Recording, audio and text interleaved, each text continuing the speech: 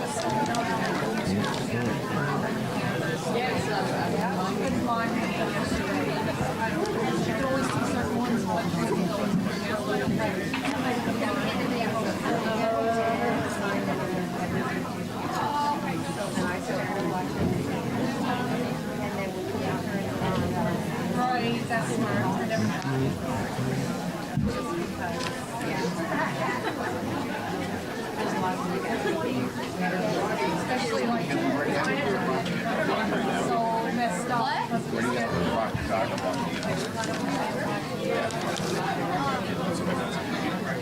Like, middle of the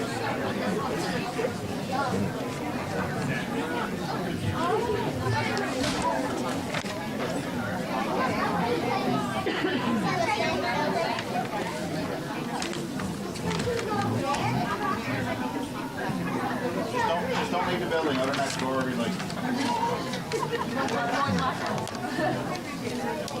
And Sarah, what do you do if someone tries to take you? Sarah? You got it.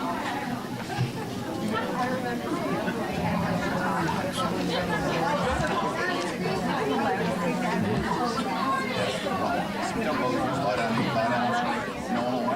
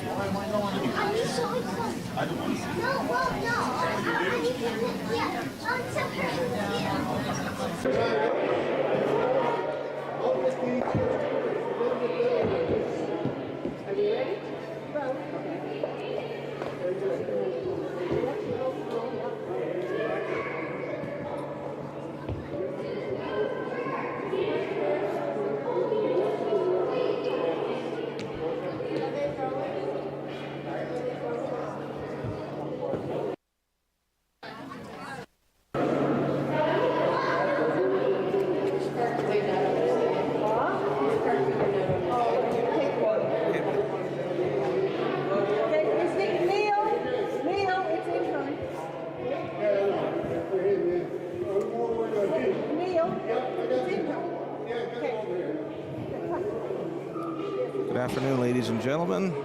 Welcome to the Provincial U16 Curling Championships being broadcasted today live by Rogers TV from the Gander Curling Club in Gander.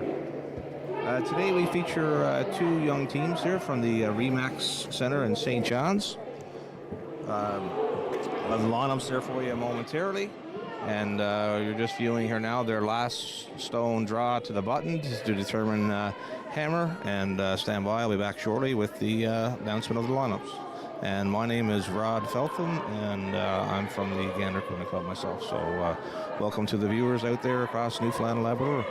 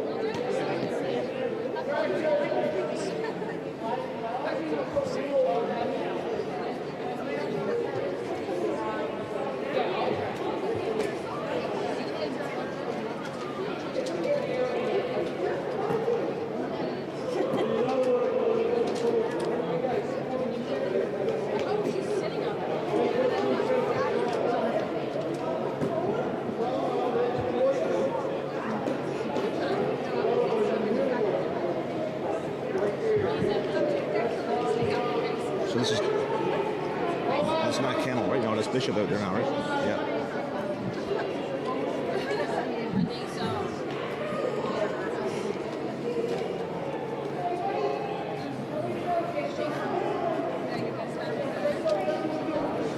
And welcome back, ladies and gentlemen. Just going to announce the lineups here for today's game. Throwing the red stones will be Team Bishop.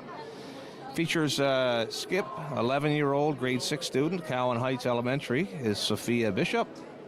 Playing with her today, throwing third stones, will be Lily Wall, 10-year-old grade 5 student. Their second for today is a 9-year-old grade 4 student, Callie Boone. And their lead is 11-year-old grade 6 student, Eve Brinston. And they will be facing off today, throwing the yellow stones, is from the Remax, once again, as mentioned earlier, Skip McKinley Kennel. And McKinley's a 12-year-old grade 7 student in St. John's. And her teammates are... Her third is Elizabeth Piercy, 14-year-old grade 9 student. The second 11-year-old grade 6 student is Penny Lindstedt. And throwing lead stones is 11-year-old grade 6 student Kendra Korab. And if to the viewers out there, the Korab name rings a bell with you, you may all well know her father, Jamie Korab, member of the 2006 Olympic gold medal team that was skipped by Brad Gushu. So lots of early excitement here now as they're measuring for stones. I'll be back with the play-by-play call here momentarily.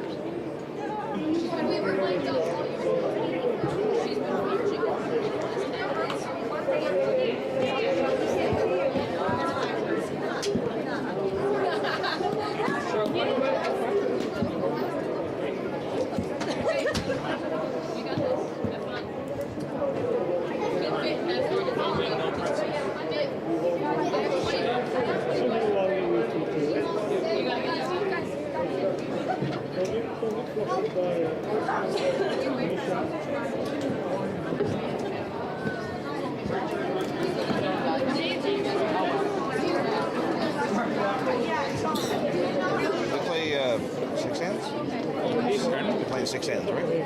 I think so. 6 90-minute time. Oh, okay.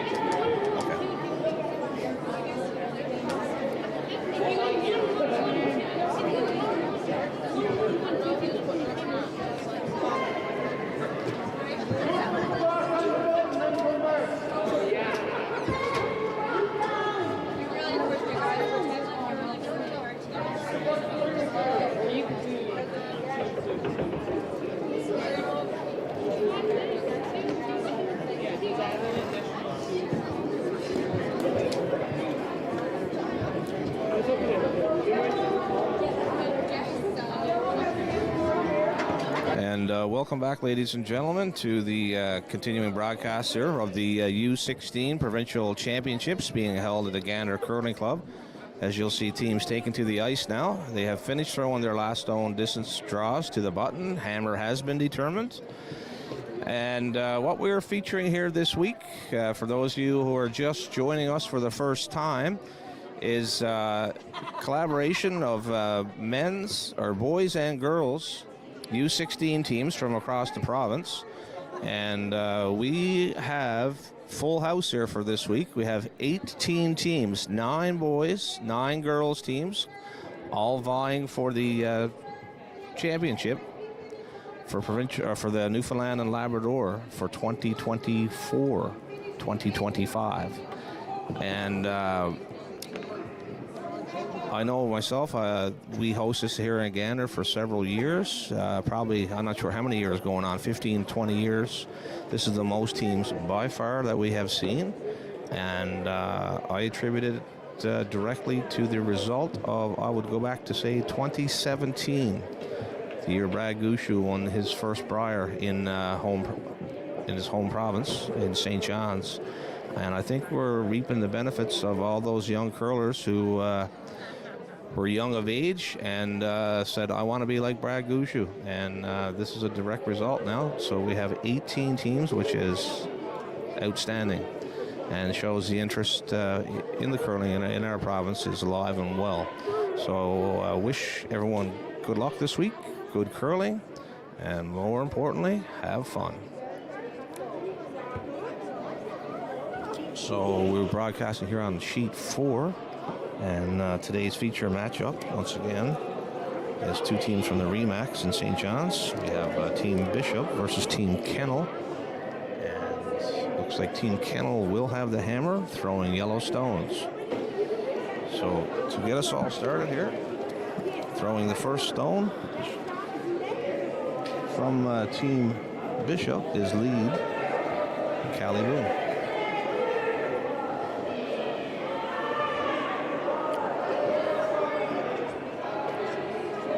And the sweepers are going hard on it early, and I think the call was a center guard. Looks like some great sweeping. Slipped into the house there, but looks like Team Kennel is going to avoid hitting the rock, which they have a chance to hit, and get on the offense right away. And looks like she's calling for an in-turn draw around center guard here by lead Kendra Korab.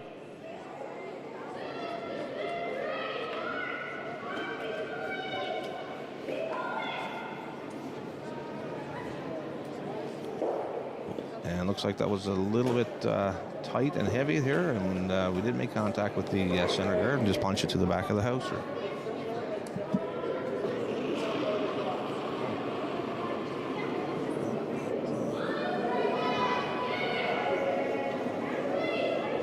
And my mistake there is this is the lead is Eve Princeton from Team Bishop, and this is her second stone. I believe the call here was to come around, out-turn, come around draw. Looks like it's going to overcurl here. And the result may end up being corner guard, which is not a bad result. Game on, as they say.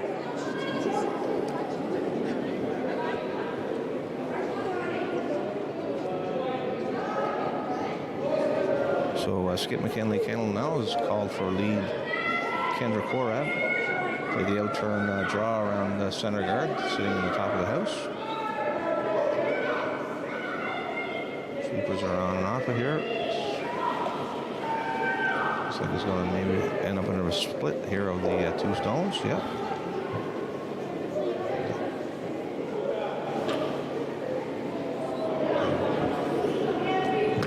I believe yellow might be sitting 1 and 3 here, and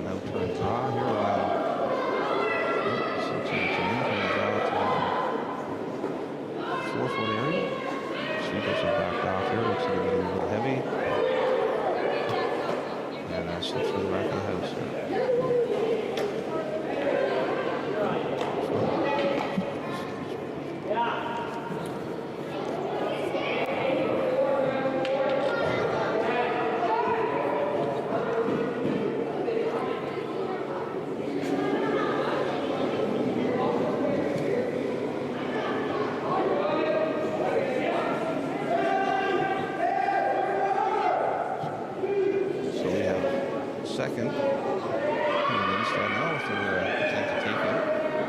Back in house here. Out-turn takeout. Sweepers are working hard. And it seems maybe a little bit outside here.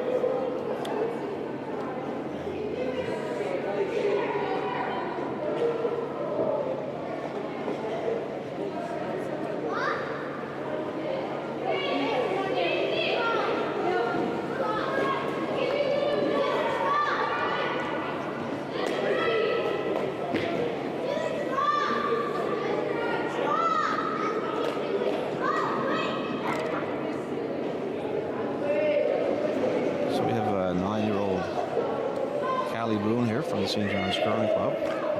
She's been curling 5 years. Second year with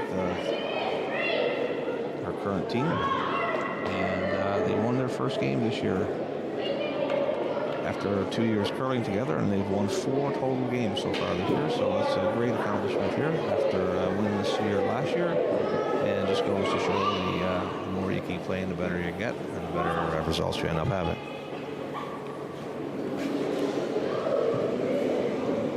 I think the call here is going to be an out-turn draw around the high corner there.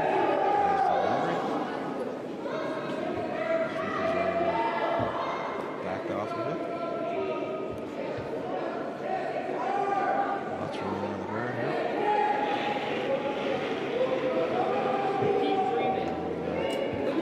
Got 2 slips through the house.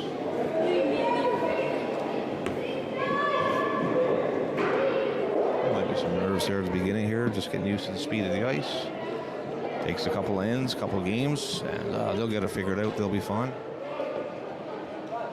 And as they say, you know, to the next person in line, pick me up, teammate. Sorry about that. Second stone for second Penny Lindstad here. Seems to be a little bit wide here. And, yep, better play. So we'll just remove that stone.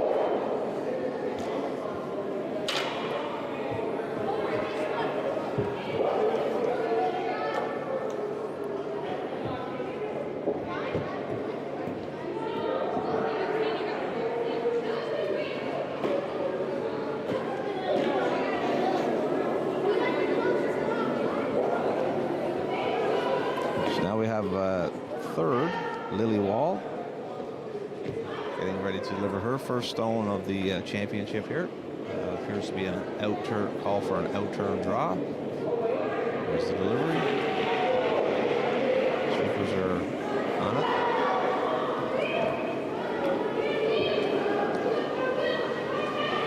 Backed off a little bit here.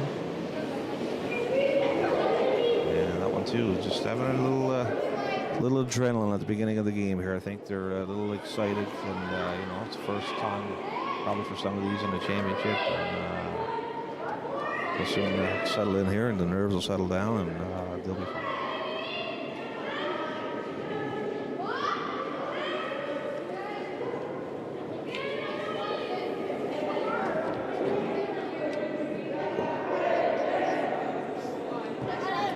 From Team Kent, we have third Elizabeth Pearson delivering her first stone of the championship. And that one there is a little bit wide off the back of the sideboard as well, and that one has been removed from play.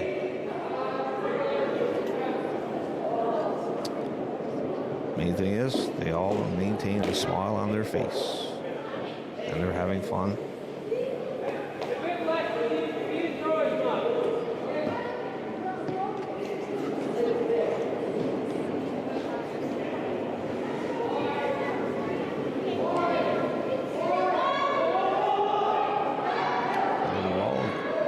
Second stone of the end, and looks like the weight is up a bit on this straw tent as well. Sweepers are letting skipper know it may be a little bit heavy.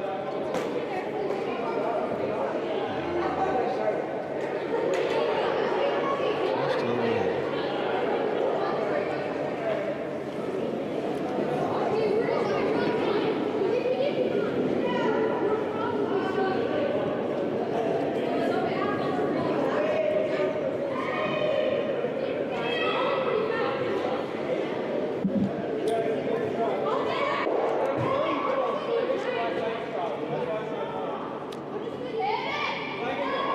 So for Team Kennel here now, we have Elizabeth Piercy attempting to deliver her second stone of the first end. Refocused here now. And so for the last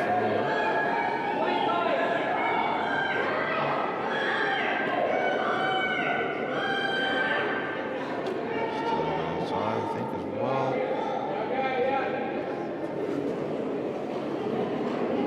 With a wipe of the brow, I know the feeling there curling in this club. There's a little bit of a fall on that side of the ice, and may take them a little while to figure it out. And being 14 years old. I understand your pain. I've done it several times myself. So don't sweat it. We'll figure it out.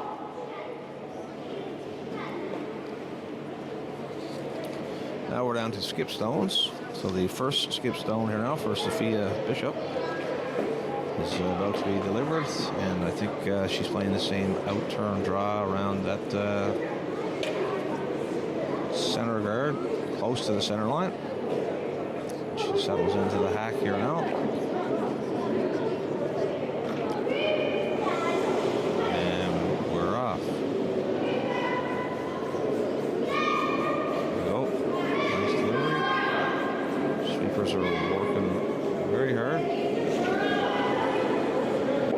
It seems to be a bit better.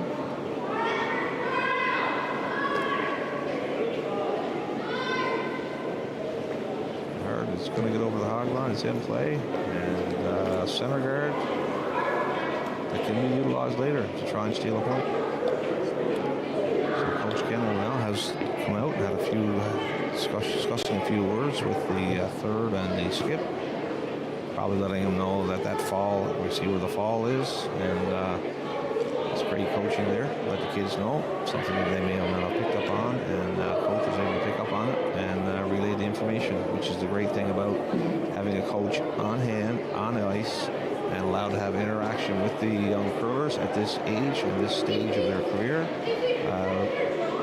Fabulous decision made by Curling Canada to allow this to happen, because sometimes learning on the fly is the best way to learn at anything, and let alone in curling. So great job by Curling Canada here to implement the rule.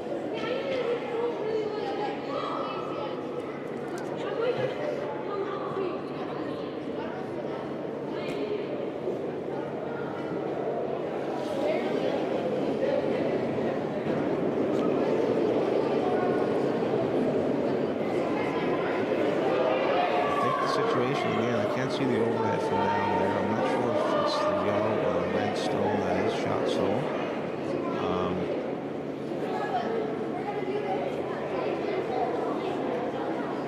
But either way, I think the draw is going to be the call here. They've attempted to hit the back red a couple of times here now. I'm not sure unless she's playing the negative ice there, but soon find out.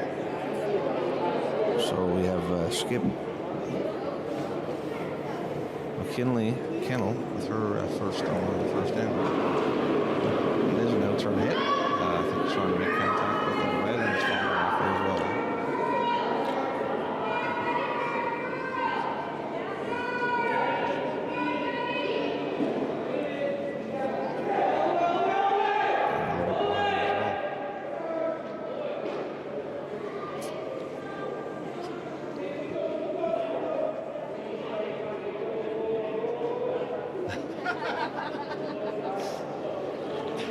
As they say, the definition of insanity, if you keep trying again and again, see if it works the next time.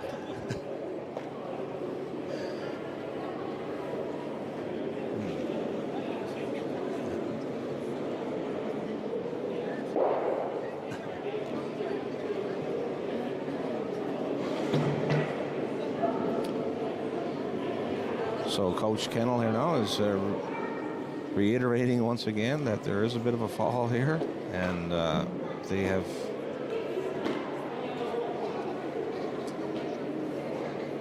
talked about it back and forth here now for the next shot for Team Kennel, and see what happens here now from Sophia Bishop with her last stone in the first end. Looks like it's an out-turn draw around that corner as well, and we'll see what happens.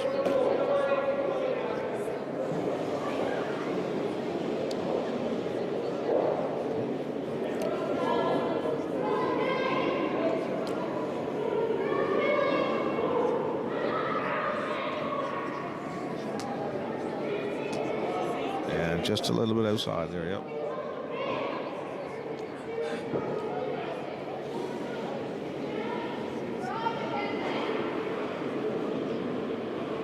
So I think from that angle there, I think the red stone may be the shot stone. I can't really tell because I don't have a direct overhead view of it. But Team Kennel here now is going to have forced to make a decision to try and hit that stone that's been unsuccessful for the last 4-5 tries, and maybe just play the straight draw or just tap up your own yellow. Get one. I think they decide just to play the, looks like they're just going to tap yellow in for 1.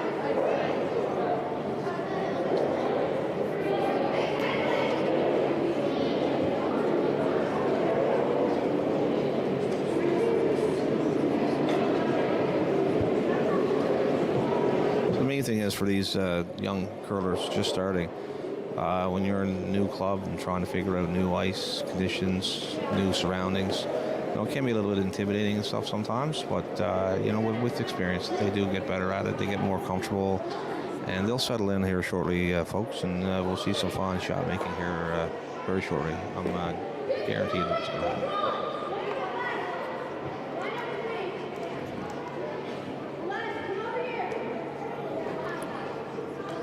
So McKinley now settles in the hack to throw her last stone, the last stone of the first end. On the way, she's thrown a little conservative and a little bit less weight. And I think she may have found the secret here. Sweepers are going. Looks pretty good here. Yep, a little less weight. Looks like it's going to be a perfect nose hit here. And a great shot by the skipper for 3. And out of nowhere, we have 3-point shot for Kennel. Great shot. We'll be back shortly with the second end.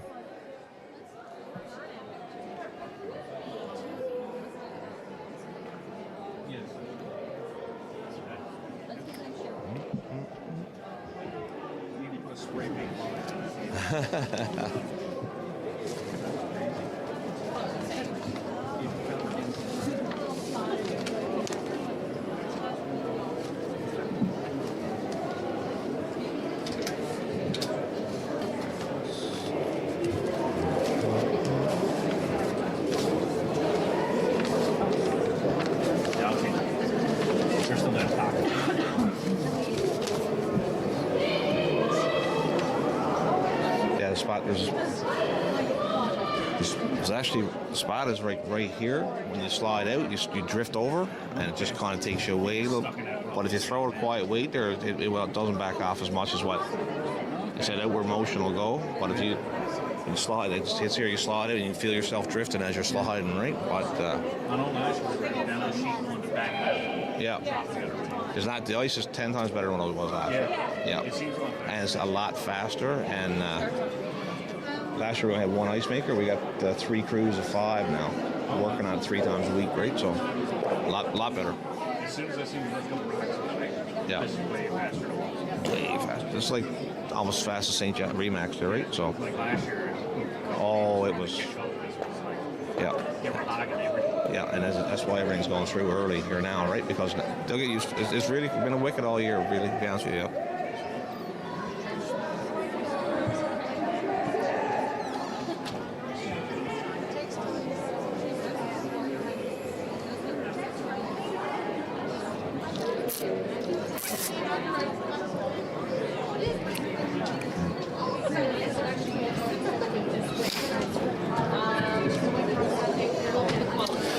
All right, folks, welcome back. As I say, pick up by Kennel of 3 points here in the first end. And as the skipper now asking lead Kendra Korab to throw her first stone in top 4 foot here, trying to no guards in place so the opposition can't use it. And here's a great call for the young skipper.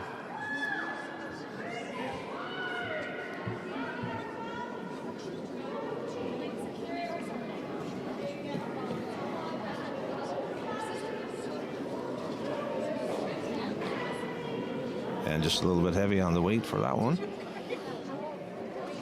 So we have skip Sophia Bishop now. Going to be calling for a corner guard. Try and generate a couple of points here and try and put a deuce on the board here. So Eve Brinston has been tasked with the intern call here now for a corner guard. Delivery is on the way. Sweepers are on it and off. The weight looks fine.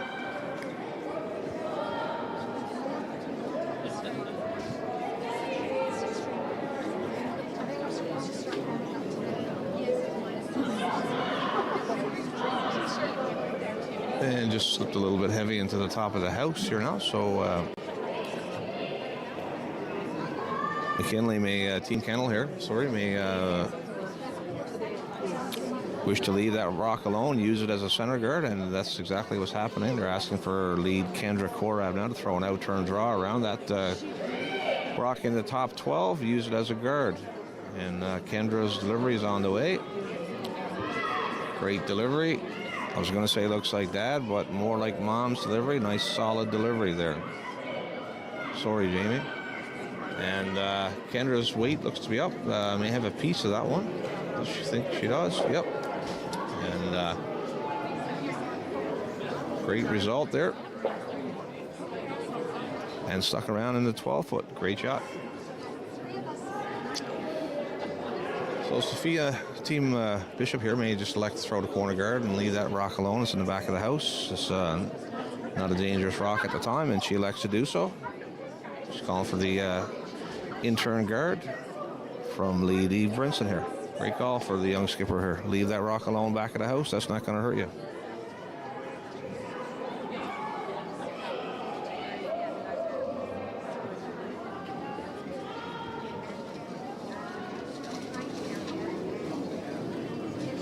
And the sweepers think the weight is all there. They're on it and off it. Oh, they jumped into it here now. Let's see. Looks like... and great corner guard. Just stopped short. Great job. Great judgment, girls. Approval from the skipper. And they talk about it and say, way to go, partner. You did a great job. Good judge.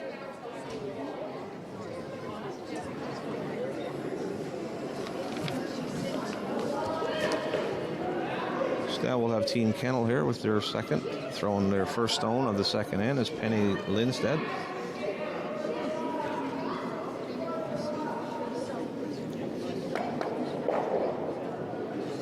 Just calling for the out-turn draw come around here.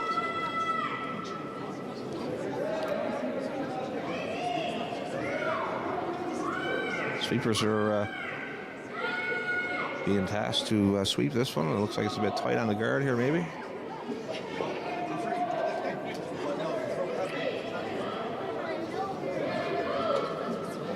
Okay, no. And the result is a corner guard.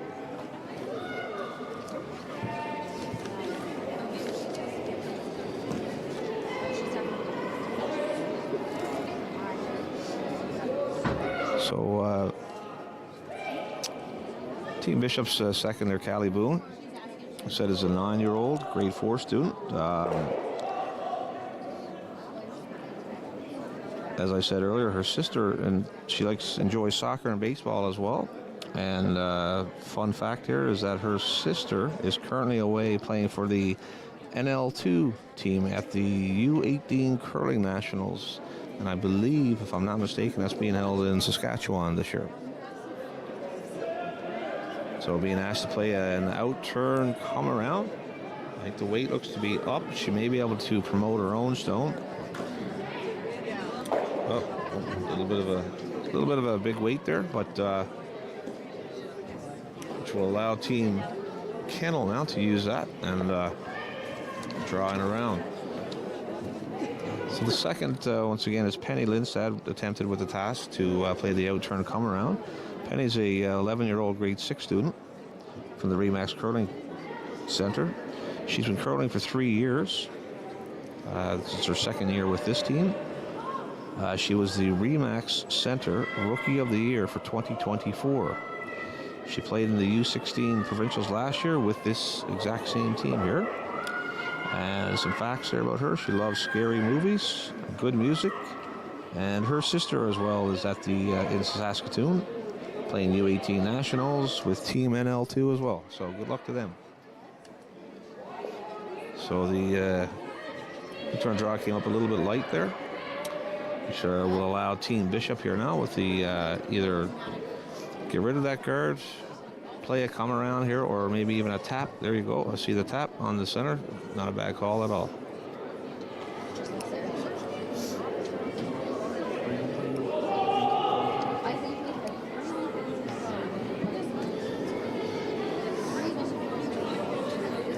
So Callie Boone settles into the hack here now for her second rock here of the second end. She gets going through her pre-shot routine here. There we go. Great looking slide there. Quick look at the rock and off we go. Oh, line looks to be pretty good here. It's all about the weight here on this shot. And oh, maybe contact with the back. No, just missed. But still a great smile on her face, even though the result wasn't what she wanted. Still put a smile on her face. Glad to see it. So Coach Kennel now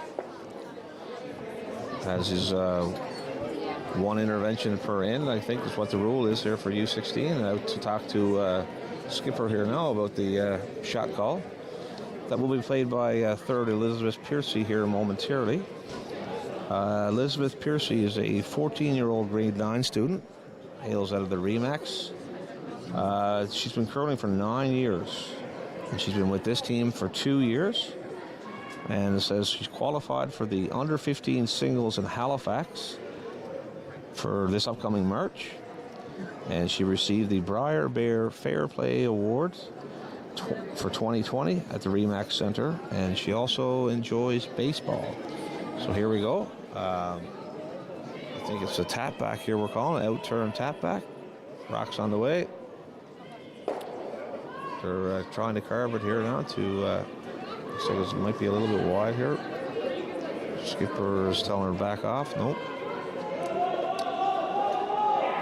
And just a little bit heavy here. Weights are getting better. It's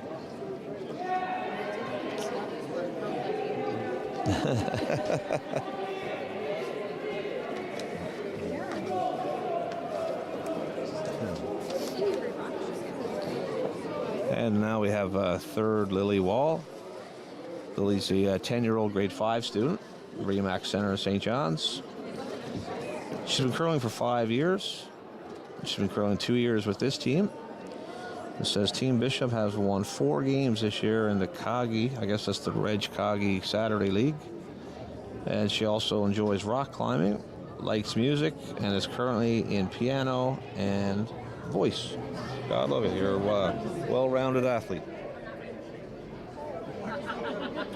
And that one slips a little bit deep into the house, which allows Team Kennel here now with the opportunity to play a tap back on their own yellow corner guard, or center guard we'll call it, and to try and sit two. So here's Elizabeth Piercy now with her delivery. Great looking out turn there. Sweepers are watching closely. Weight might be up a little bit here on this one. They're having yep, just a little bit too strong. And sails through.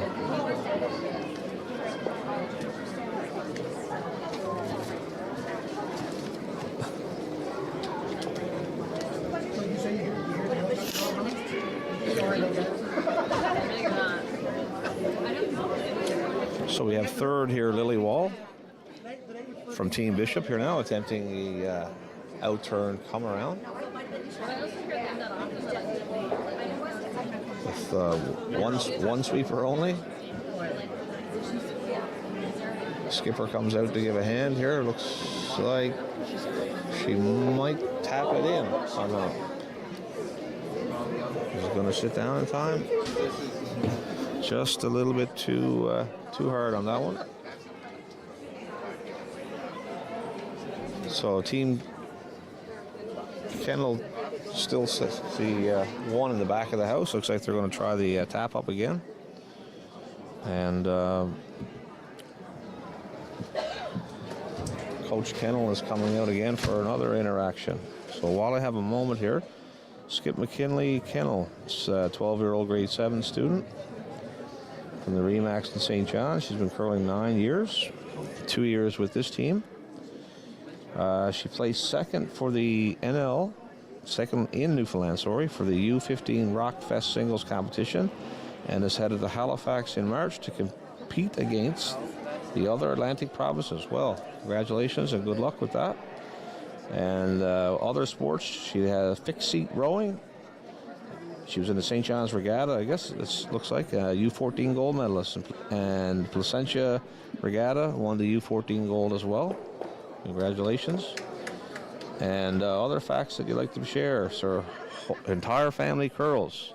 She is a fourth generational curler. Her granddad, Rob, I know Rob. I just met Rob, actually. Nice to see you, Rob, again. Has been to 3 Briars and several juniors and senior championships. Says Nanny Karen has been to 2 Scotties and the club championships. Poppy Paul has been to a Briar and a club championships and a seniors. And Uncle Jeff. And I'd like to say hello to Jeff as well, a friend of mine. To Coach Brad Gushu at the Olympics. And Mom Noel has been to 3 Scotties, juniors, and club nationals. And Dad Sean is our coach. Says a full family, and absolutely is. And what a great family sport. What a great way to spend time with your family. Curling. No other sport out there like it. I said to friends of mine, if we were playing hockey here now, there'd be enemies here watching, and curling is the total opposite. Everyone cheers for everybody. Whether you win or lose, you remain friends afterwards. So where else can you do that, folks? And Skip Kennel was a little bit outside, a little bit heavy on that, which opens the door here now for Team Bishop to try and generate some offense here as well.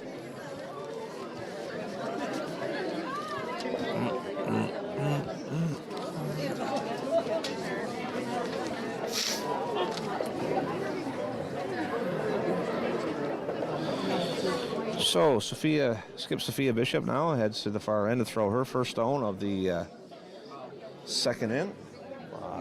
She's facing 1. Looks like she's going to ignore that altogether and just try and play a center or come around. Love the call. Generate some what they call a skipper's deuce here now shortly, hopefully. Sophia is an 11-year-old grade 6 student at Cowan Heights Elementary School. She curls out of the Remax Center, St. John's. She's been curling for 7 years. Second year together with this team. And they scored 3 points, I believe, total at last year's Provincials.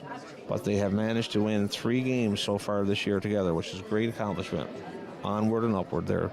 They're all a part of the Future Rock Stars at the Grand Slam event this past fall in St. John's. Other sports she likes, swims. She plays soccer, basketball, and flag football.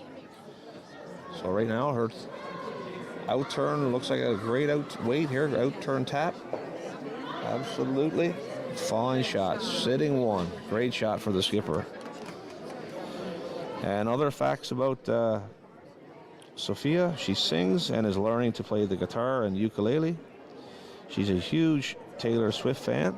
Swifties for all those who don't know. Her curling idol has always been Caitlin Laws, and Caitlin's been getting some airtime recently at the Scotties.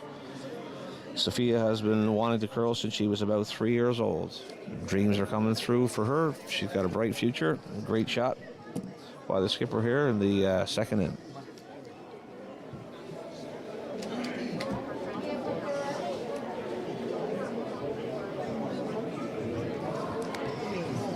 So Skip McKinley Kennel here now heads down to the hack, throw her final stone. Looks like an out-turn open hit to try and lie 2, put some pressure back on Team Bishop.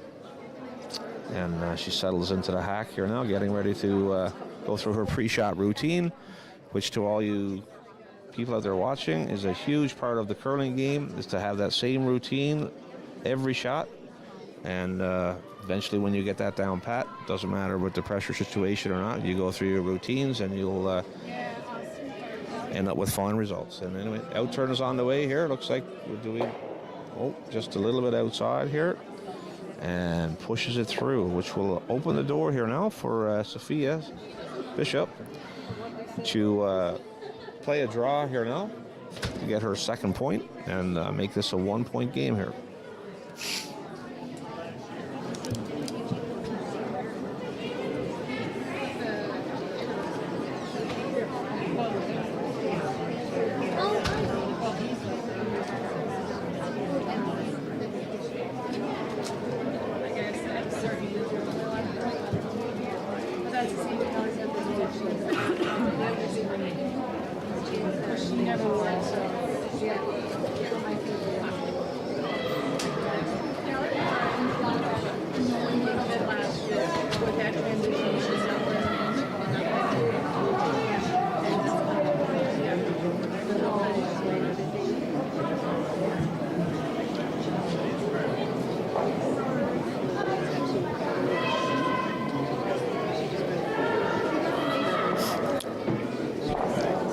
folks. We have Skip Sophia Bishop now settling in the hack, going through her pre-shot routine with a open draw for 2.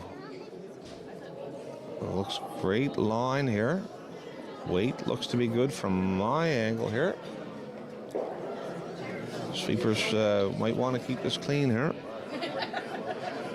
Oh, looks like it's going to be a great result here. Yep. Nice shot for Sophia Bishop here. Pick up her deuce in the second end, make it a 3-2 game here. Great shot. Well done.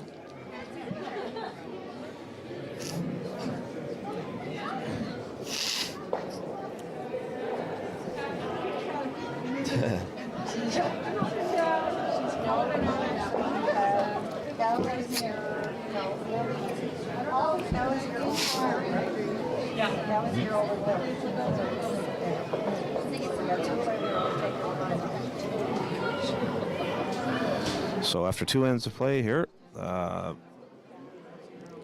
shows 6-2 on the screen, folks. Don't jump out of the screen. Don't go yelling and screaming. It's only a 3-2 game here. So just a little bit of a technical error here.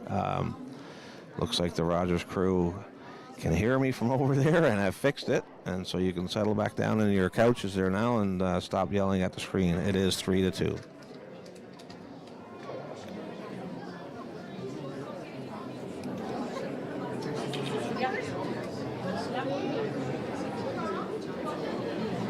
Karen, can you pass that to Eve? Thank you, darling. Thank you. I got some, Jen. Yeah, thank you.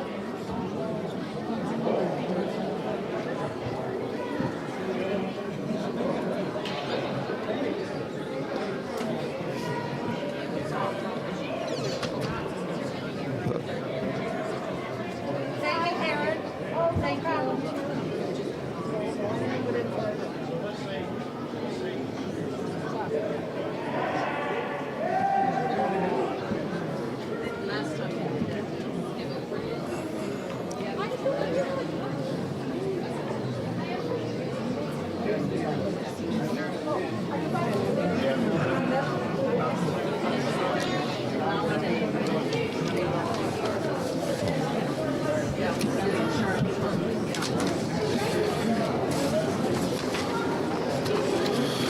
Welcome back, folks, to the third end of coverage.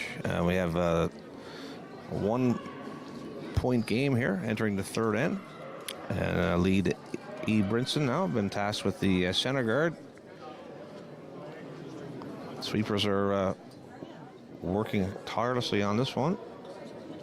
And looks to be a great shot. And as stated in the first end, just getting rid of the jitters here now, figuring out the speed of the ice, which is the hardest thing to do for young curlers, or any curlers for that matter, at new clubs. Once they get the weight down pat, as stated earlier, we'll see some fine shooting, and that's where we're at now, folks. So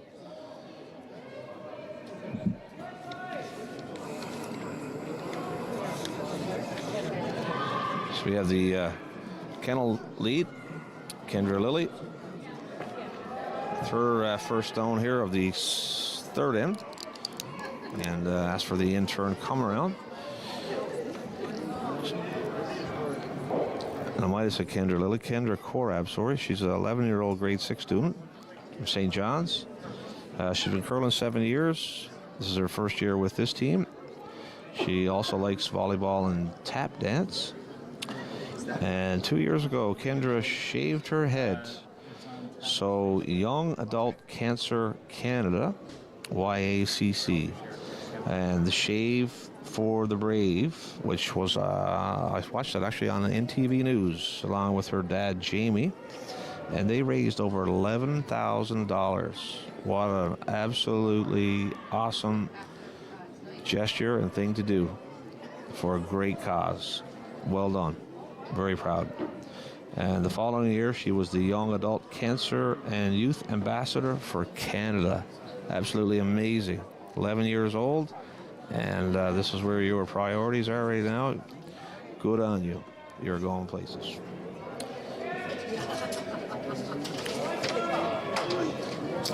Great shot there by Lady of Princeton here now. Took advantage of the corner guard with a great come around. And Kendra Korav here now will be asked to, looks like being called to draw around. And settles in the hack here. In the backswing. And great looking slide, great delivery.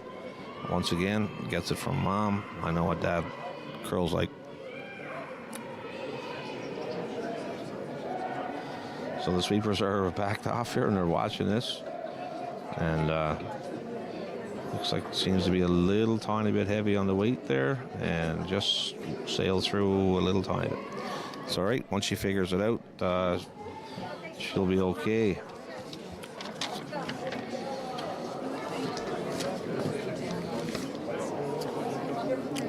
So we have Team Bishop here now, trailing by 1, sitting 1 around the corner guard. Second, Callie Boone here now, being tasked, getting some, actually the skip is getting some instructions here from coach. Winter Myron is the coach for this team. And well done, Winter. Winter took the opportunity here to have some discussion words with the skip about the best thing to do. Looks like they're going to be calling an in-turn come around. And that's for delivery by Callie. And we'll see what the result is here shortly. Sweepers are working it. Looks seems to have great weight here. Looks like trying to bury around. Oh, and tapped it up a little bit and rolled to the center. Great shot. Fully buried from my perspective. I'm right behind the sheet here. Putting the pressure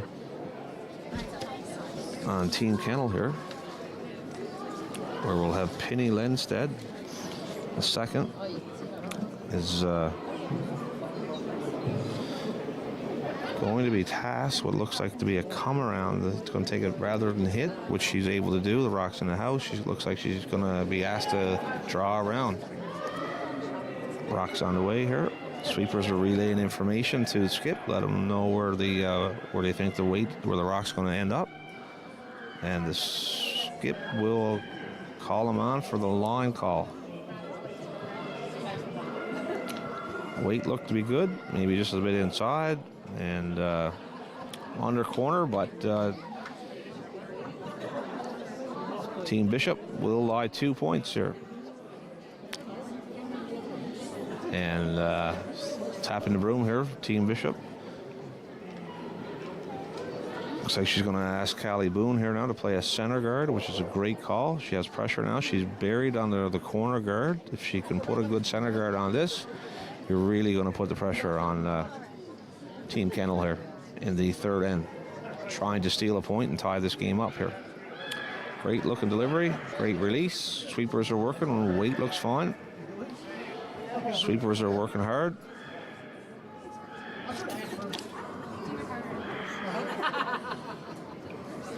Looks to be a great looking shot here. Might have overcurled just a tiny bit. Oh, can they get a break in? Sit 3. Not a bad result at all.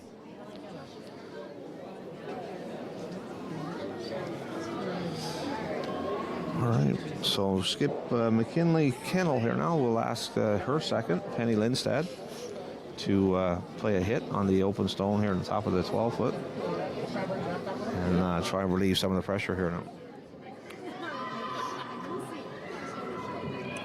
In-turn hit. Sweepers are working it. Just to be a bit inside and contact with the third stone, and Team Bishop continues to lie 2 here. I would say we'll see another center guard again, maybe. If she did it last time, I'm willing to bet she will again. She seems to have a great knowledge for the game here for such a young Skip here. Yep, she's calling for that center guard. Great call.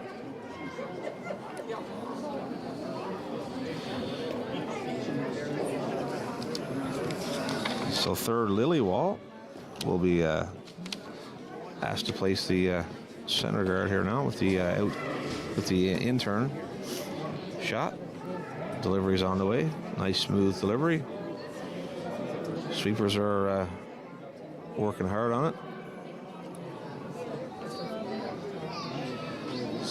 Maybe, not sure. Might be a little bit light. Yep. Didn't quite get over the hog line. That stone has to come into play because it didn't reach the hog line. So, which allows Team Kennel here now another opportunity to hit a wide open opposition stone here, sitting on the center line. So, third Elizabeth Piercy here now is task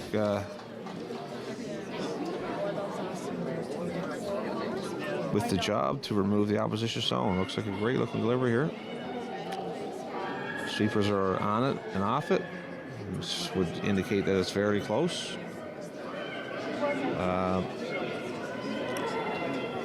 Light dust in here. Boom. It goes. Did it roll, stick on for a shot? Don't think. I think that's the yellow is sitting. Kennel will be sitting 2 and 3. Shot stone still remains to Team Bishop. And Team Bishop is asking their third now, Lily Wall, to play the in-turn come around here now to apply more pressure and sit 2.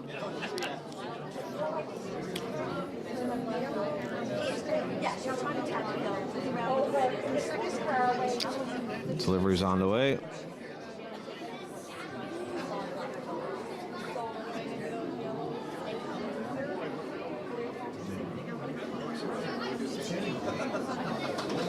Ooh, just made contact. Didn't change anything in the house. Team Bishop still continues to lie 1 buried. So I don't think there's any way to get at that. And Team Kennel here now, asking Elizabeth Piercy to make the in-turn come around and try and lie 1 here.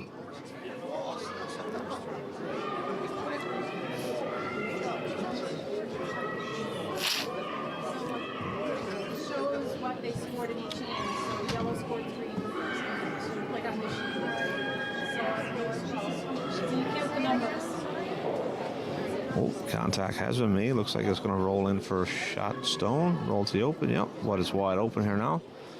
There are 4 yellow stones there, so it's a bit of a scary situation here now for Team Bishop. Looks like she's going to play the in-turn hit on the shot stone. Try and lie 2 here.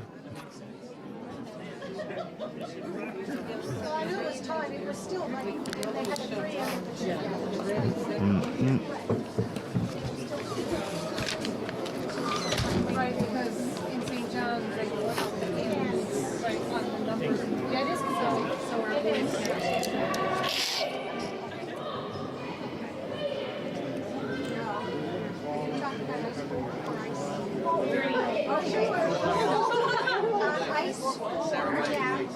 Yellow.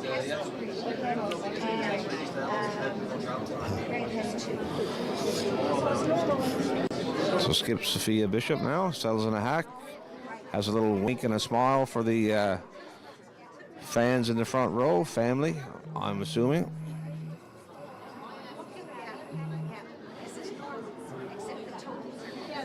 And settles down to throw the shot zone here with a huge smile on her face. Doesn't look like the pressure gets to her at all. And the in-turn delivery is on the way.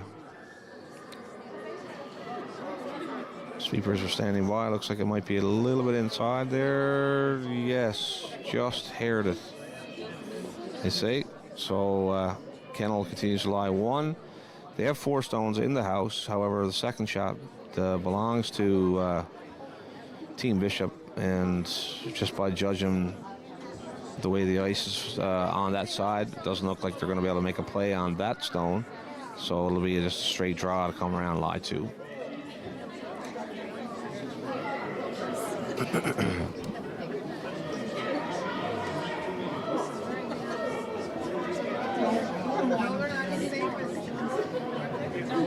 They started, they were right there, they started.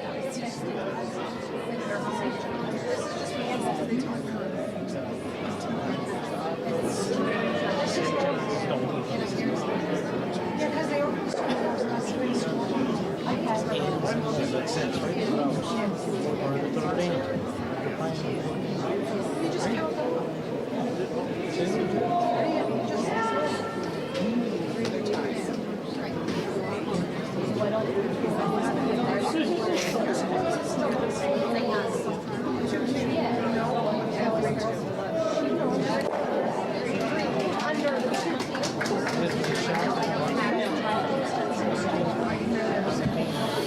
So, Skip McKinley Kennel now settles in the hack here, trying to draw into the house here to lie to and apply some pressure to Team Bishop here.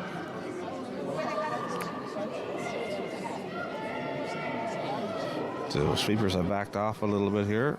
Seem to indicate its weight may be a little too much. And yeah, just a little bit too heavy on the draws here so far in this game.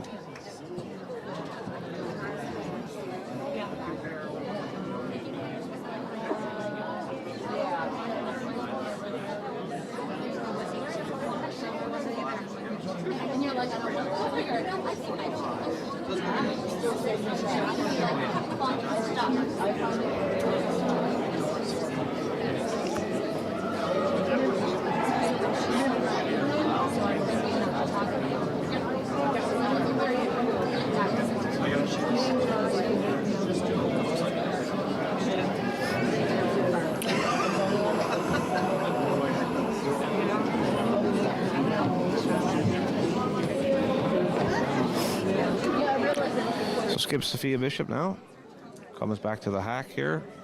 Decision has been made to make an attempt to hit the Yellowstone shot rock here in the top of the house.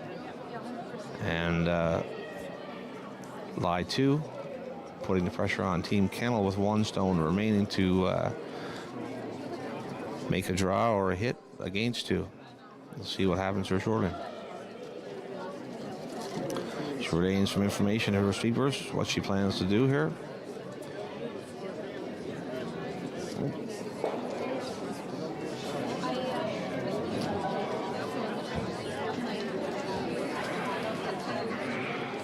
Rock's on the way, looks to be good from my angle here. And she hits to, yep, great shot here. Rolls away, which will allow Team Kennel a chance to draw for one while facing one. Great shot for the young skipper. Huge smile on her face as she smiles at the grandparents. Great job. So McKinley Kennel here now settles in the hack, throwing, facing one, and trying to draw for her one to maintain a 2-point lead here, or to increase her lead to 2, I should say.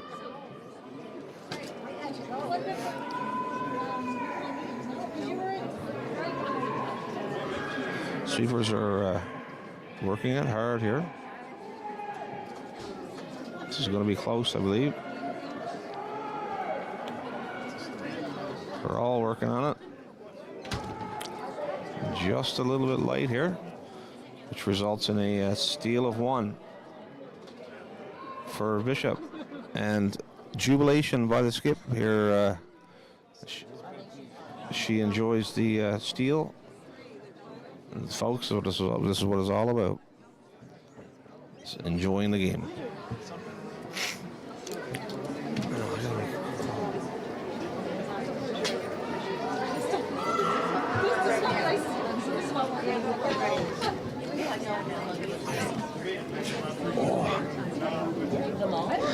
I'll be back.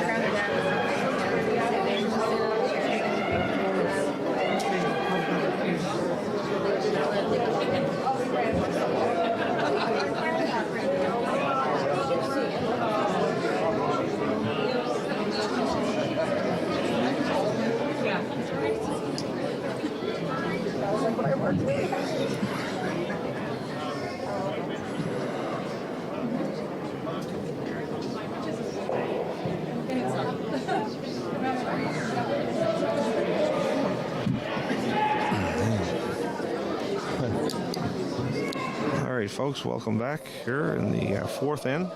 We have a 3-3 tie here. And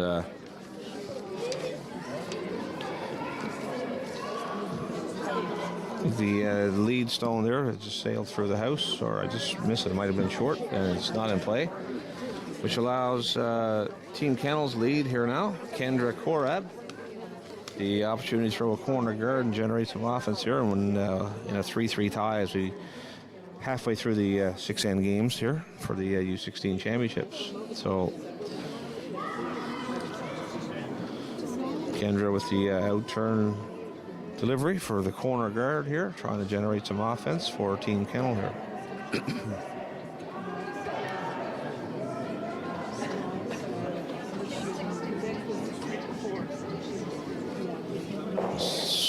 Looks to have found the curly spot. Looks to be hanging on to the 12-foot, and it does. Great looking shot there.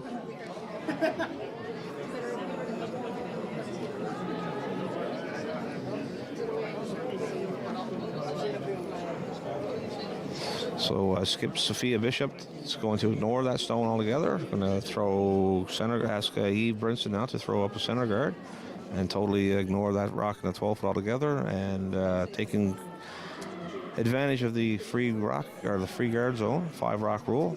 Great call by the young skipper. I've been impressed so far with her shot calling. I guarantee that.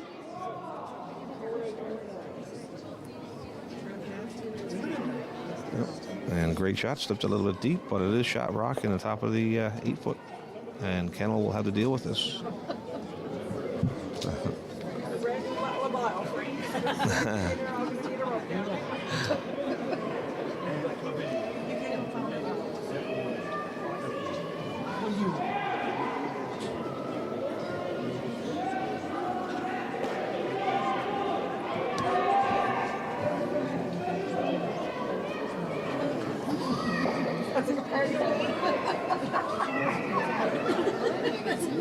Sounds like fun.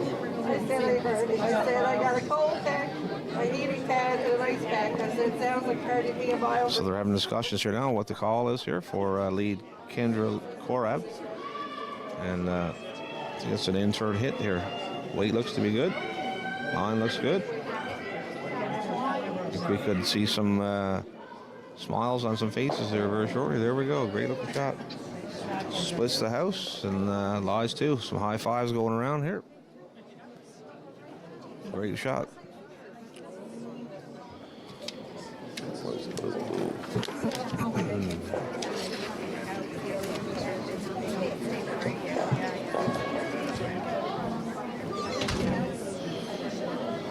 I think Skip Sophia Bishop here now is not going to ignore the rocks this time. I think she's going to hit the open stone here to try and alleviate some pressure off ourselves here now. And second, Callie Boone will be tasked with the opportunity to play the in-turn hit takeout here. She settles down in the hack here. A little look at the rock for herself, but great slide here for 9 years old. Future is bright. Do you keep sliding that way?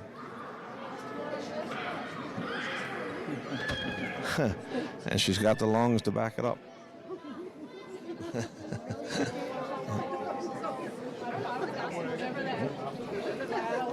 Great shot here. Looks like it's going to be shot rock here. Open, but nonetheless, she found the house. And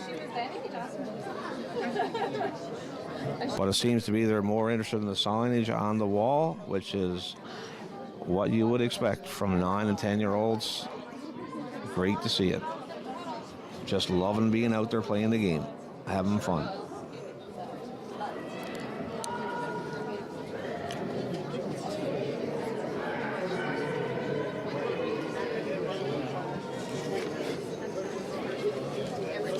So Team Kennel's second here now.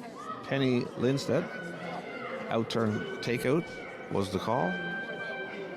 The sweepers are on it. Backed off here.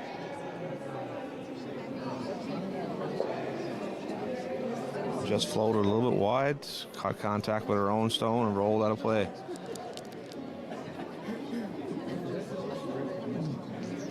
Great call. The call here now is the guard shot stone, even though there's 2 yellows on the edges. Not the easiest thing to do, but Coach Winter Myron decides to have an intervention here and discuss what she should do.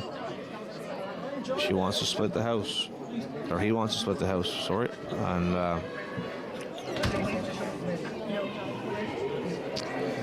I'm not sure if that was the correct call here. I think I would go with what Skipper had decided to do and guard that shot rock, but Coach had other plans, and we'll see what happens.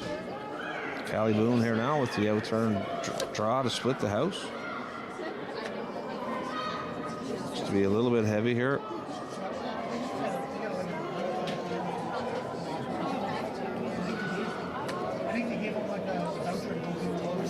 And that allows Team Kennel here now with the open hit again, which now we are on to third Elizabeth Piercy's opportunity. And she's going to be playing the outturn attempted hit here to lie 3 for Team Kennel. Elizabeth's on the way here now with the outturn delivery. Might have pushed it out a little bit. Let's see what happens. Sweepers are working it, trying to get it to curl. Weight looks to be good. And just a little bit outside there. All right. Let's see what happens now for Team Bishop. Will she go with her own call or back to what the skipper or what coach had to say? I think she's going to reluctantly go with what coach said. Teammates are liking the guard, I think. I don't blame you. Oh, they're going to split the house here. So third Lily Wall with the in-turn delivery. Sweepers are relaying to the skip where they think the weight is going to be. And they're watching at home. Just a little bit heavy here. So Elizabeth Piercy here now with the another attempt on a takeout to try and lie 3 here for Team Kennel.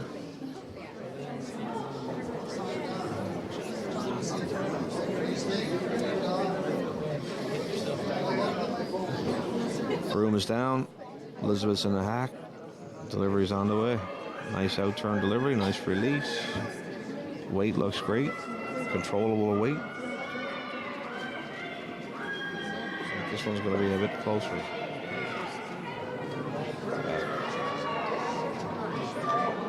And a great shot here by third Elizabeth Piercy.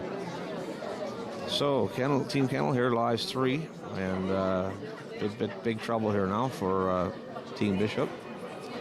Unless we can get a big shot at a third Lily Wall here now to get them out of trouble here. She's going to play the shot on the open rock here, try and lie 1 here.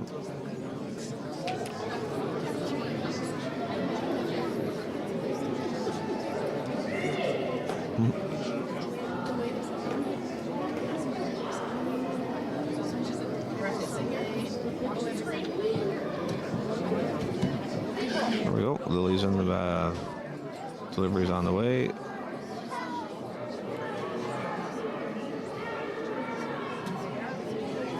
She's got plenty of weight.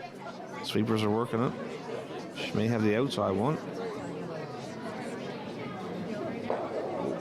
And a nose hit on the outside one. And Kennel continues to lie 2.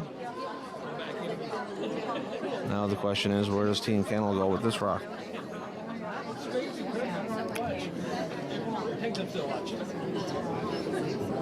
Oh, she's changed her mind.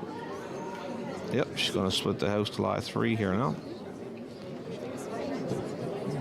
So Elizabeth Piercy now with her second stone of the 4th end. with a draw to the open side here to lie 3 and put some pressure on Team Bishop here. Team Bishop only has 2 stones remaining. Sweepers have backed off. I think they're letting Skip know that it's a little bit heavy.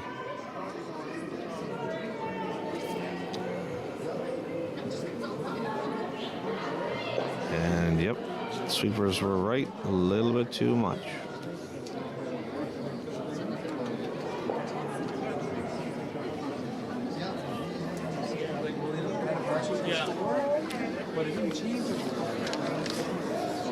So Skip, Sophia Bishop now, and third Lily Wall discuss on what shot they would like to play. They've decided to play the shot rock there, and put some pressure on Team Kennel here. We get the replay of the last shot. Great shot.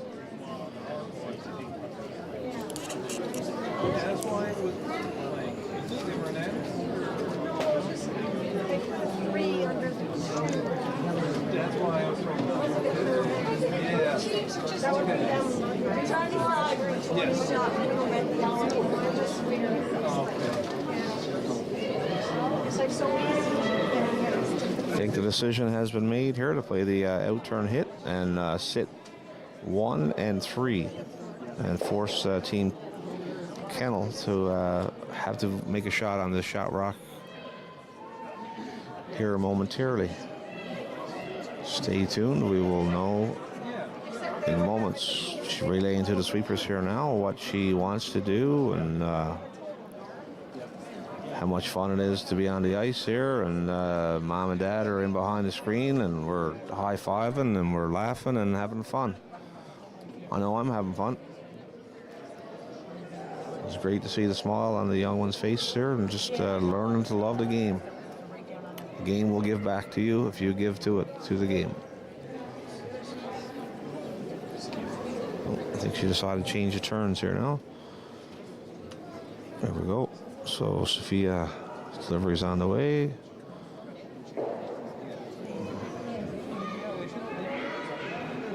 I'm willing to bet this is going to be close.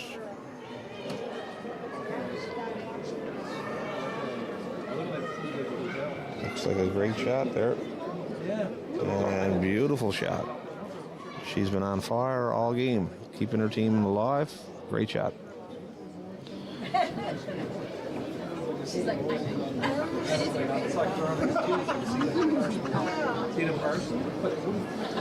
so now Skip McKinley Kennel with her first stone here in the 4th end.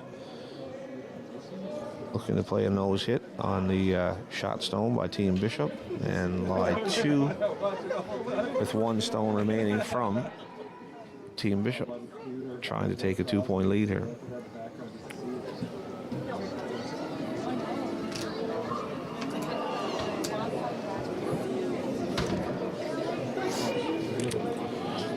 And the rock is on the way here from McKinley.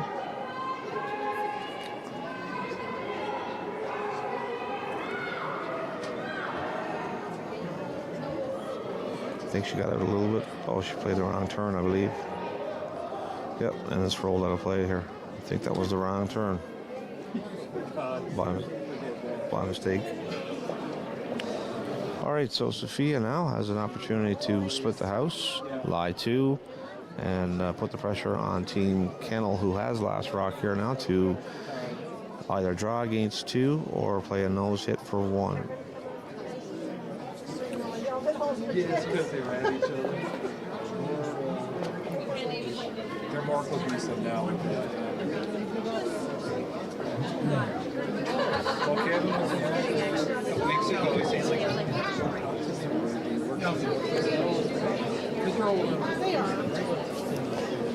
that's true.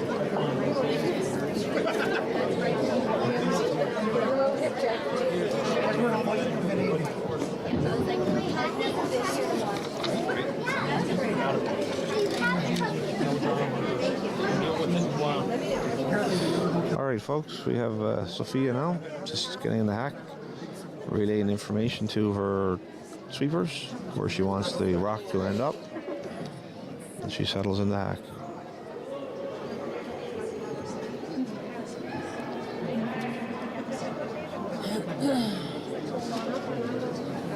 Delivery's on the way.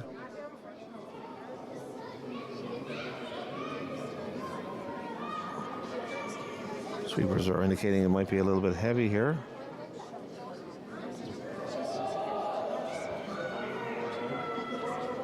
Oh, and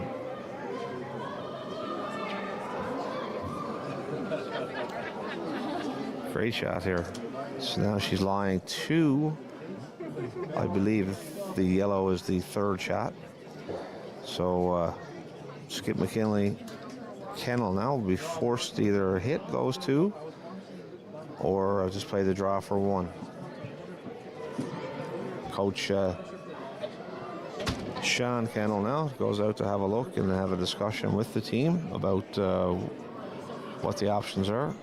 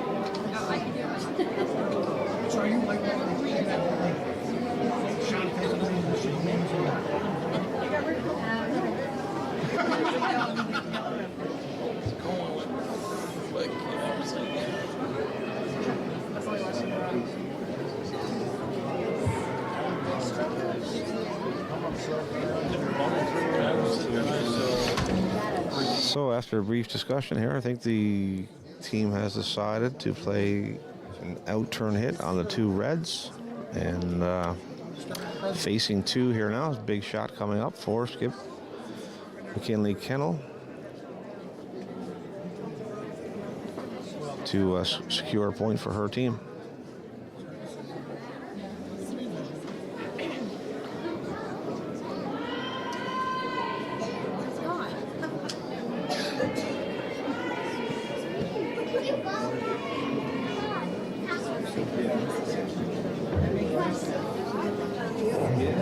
And just a little inside here, I think.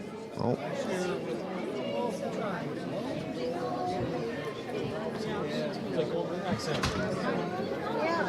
So the result there was a steal of 2 for Bishop by looks of it, and it'll be a 5-3 lead for Bishop after 4 ends of play, 2 ends remaining. Stay tuned.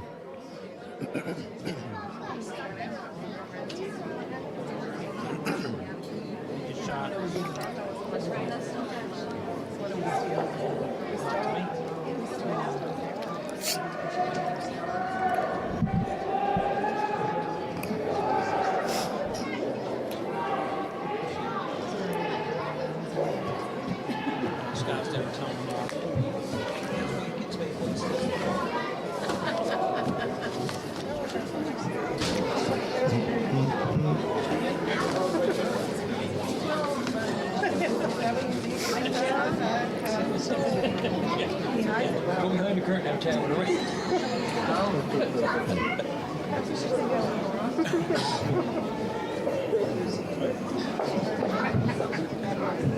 Four or 5 days one time. Exactly. Scott is always there.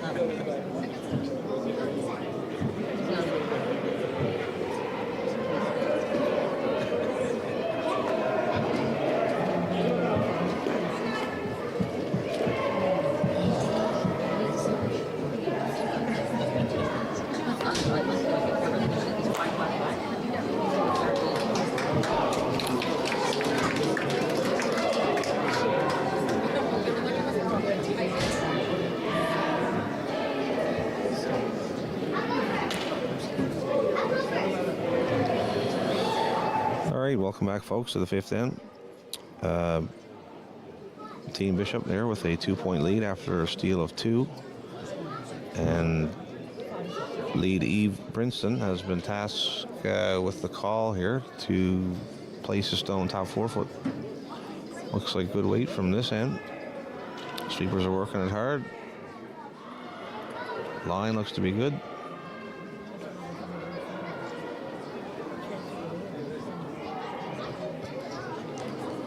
Skipper comes out to give him a hand. Just a little bit short, not a bad result. You can be utilized as a guard later on.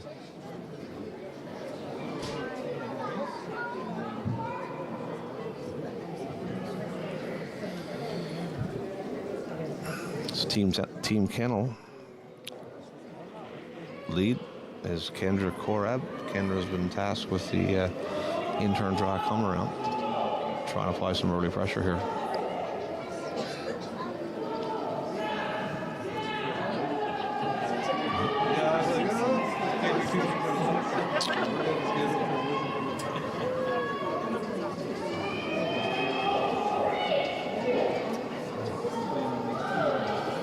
Weight looks to be good. I believe the weight or the line might be an issue here. Over curl a little bit. Yep, it's fine. Corner guard. You can utilize that later on.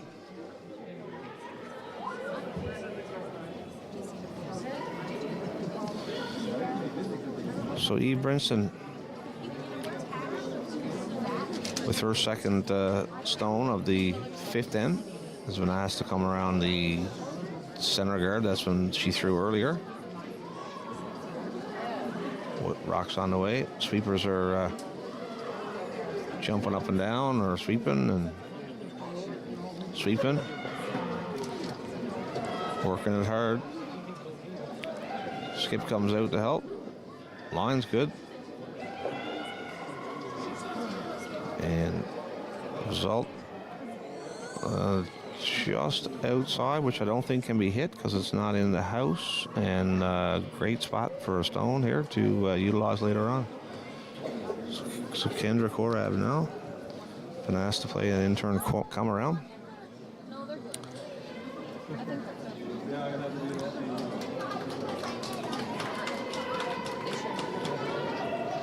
Rocks on the way here. Sweepers are dusting it a little bit. Looks to have a great line here. Weight looks to be decent. Weight here. Oh, and just caught the back of that. Still end up in a great result. Just backed off the sweeping a little tiny bit here. But I mean, still a good result.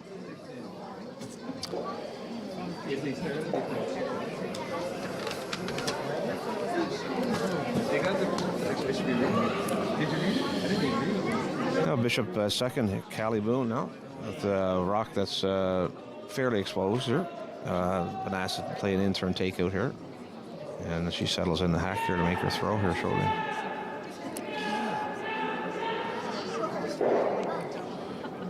Slot is on the way.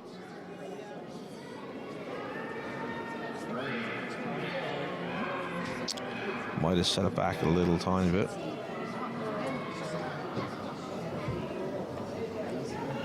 And just set it back a little too much. Which opens the door here now for Team Kennel to take advantage. And second, Penny Lindstad has been asked to just play the come around of the center guard to lie 2 and apply some early pressure here on Team Bishop.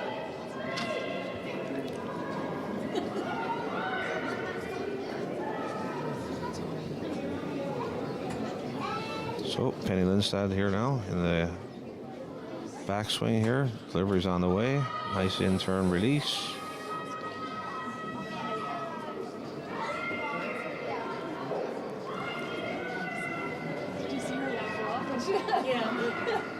Sweepers are working hard on this one. Might be light, but if you get it over, you can utilize it as a guard, corner guard. Might guard your shot zone. And no, just a little bit short. Unfortunate. Big break here, though, for Team Bishop now, as Team Bishop second, Callie Boone was asked to play the takeout of shots of the opposition zone. As you can see, the rock is some separation there between them, and fairly accessible here. There you go. That looks like a lot better delivery. I think the result of this one they are gonna like. No, it's hanging out. No. Oh, just missed. My bad, folks. Got a little excited there. Looked good from my angle, but I don't know if there was a bit of a fall there, but it looked good when she let it go. Anyways, net result was a little wide open or wide miss, and allows Penny here now to second opportunity at the in-turn draw coming around. Rock's on the way. Sweeper seemed to like it. Weight seems to be a bit better. It seems to be a lot better. And light dusting. I think you're going to like this result. Great looking shot. Yep, beautiful. Good judge all around.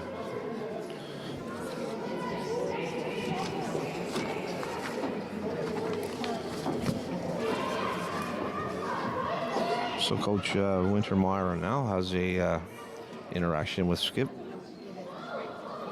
Talks about what he thinks they should do, and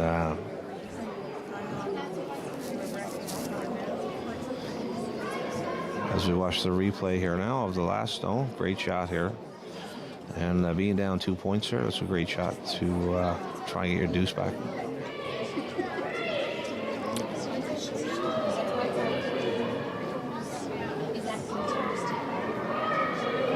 So the yellow rock there is fairly wide open, and it is wide. It's not shot stone, but if you make a shot on the rock in the yellow rock here on the left, on the left by her broom, and roll inside, it's that would be a great result here.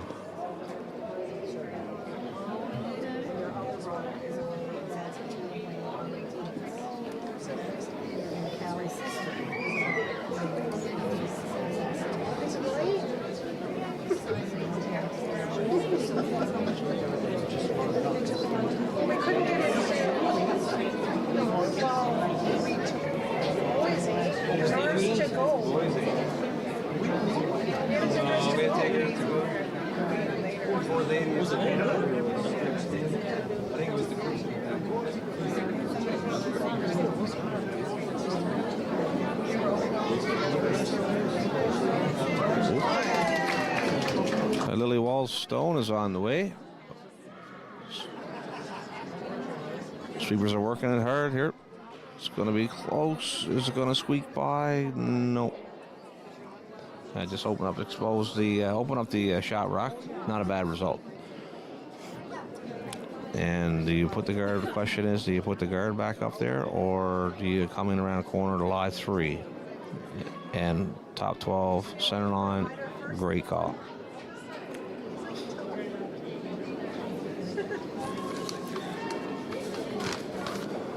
Third Elizabeth Piercy now, and asked to play an in-turn draw here, come around to sit full 12 foot in line with the shot stone, and lie 3 here, and apply some pressure here to Team Bishop. Rock's on the way. Sweepers are kind of liking the weight, light dusting, and she might play the split here and lie 3. Great result. Great result. Plan B. Yep.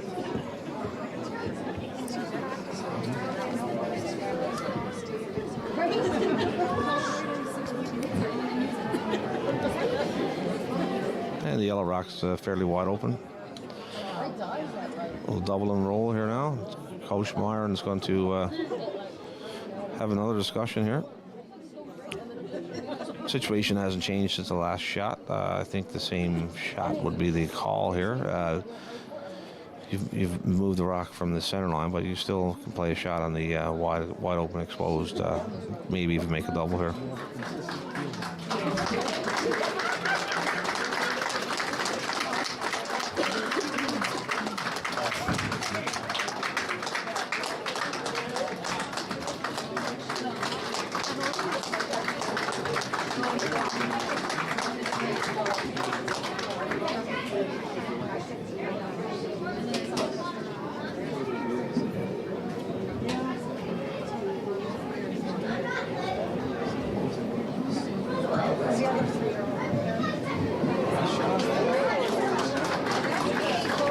And as Lily Wall's rock is on the way here, looking for the nose hit, I believe it was, or double. Looks going to be close, sir.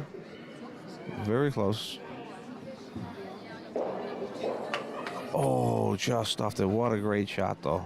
Great shot. Unfortunate to stop the back one there, but nonetheless, job done here. Something to use later on here.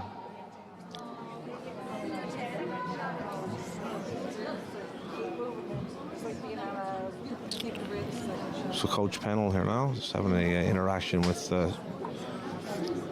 Skip McKinley to decide what they want to do. That might be asking for trouble if you're going to hit that red rock. That's even though it's in a great place, it's going to be hard to get out. He may just ask to play the come around and lie 3 here.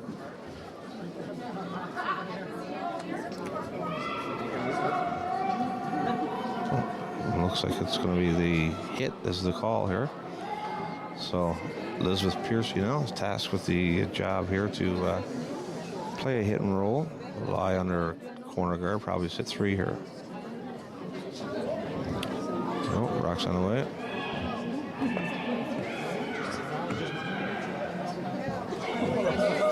She's close. Yep. No, well, they jam on the back one. Contact is going to be made, and they jammed it. Unfortunate. Just need someone else. Just need someone else to take that.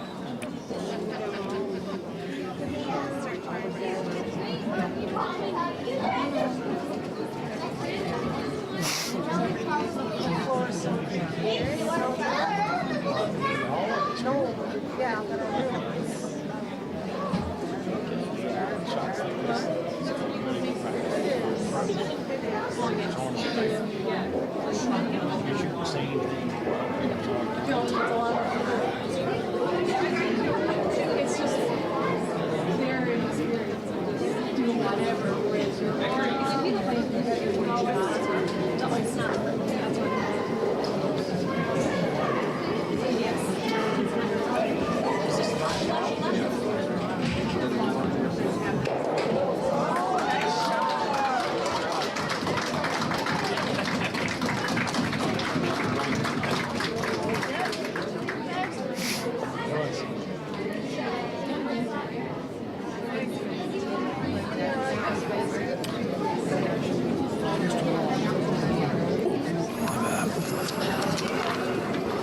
Skip Sophia Bishop now, settles in the hack here to throw her first rock of the 5th end.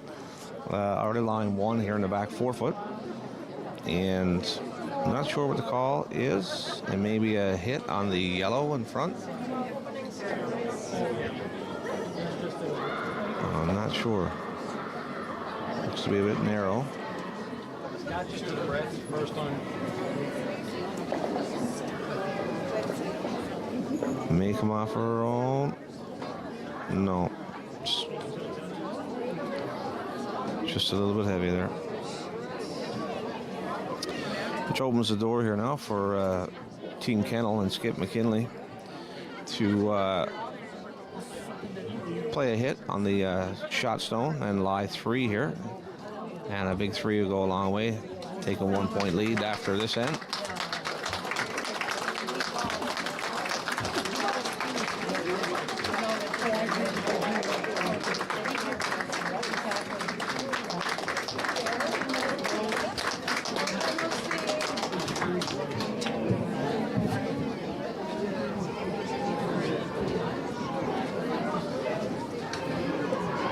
Outturn takeout is on the way.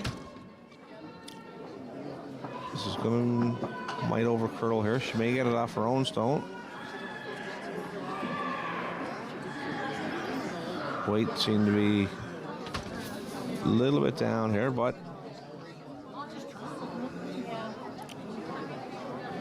it's going to sail, just sail. No, hung on the back. I'm not sure. They might be sitting 2, 3, and 4 here. Could be a scary situation here now for Team Bishop.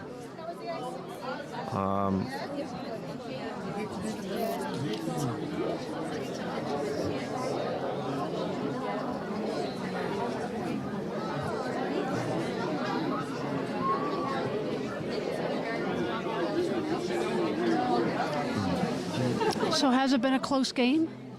Yeah. Nice. No.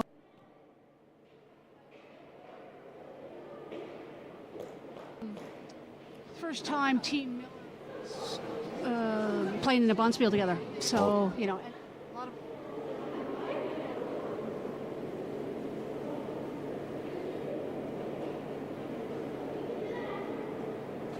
Here, the future is bright for Newfoundland curling. You know, I said this is a direct result now from Gooch.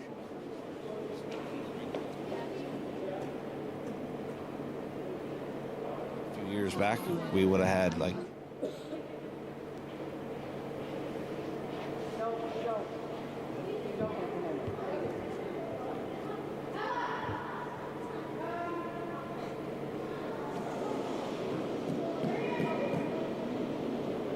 here now is Sophia Bishop with her last stone here in the fifth end with the out-turn delivery here. She's line 1 here.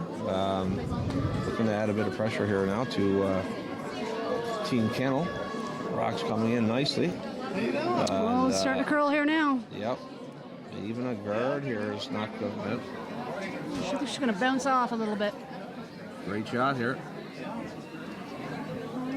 She's been played great the whole game. I watched her. She's made a lot of good shots here. So, Team Kennel now with 1 shot remaining, trailing by 2, and it could be a double here for 4 if it's made.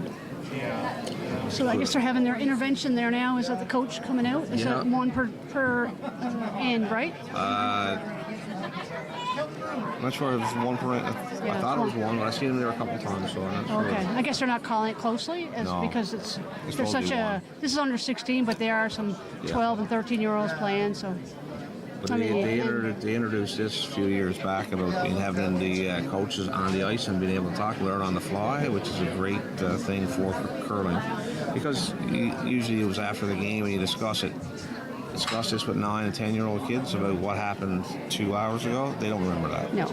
I know Absolutely. I don't. No, and also for them to learn in the moment, right? Absolutely. I mean, and just like.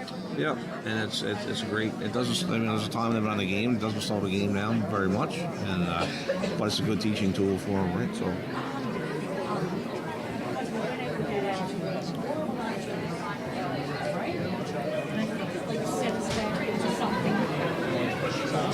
I know the. So both these teams are from the Remax Curling Club. They are, yep. Okay. I mean, look over here. I'm looking over on sheet 3 here. Like kids are like 6 and 7 years old. Well, I don't know, you know. Yeah, I think one of the teams. Yeah, there's one that's a little younger. Yeah. Yep. Which is good to see. They start young. And what's surprising too, I think, for the girls, there's 4 girls teams coming from the Gateway Curling Club, which is in Border Basque. Nice. Yeah. Yep. And I know what Dave Thomas there, who's a friend of mine from over that way, and Dave's here with his daughter and stuff, and I know he's done great for the Border Basque Curling Club. For a small community, they have huge numbers, and props to the crowd in Gateway for what you're doing. Great ice over there, great facility. And always a pleasure when I play. I see the boys a couple times a year and play them from Gateway, and it's always a pleasure. Great bunch of guys. So they play out of the Bruce too. They have their own curling ice Yep. right in the Bruce too. Okay, Yep. nice. Yep. So skip here now is McKinley Kennel facing 2 reds, 2 opposition rocks, and not sure what the call was. Looks like it might be just a draw or a tap up. I'm not sure, but the weight looks pretty good. Might be a draw for 1 here. Weight looks good. Yeah, very controlled, eh? Yep. Is she on the red? Is she on the No, guard? I don't think so. The weight is good. No, weight was a little bit light. Just a little bit off, yeah. But it So- was, And high fives there from Team Bishop. I'm not sure if it's a steal of 1 or a steal of 2. I can't really tell.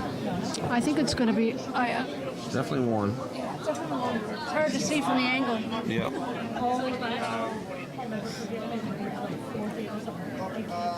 I think yellow is closer. I think it's just only, And look at the technology by our local Rogers crew here. If we had that overhead shot there, though. Not sure there is an overhead. Oh, anyways, Yeah. they decided very Yeah. quickly. What do we know? yeah, it's good. That's what I called yellow. Yeah. Yeah. We will find out now when the score goes on the board if it was a 1 or a 2, and it is a 1. It was a steal of 1, so it'll be a 6-3 lead for Bishop. Coming home, last end with Kennel with the hammer.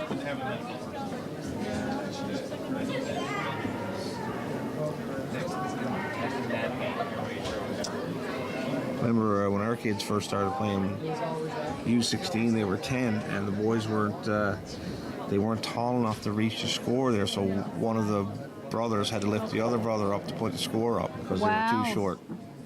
And now they're eye level with me, 6.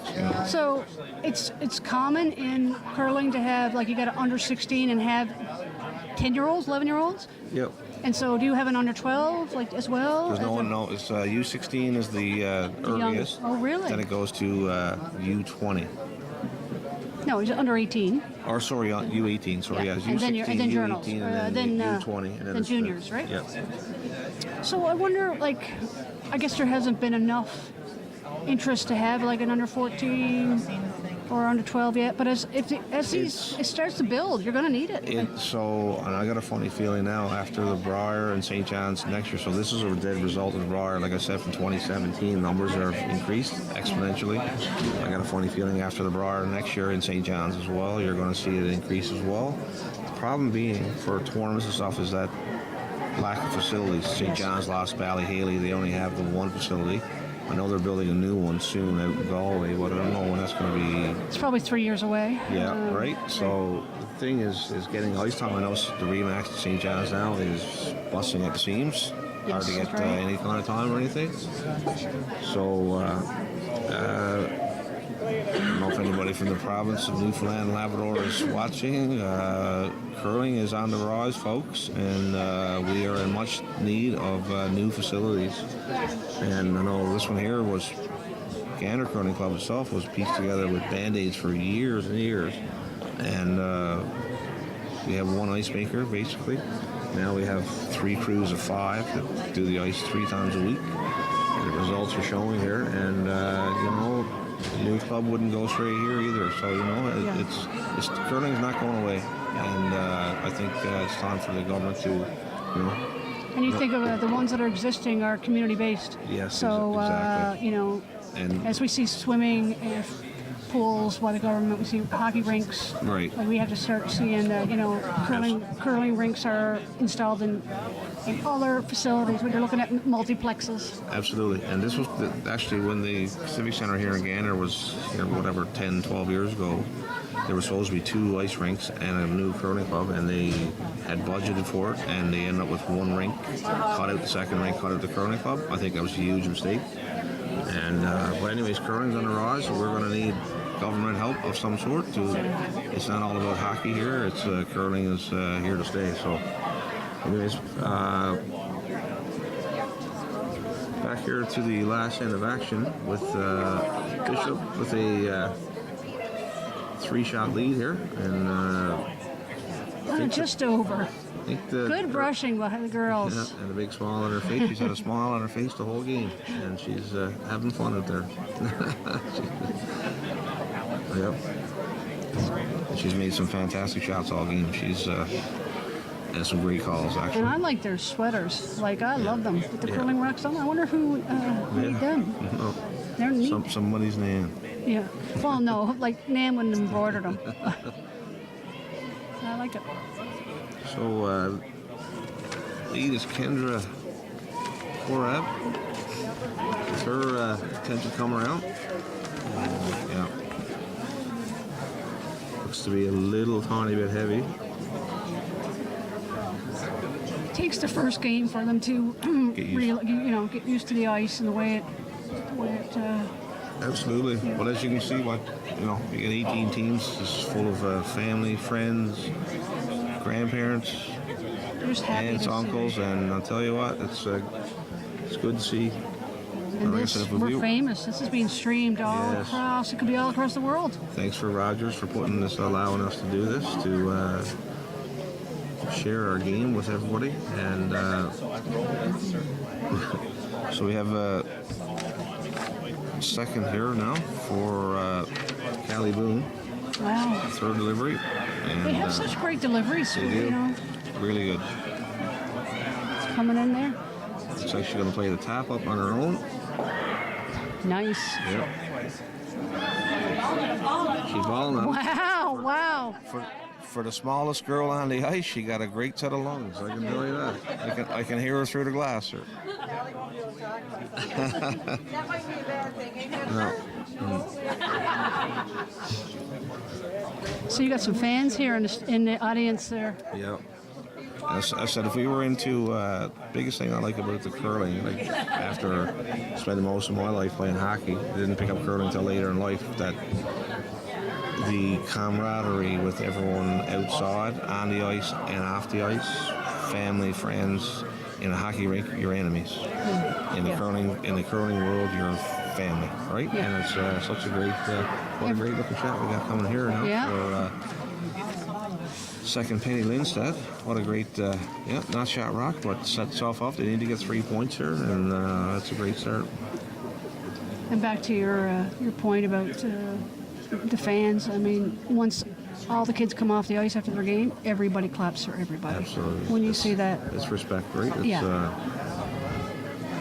And I'm new to this. This is my first year curling, and so I'm learning it. And you find it's a friendly, family-friendly environment, right? It's for, like I said, in the hockey rink, you're ready to kill each other.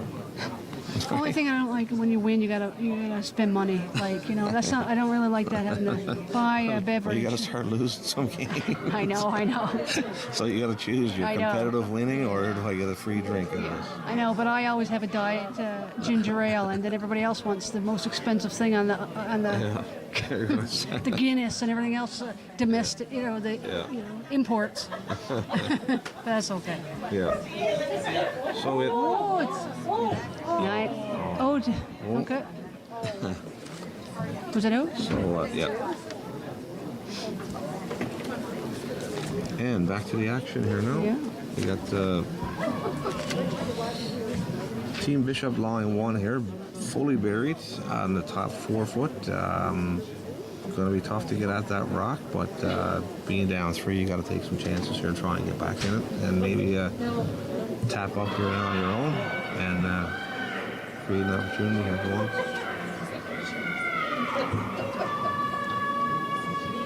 Looks like she's a little inside here.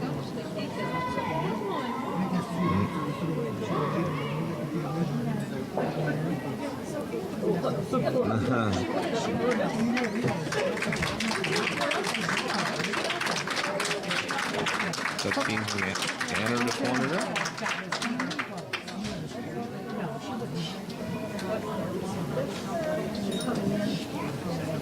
So it's a 2 for the red for the rink next to us. What do we got here? We got Lily Wall now, third for. Beautiful deliveries. I She saw. does. They do. The whole team has great deliveries here. Looks like it might be a little bit heavy, a little bit outside. She's trying to wave it over Yeah. there. Good try. Sometimes it gets into that path and it just slides. And unlike in the adult game, she missed a shot and still can't beat the smile off her Yeah. face, which is what this is all about. Yes, and they all run back and they're all High fives. Way to go.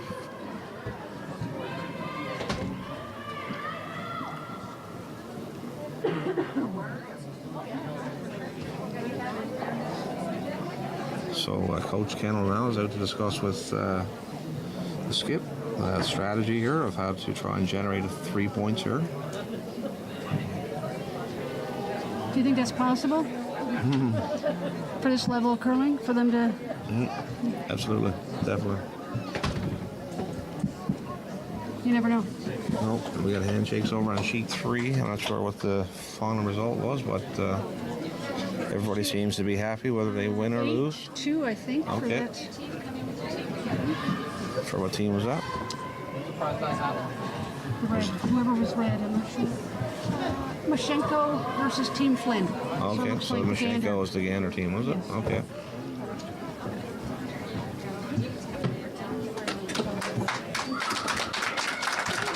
And here we're clapping for the people.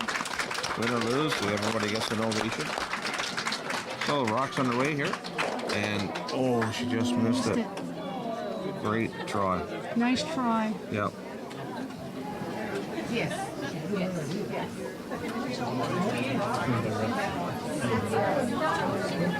And the coach of Team Flynn is not a bad guy there with the Montreal Expos hat. Yep, he's from George King from Cornerbrook. Oh, okay, from Cornerbrook. Right? Yep. Gotta love those Montreal Expos. Yep. Never die. No.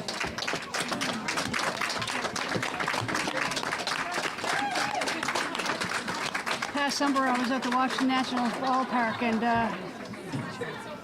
I was rudely reminded that we used to be the Expos before the Yes. expansion team took over. And put them. But I bought my hats from there. I still support the Expos. Yep. I was a diehard Expos fan.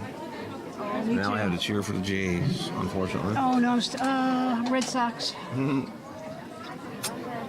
But, All right, so now we're down to third stones here now. Elizabeth Piercy attempting a long run back, angle raise takeout to lie 2 here for Team Kennel. so they've been playing together, this team, for the last 2 years. They have, yep. And Team Bishop here now, they didn't win a game. I think they scored 3 points total last year, and they've won 4 games so far this year, so that's a significant increase. Yep, just missed it. Just missed, yep. Yeah, that's why they call it the game of inches. Yep. So we're down to skip stones here now. So skip. Sophia Bishop now with their still on the offense here. She's going to try and draw in around, avoiding everything out in play. She doesn't want to open up anything to give Team Kennel an opportunity to make a shot on the shot rock. So rather, she could come around and take away the raise, but she's all offense here, Trish, and she's going all out. And that, and the lead getting the rock ready for her and giving her Yep. encouragement. Love it. Let's see if she can get a skip Stoos in here. Yeah. Give her 3 points.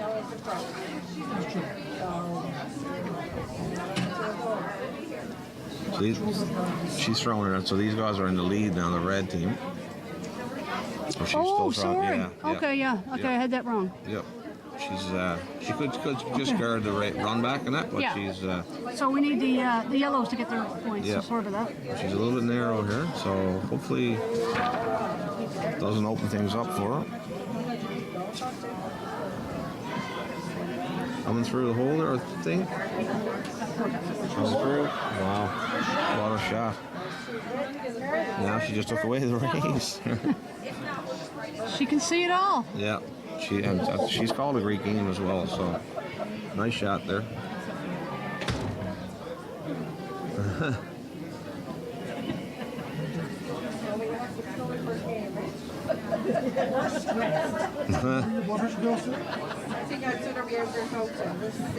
Girls only got 2 points last year. We don't.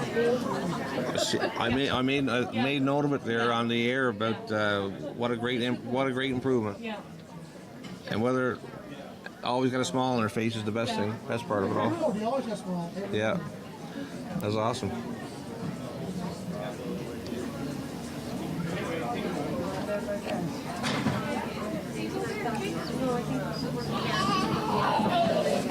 Love it when the parents are engaged and they Yep. give you some insight on the Yeah, team. just been reminded that this team here now who are on the verge of winning their first game in the U16 Provincials last year at the Provincials scored 2 points, I believe, for the whole tournament. And now they probably going to win their first game this year. Like, what a, rather than run away and say, I'm not doing this anymore, you keep trying harder and you come back the following year and look at the result here now, right? It's going to probably end up in a win here shortly, so.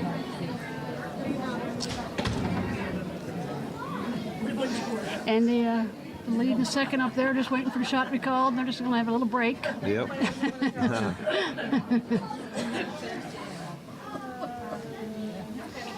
Good thing about all this, nobody's iPhone is out. No phones. And love to see it. Just engaging and fun and have, camaraderie with their friends. The way it used to be. Yes. Before the cell phone era. And it's good. But it was always a kid with the comic book or something. Yeah. Always somebody Yeah. not engaged. Yeah. So here we go. We have Skip Kennel. It's her attempted run back. Here, line looks pretty good here. All right, looks pretty good. Not enough weight.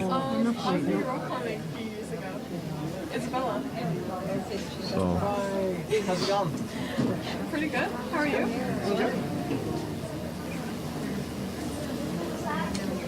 So it looks like we might have a coach's intervention here now to, my guess is you may just say throw the rock away because they're playing change. And that's Okay, handshake. and that is the final here.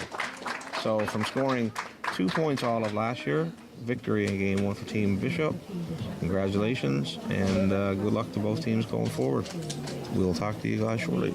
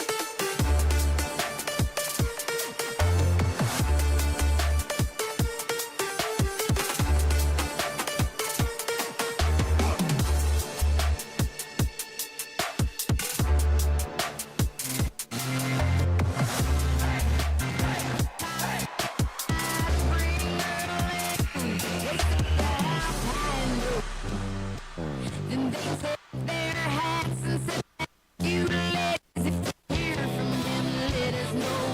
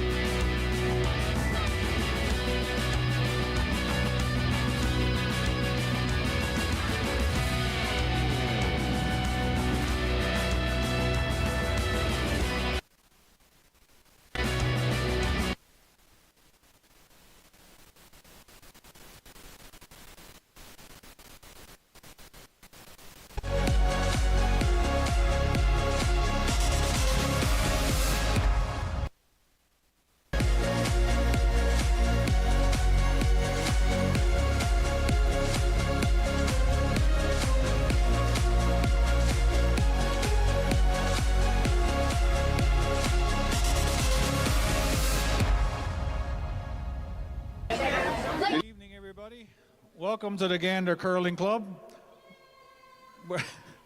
We're going to start our opening ceremony festivities. So what we're going to do is, first off, we're just going to introduce the teams. We're going to start with the boys' teams first, and as they make their way to the center of the ice, I'll call out the skip team lead name and where they're from, okay?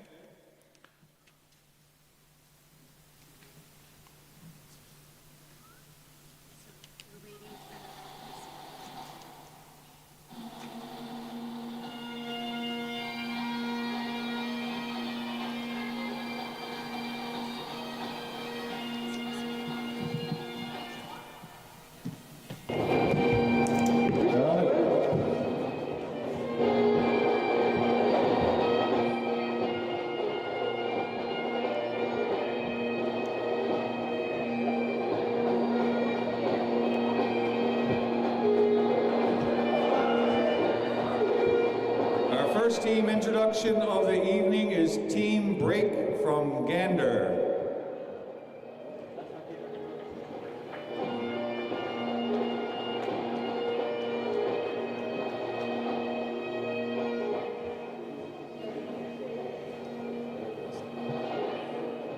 Now we have Team Morris from the St. John's Curling Club.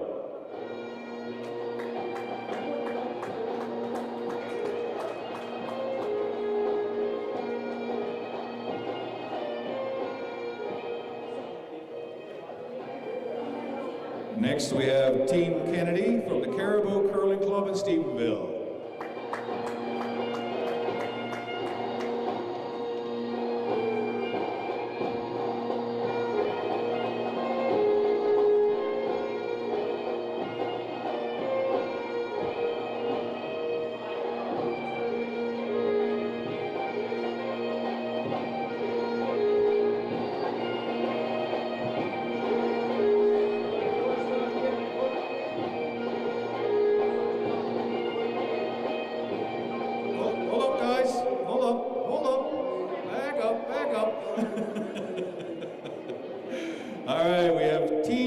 Really energetic crowd from St. John's Curling Club.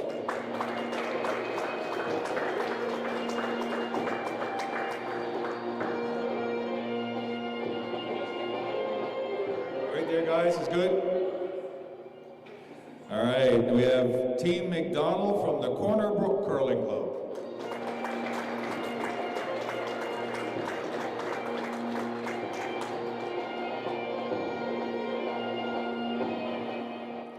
And next is Team Fry from the Caribou Curling Club in Stephenville.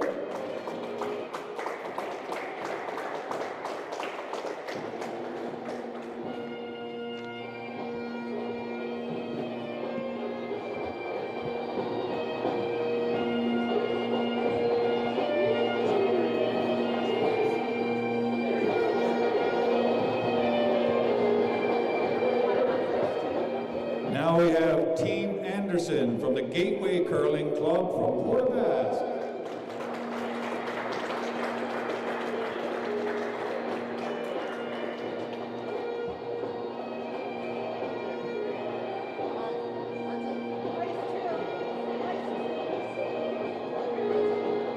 That's good, guys. Team Purchasers from St. John's Curling Club.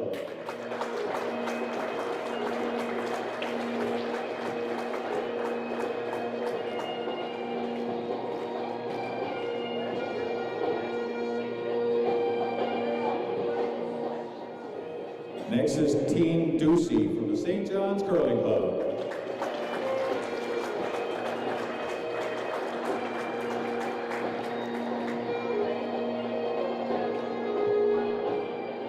And those are all our boys' teams for this event.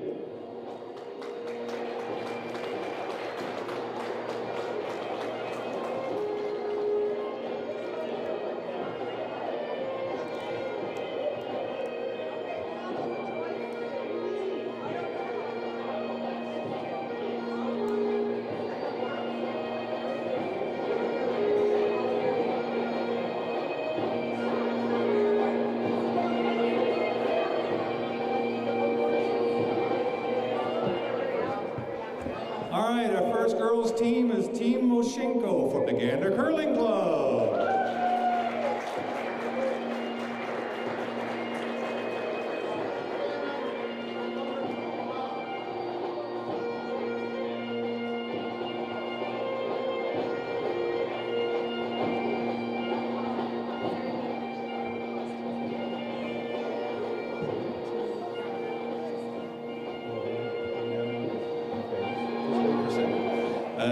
Next we have Team Blandford from the St. John's Curling Club.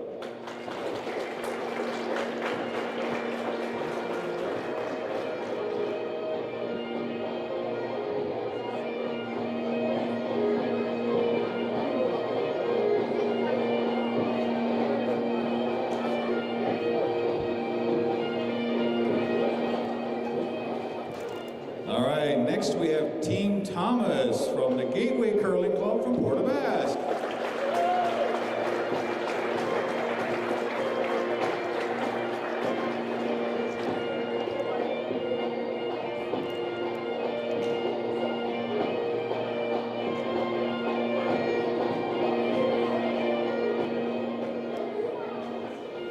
Next is the Miller team from St. John's Curling Club.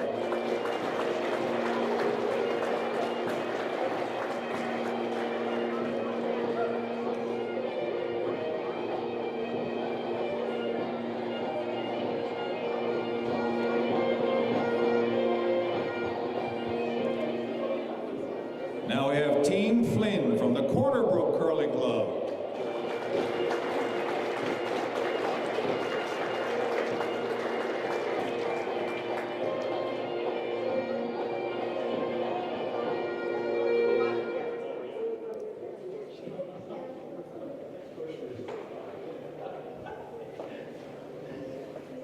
Next we have Team Kennel from the St. John's Curling Club.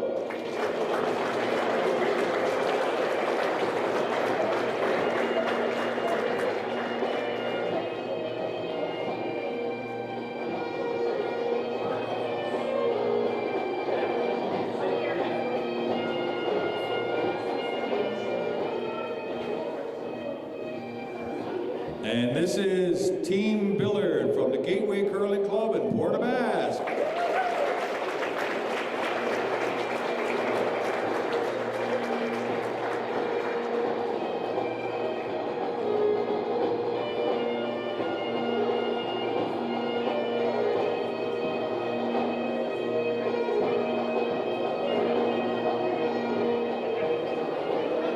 All right, this is Team Bishop from the St. John's Curling Club.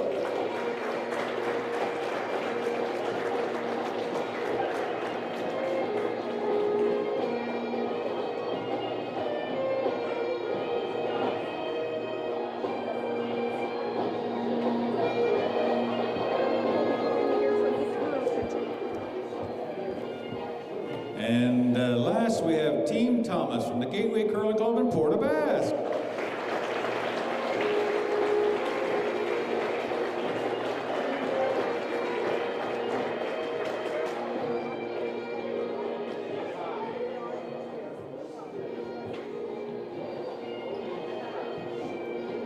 And that is the complete list of all of our girls' teams this year.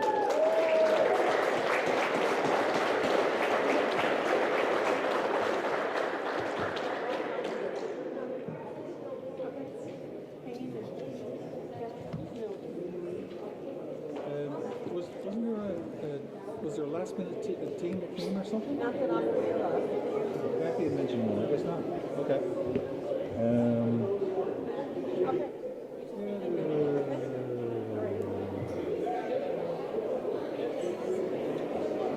Everybody's lined up okay? Yep.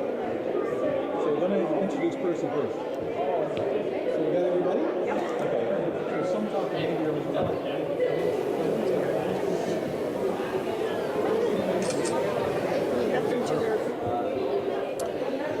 Okay, now that we have everybody out on the ice, I'm now going to introduce the wonderful Mr. Percy Farwell, our mayor, to come in and speak a few words of introduction.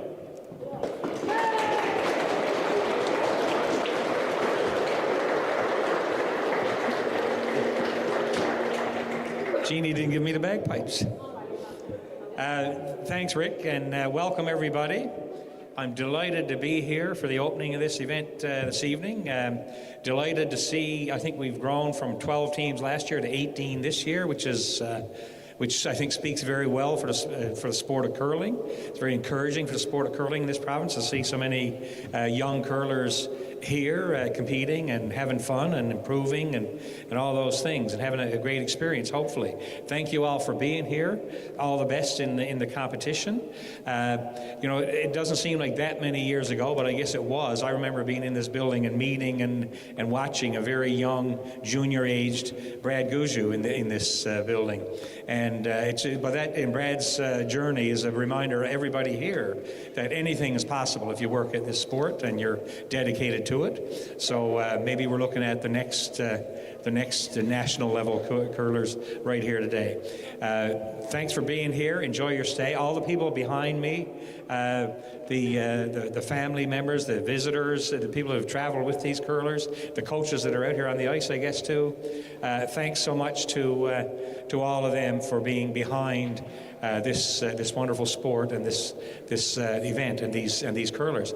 And a particular thank you to Rick and his team here at the Gander Curling Club for all the thousands of volunteer hours.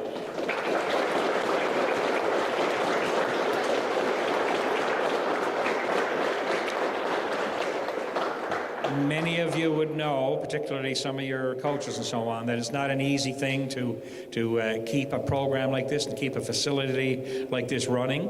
And we are so appreciative of that here in the town of Gander, that we've had such consistently good leadership and volunteerism to have a wonderful facility available to hopefully host a lot of events like this. So thanks so much to all those with the Gander Curling Club that help make this happen. And of course all the sponsors that have made this event happen as well. So thanks everybody. Enjoy your stay here this weekend and safe travels home when it comes time to go. Thank you.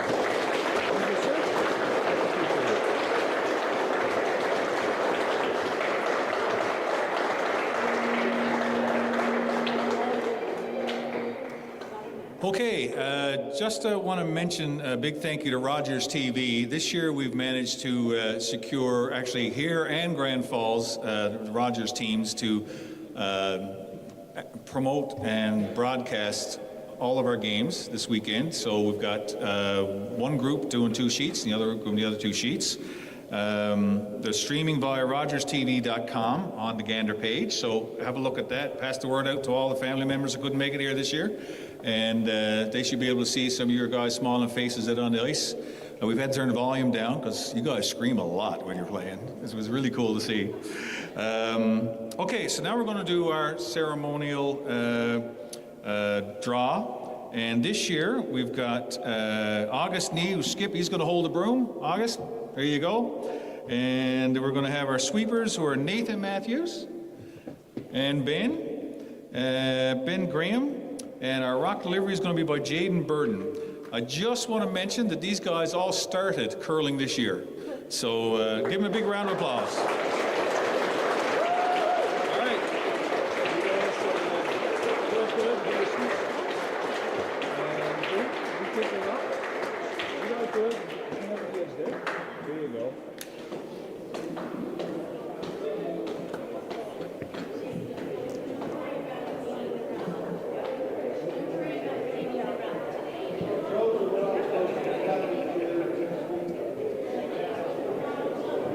Get ready to sweep, guys.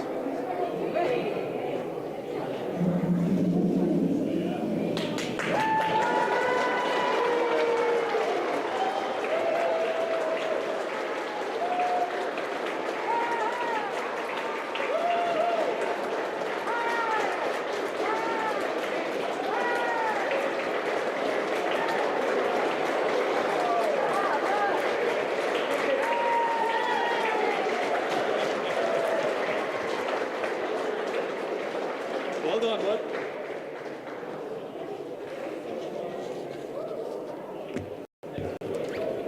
All right, so that's a wonderful little try for those guys, and again, thank you all for doing that. Just keeping this short and sweet. All I want to do is just encourage everybody here to make a new friendship along the way. This is a very social game. Even the goal can be competitive. It's all based on the idea that you go out and have a decent time, play your best, but at the end of the day, it's still a game.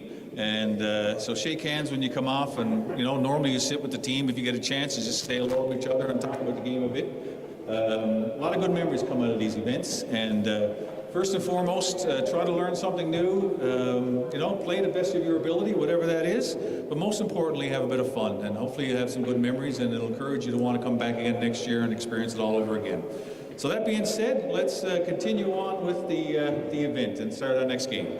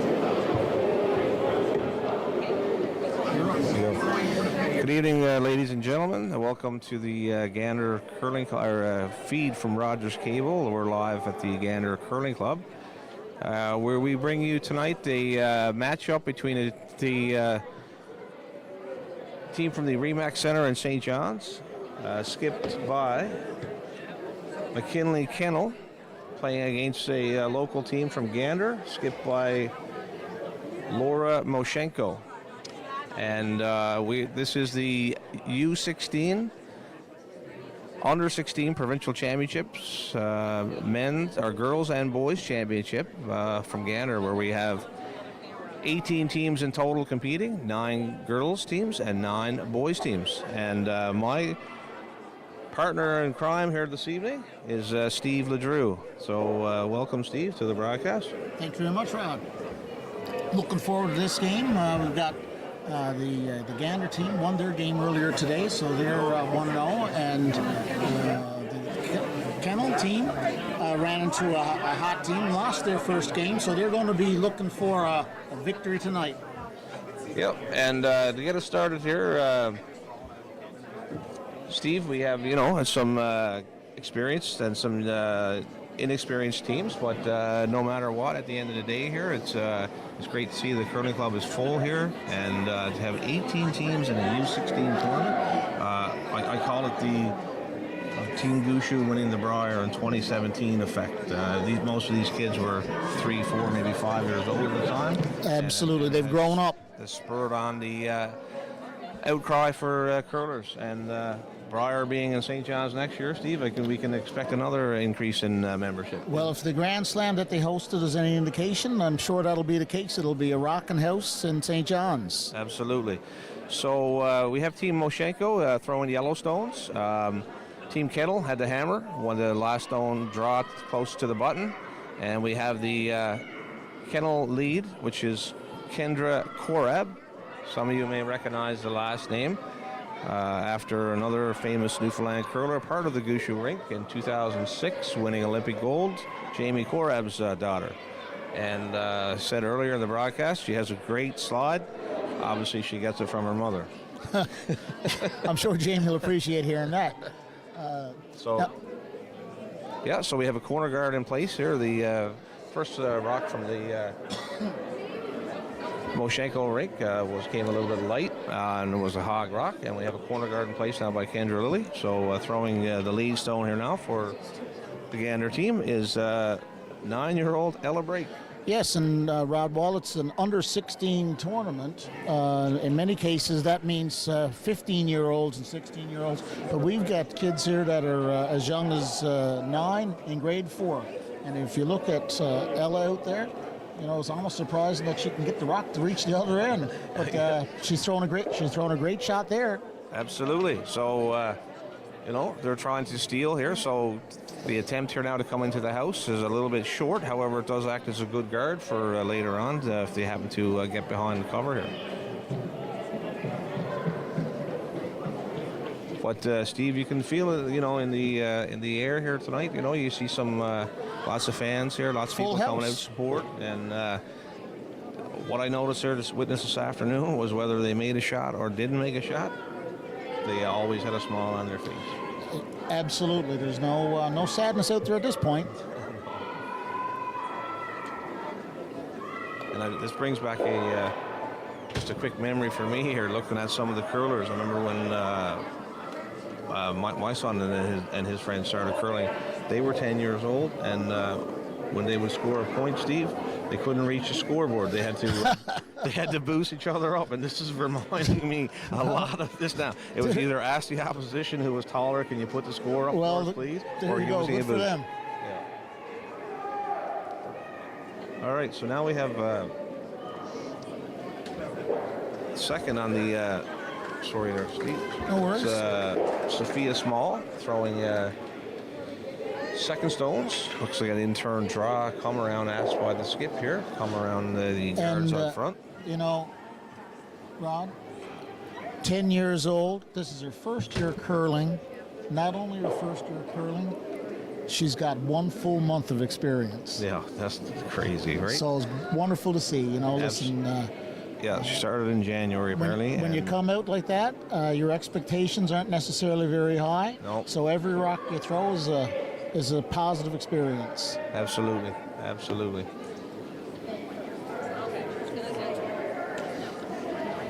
And that's the great part about this sport there, Steve, is, unlike a hockey rink or something that I spent most of my life in, is that you were enemies off the ice, basically. Yes. And here it's a one big family and one camaraderie.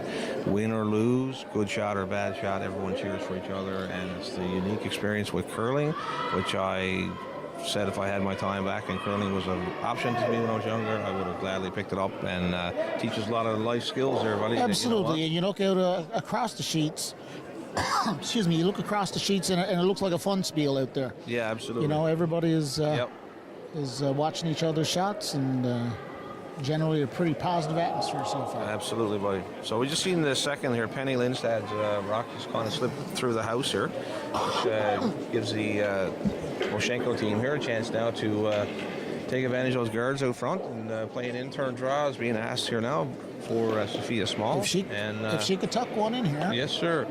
Looks to be a little bit tight on that one. I think there was a little bit of a line issue, but I don't know if they're going to stick around, or it looks like it's going to go on through. So a little bit of a missed opportunity there, but hopefully now when she gets her next opportunity, she'll make good on that. Yep.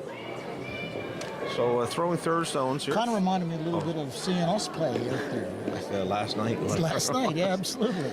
But it was funny because I saw some of the teams here. There's a little bit of a sliding issue here on this sheet. They kind of drift towards the boards. Oh, okay. And we're aware of it, but most of these teams aren't.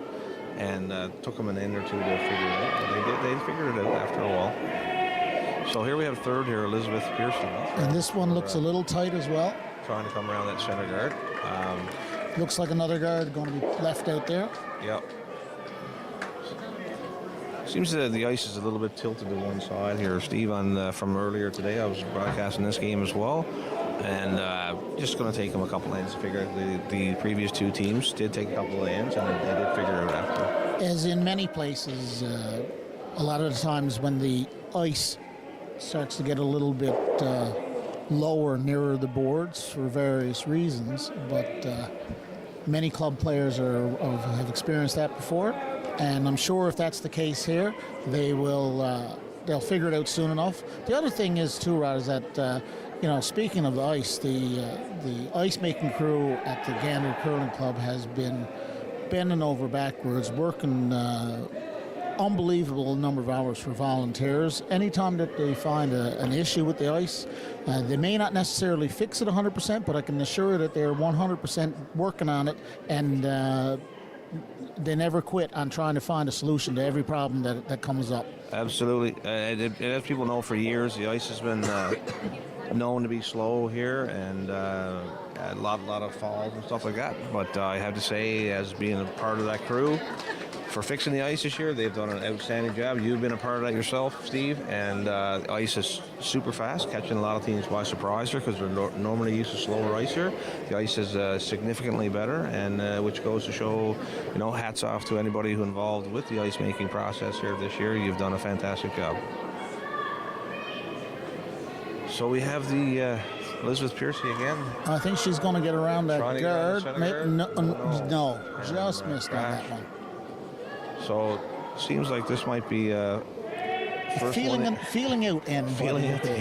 First one in might be the first one to score here, Steve. Yeah, and that's not uncommon at any level of curling, other than the highest. That quite often the first team to have a rock in the house does end up scoring. Absolutely. And especially until the ice gets figured out. Now, Rod, we're used to watching on television the Brier and the Scotties currently.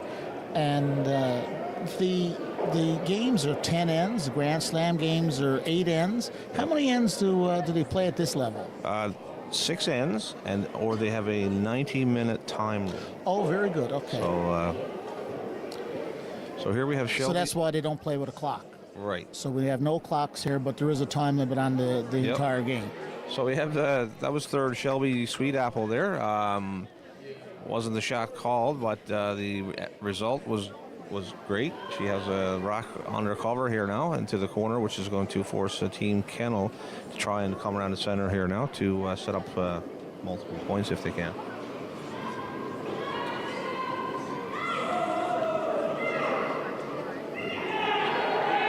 So Elizabeth Piercy now with her in-turn draw.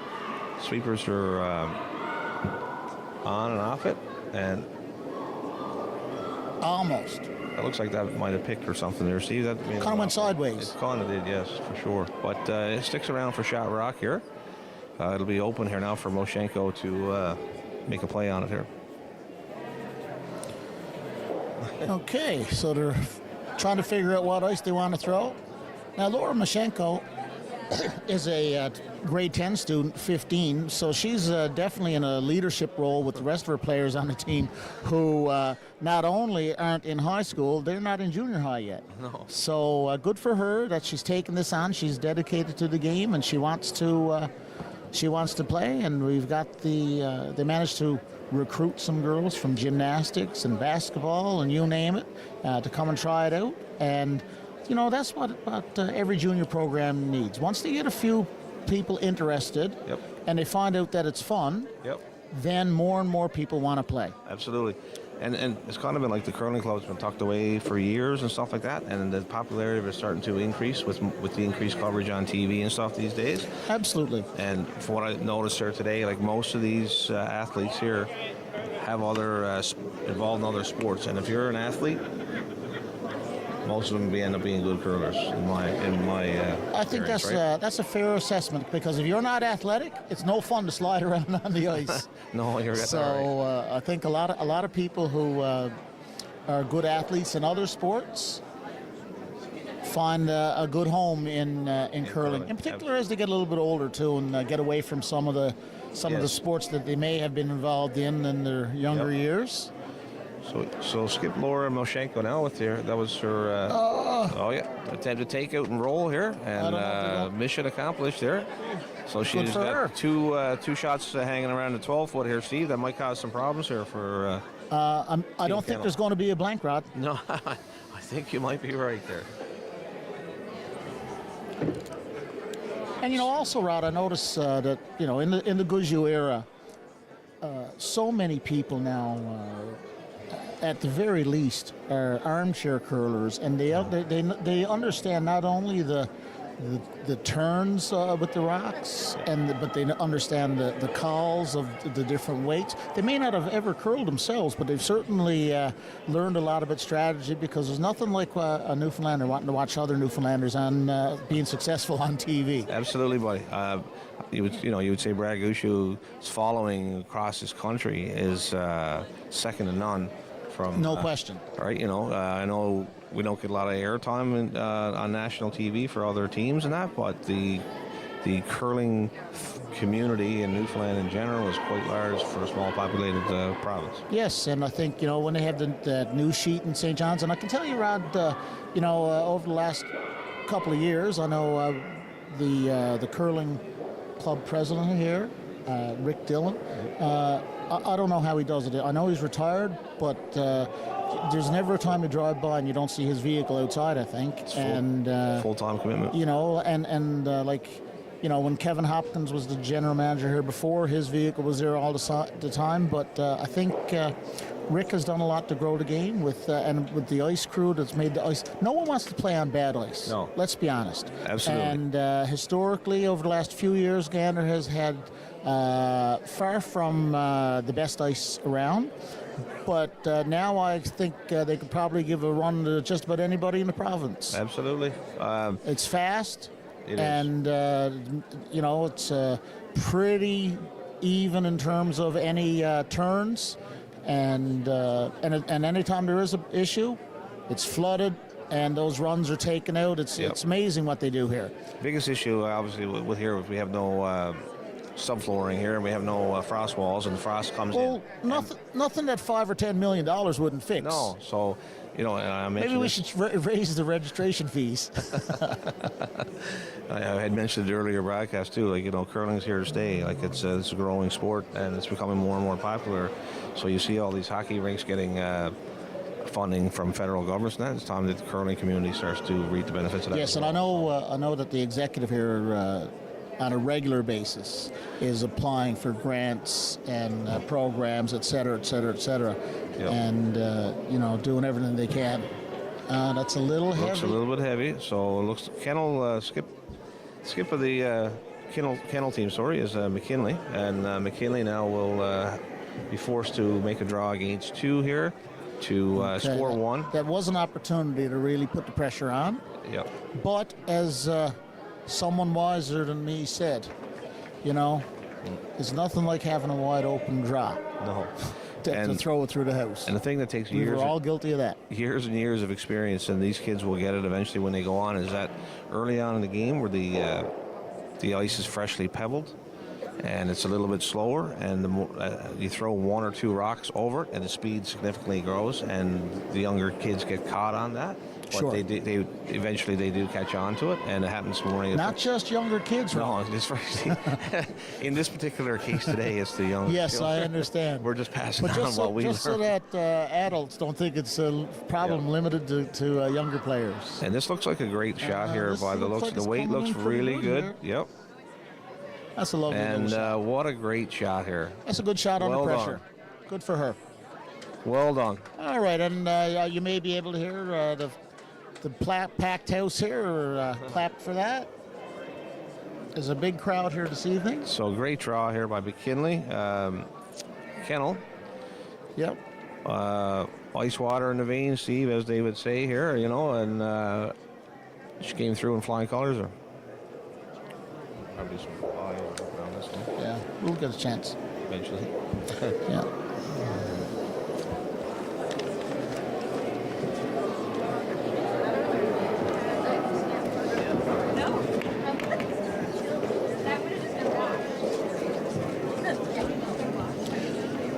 And that puts the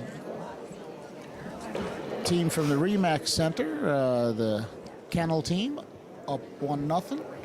Of course, for those of you who, are new to curling, when you have the hammer or last shot, as they say, ideally you'd like to score at least 2. So that, in some ways, would have been considered a bit of a victory or a moral victory for the Molchenko team to hold the other team to 1 or to force them to 1. Yeah, absolutely. And now with the hammer, they're going to see if they can score 2. Yeah, absolutely. Interesting thing about this, Rod, is that at this level, the coaches are allowed out on the ice talking to the players basically all the time. Absolutely. And this was something that Curling Canada put into place there a few years back. Previous years to that, the coach had 1 timeout for the game, or actually it was 2 timeouts, and no interaction with the young kids during the game. But what they've implemented here now is they can have interaction throughout the end, which you learn on the fly, as they say. You know what I mean? And right. You know you what? don't have to wait 15 minutes to find out what you did wrong. Yeah. And most of the debriefing was done after the game, and so you got like a 12-year-old kid or a 13-year-old kid, and you're talking to them about a shot in the second end 3 hours later after the game is over. Right. And all they want is give me some food and let's go to McDonald's, whatever. They don't remember what they did in the second end. So doing this on the fly is massive. We've had many times that we've played against each other and had a conversation about, well, remember that rock you threw in the third end, and you've got some guys that remember the shot, the turn, how it ended up, and you got other guys that don't remember the last rock they threw in the last end. No. So at this level, you can't expect a younger player to have that kind of memory of individual shots. So you got to give them the feedback right away. Absolutely. And the other side of the coin, too, is that, if you miss a shot as a younger person, it can be a bit demoralizing or make you upset. And sometimes you have that adult voice there, the grown up, to be able to say, hey, you know what? It's not the end of the world. It's okay. Go back, and here's what you did, and here's what you can do to do it a little better. Absolutely. So I think that's an important thing at this level, too. And I think, frankly, we could probably use that in men's league. Yes. We've got a few people. Have your own little mentor on the side there for you. We played last night, and someone said after the game, well, I guess I'm the the weakest link. And then another player said, no, you're not, I am. And then I said, you know what, guys? At times, we're all the weakest link, and I don't care what team you play on. Yeah, that's right. Yep. So we had the lead there was Kendra Korab threw her opening rock there into the 8-foot here to start end number 2 here. And throwing lead stones here now for the Gander team is 9-year-old grade 4 student Ella Brake. And she's been curling for 2 years, and the curling team has been together for about 2 months, they say. So this is their first event, and she likes to do dance, ballet, jazz, and tap, and does some tennis on the side for some extracurricular activities. And the fact that she'd like to share is that her big brother Patrick is curling with the Gander boys team. So not only curling with them, Rod, I believe he's the skip. He's the skip, and they actually finished 3rd in the Provincial U16 championships. Just missed out on their last game to have a trip to Saskatoon. So, well, stay with it. All right, so back to a nice guard here for Ella. Something for that they can utilize later. And Skip Kennel now is going to draw to the open side here and try and split the house and lie 2. And Kendra Korab is throwing her second lead stone. Kendra is a 11-year-old grade 6 student from the Remax Center in St. John's. And this is her first year. She's been curling for 7 years, first year curling with this team. She enjoys volleyball and tap dance as other activities. And get a load of this there, Steve. 2 years ago, Kendra shaved her head for the Youth Adult Career Canada, or Youth Adult Cancer Canada.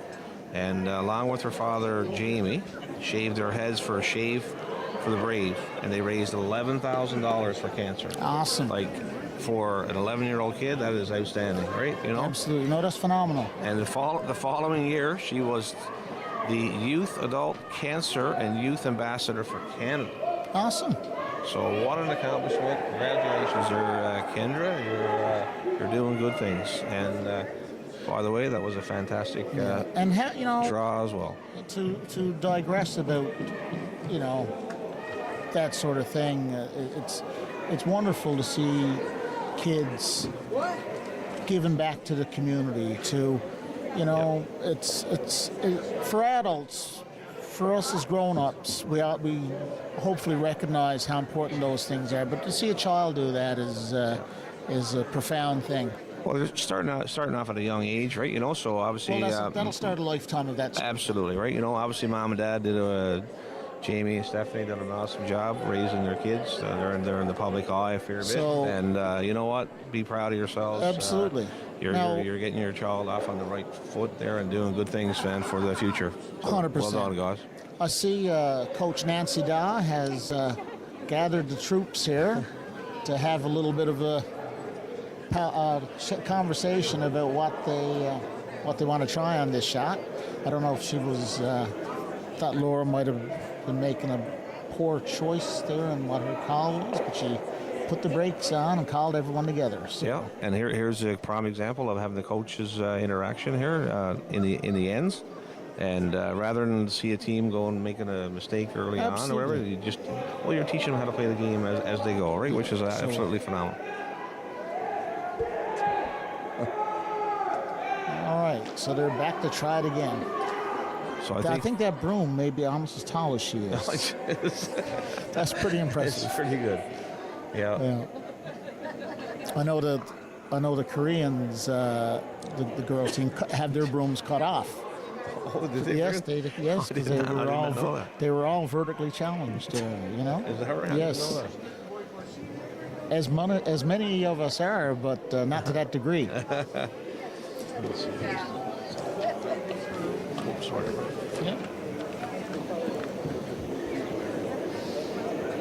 So we still have Ella Brake now with her second stone here in the second end, and didn't quite get the call there. I think she might be just drawing in around, or I think she's calling for the out turn. I'd say that rock probably weighs as much as she does. You know what? I can guarantee you 2 rocks weigh more than she does. Yeah. And this is on, looks like Now, straw weight. I noticed she has a lot of spin on the rock. Yep. Rod, is that a good thing or a bad thing? What's she looking for? I think she was playing the freeze to come down to it there, but guard's not going to hurt him. No. Probably use it come around later. So this gives Team Kennel now an opportunity to put some real pressure here now and draw around that center guard by 3 with center guards, and no path there from the intern side here as well. So great opportunity. So throwing second stones here now for Team Kennel is Penny Lindstead, and Penny is an 11-year-old grade 6 student. Girls out of the Remax, and she's been curling for 3 years, second year with this team. And it says here her accomplishments. She was the Remax Center Rookie of the Year for 2024, played in the U16 Provincials last year with the same team. And some fun facts about her: she loves scary movies and good music, and her sister is in Saskatoon right now playing for Team NL number 2 at the U18 Nationals. How great is that? What a She had a lovely release then. So, looks... And great weight. Absolutely. So it seems like they've figured out the weight here. Now, I watched them in the game earlier. They were a little bit heavy on their weights there for the game, but they've certainly learned, as you would, and they're doing much better this game, which is great to see.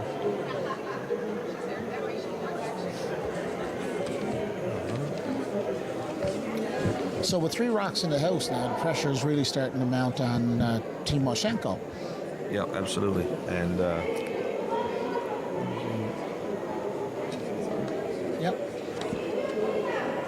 so this is the second on Team Moshenko, Sophia Small, 10-year-old grade 5 student. Like I said, she's been curling for 1 month and loves to swim in her spare time as well. And, probably too young to feel any nerves. Yeah. At this, Fair enough. Yeah, and, no fear. Exactly. You know what? Just do your best. Absolutely. And if it works out, great. Yep. And if it doesn't, well, that's not too bad either. Yep. It looks like she's going to be fairly close here. Good looking at the shot. By the looks of it. Double and the roll. What a shot. Nothing wrong with that little shot. Fantastic shot. So, I don't know who wouldn't. I don't know. And she the celebration was just as good. I was going to say that the crowd here really got a thrill out of that. And you know what? Like I said, for someone curling for a month and make a shot like that, I got a funny feeling she's going to be around for a long time. Listen, nothing like hitting a double and then rolling 100% undercover. Yeah. And with one throw, there you go. They go from being under a bunch of pressure to all of a sudden they're kind of putting the pressure back on.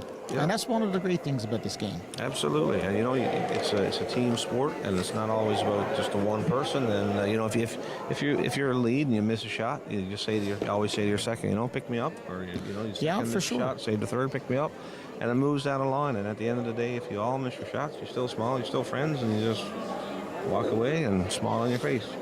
And the other team buys you a glass of water. And that's for the young ones. The older ones might be mad and not talk to you for a week or so. Yeah. All right, so it looks like they're trying to open it up a little bit here now in front. Yep. Which obviously would make sense. So Penny Lindstad here now has been asked to... I don't know if... a little flash on that guard. Yep. So now... Still have a smile on their face, though. So you still know what? Got a smile, but gotta love it. They're like, okay, guys, what are we having after the game? Pizza or chicken? Yeah, that's right.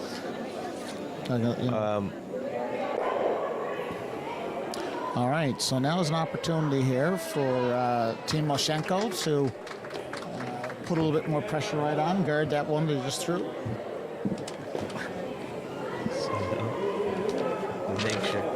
So, yes, we have Team Moshenko's third here now, Shelby Sweetapple. She's an 11-year-old, grade 6 from Gander. She's been curling. This is her first year curling as well. She joined in January.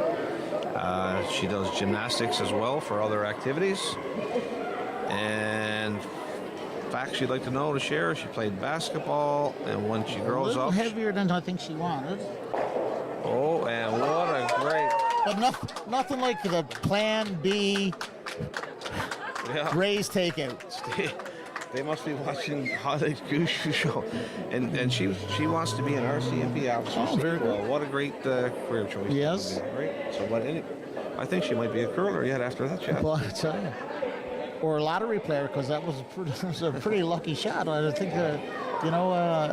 as we often say, every shot you have a plan A, but it's nice to have a bit of backup too. Yeah. So we have Elizabeth Piercy now, the third for Team Kennel, trying to open up the front here. Looks like she's on to something. Just missed. Elizabeth is a 14-year-old grade 9 student from the Remax, and she's been curling for 9 years. And she's been curling 2 years with this team. And we'll get back to her other activities and everything here shortly. Yeah, and Ron, I guess that was a case there of, trying to open it up, and the only advantage she has now is that she has her own red stone in front as opposed to an opposition stone if she wants to try to raise something. So it's a marginally better position than she was just in.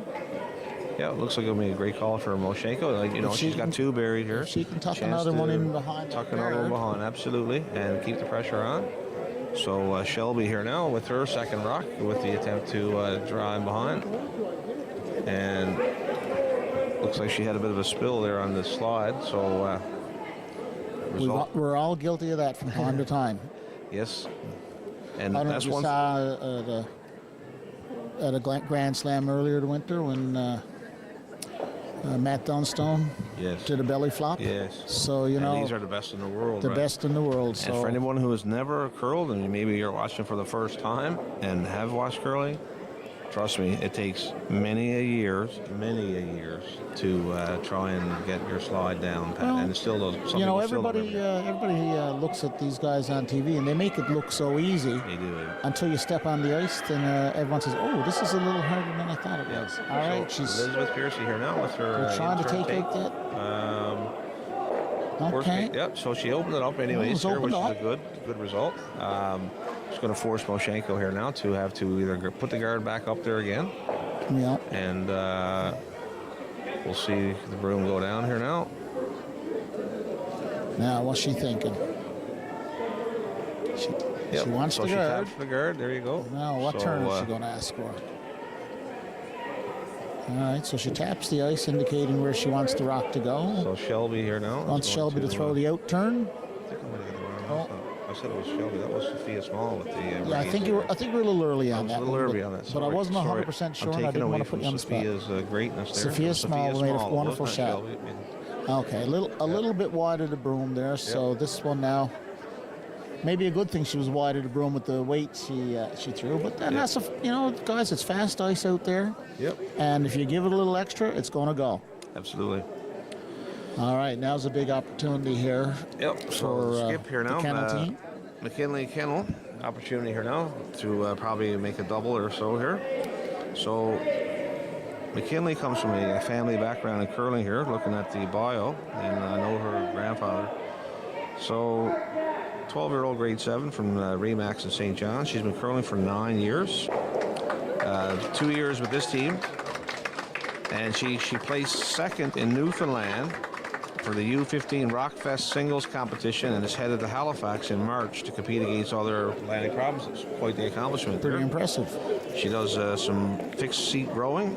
She recently won a gold medal in the St. John's Regatta and the gold medal in the Provincial Regatta. Awesome. All right, and here she is trying to make the takeout. Actually, it's a little light. It can't be a takeout. I think she was just trying to come in there and tap that and use it maybe for a bit of backing or something, but definitely over-curled on her, what she was expecting. Gives Moshenko a second chance to guard those rocks. Yep. So a couple options here for Moshenko now is probably to either draw down to those, maybe top 12-ish, or throw another guard on them. So it looks like she has top 12. Tight guard, which would be the call for me there. Yep. There you go. So yes, if she can place this where she'd like it, it'll definitely put the pressure back on the Kennel team. Yep.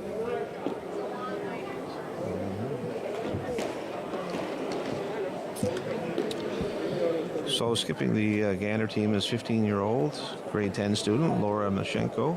And she's been curling for 4 months. This is her first year. And she's been curling with this team for the past 2 months.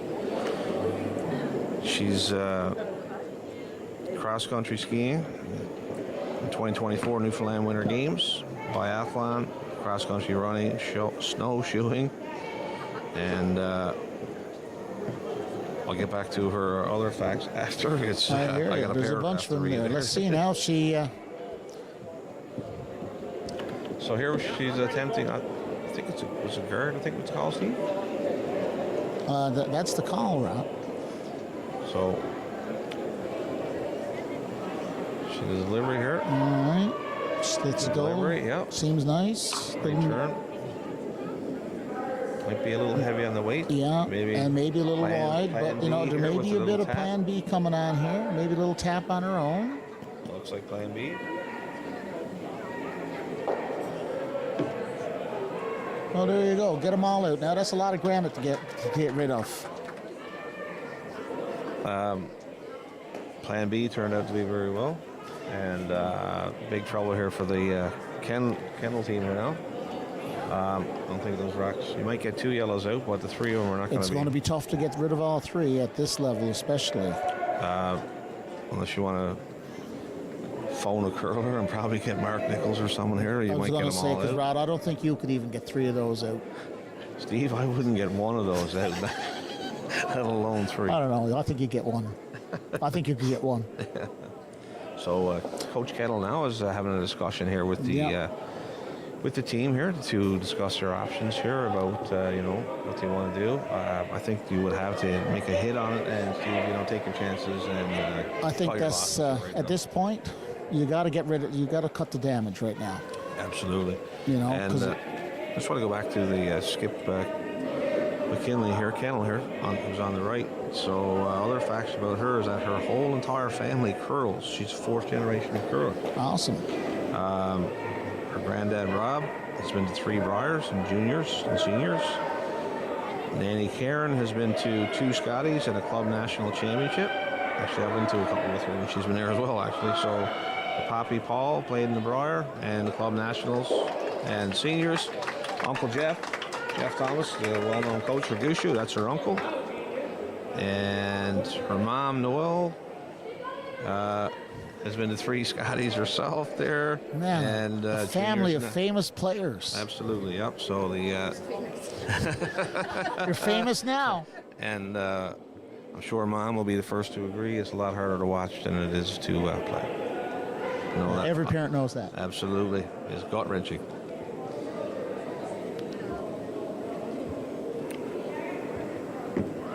All right, they're really having a long discussion over this one to determine what they want to do. And the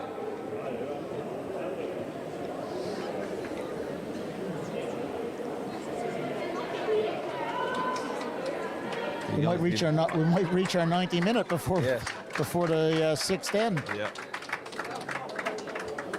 But actually, I think it's 90 minutes, and then they have to finish that end, isn't it? I believe so. Yeah. So that right. so you really would have to be behind on your time. Yeah. And the young Gander team there, hopefully we're not keeping them up past their bedtime and they're not asleep. Well, there's no school tomorrow. No, that's right, school. No school on Friday? No. It's a midwinter break. Oh, nice. And no school on Monday. Nice.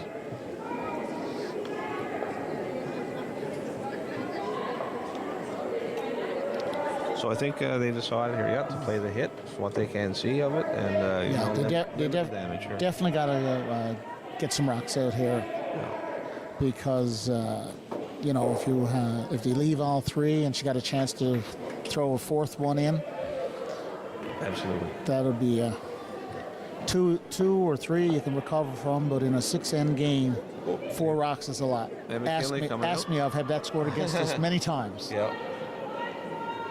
And McKinley's rock is on the way here now. Starting to take the curl here now. Looks. She's going to make contact here. Is there enough weight to? She may be able to hop. Well, it's a little light, but what do we got here? Okay. think she Right. moved one yellow. I think Far enough. I'm not sure that camera angle if the red is. So I think this is going to be a in draw on for that. three. Draw for three here, Steve. I think. Yeah, at least 3. If Yeah, I think. I think the red one is inside there. By the look of that shot there, I think so. I think you're right. you know, we don't have the luxury of the over the pin shot like they do on TV. No.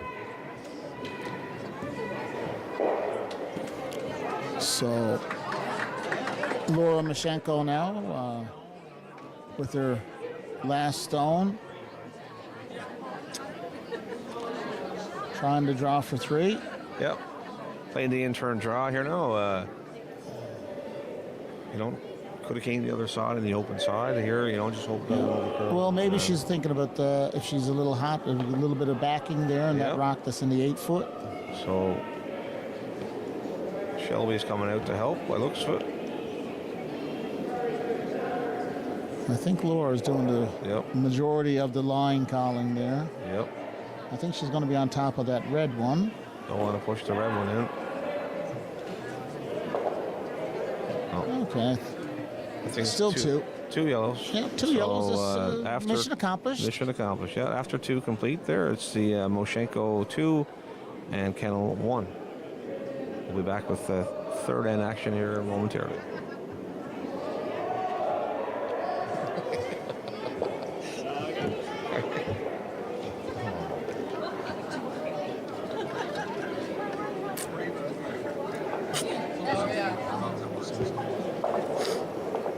Yep.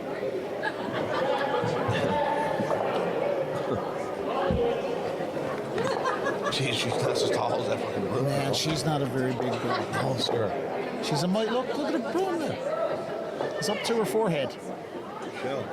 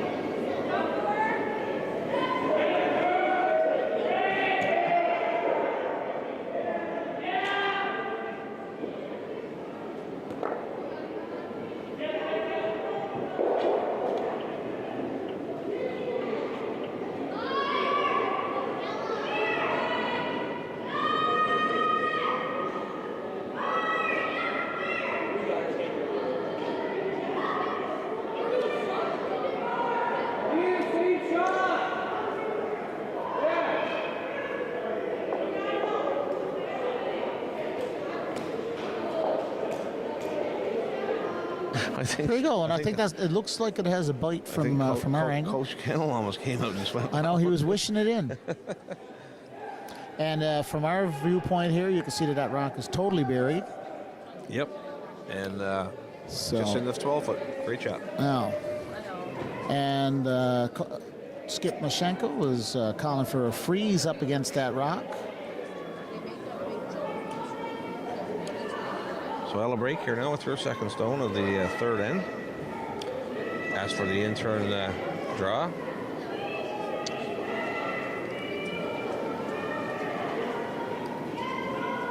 If she makes it past it, no, I don't think she's going to get past the guard. But if she did, it would be nice. Yep. I think it's just going to be another corner guard. Yep. And they're making sure that over curls enough. Okay. So just a little bit move short. that over a little. Okay. Now Kendra Korab with her second.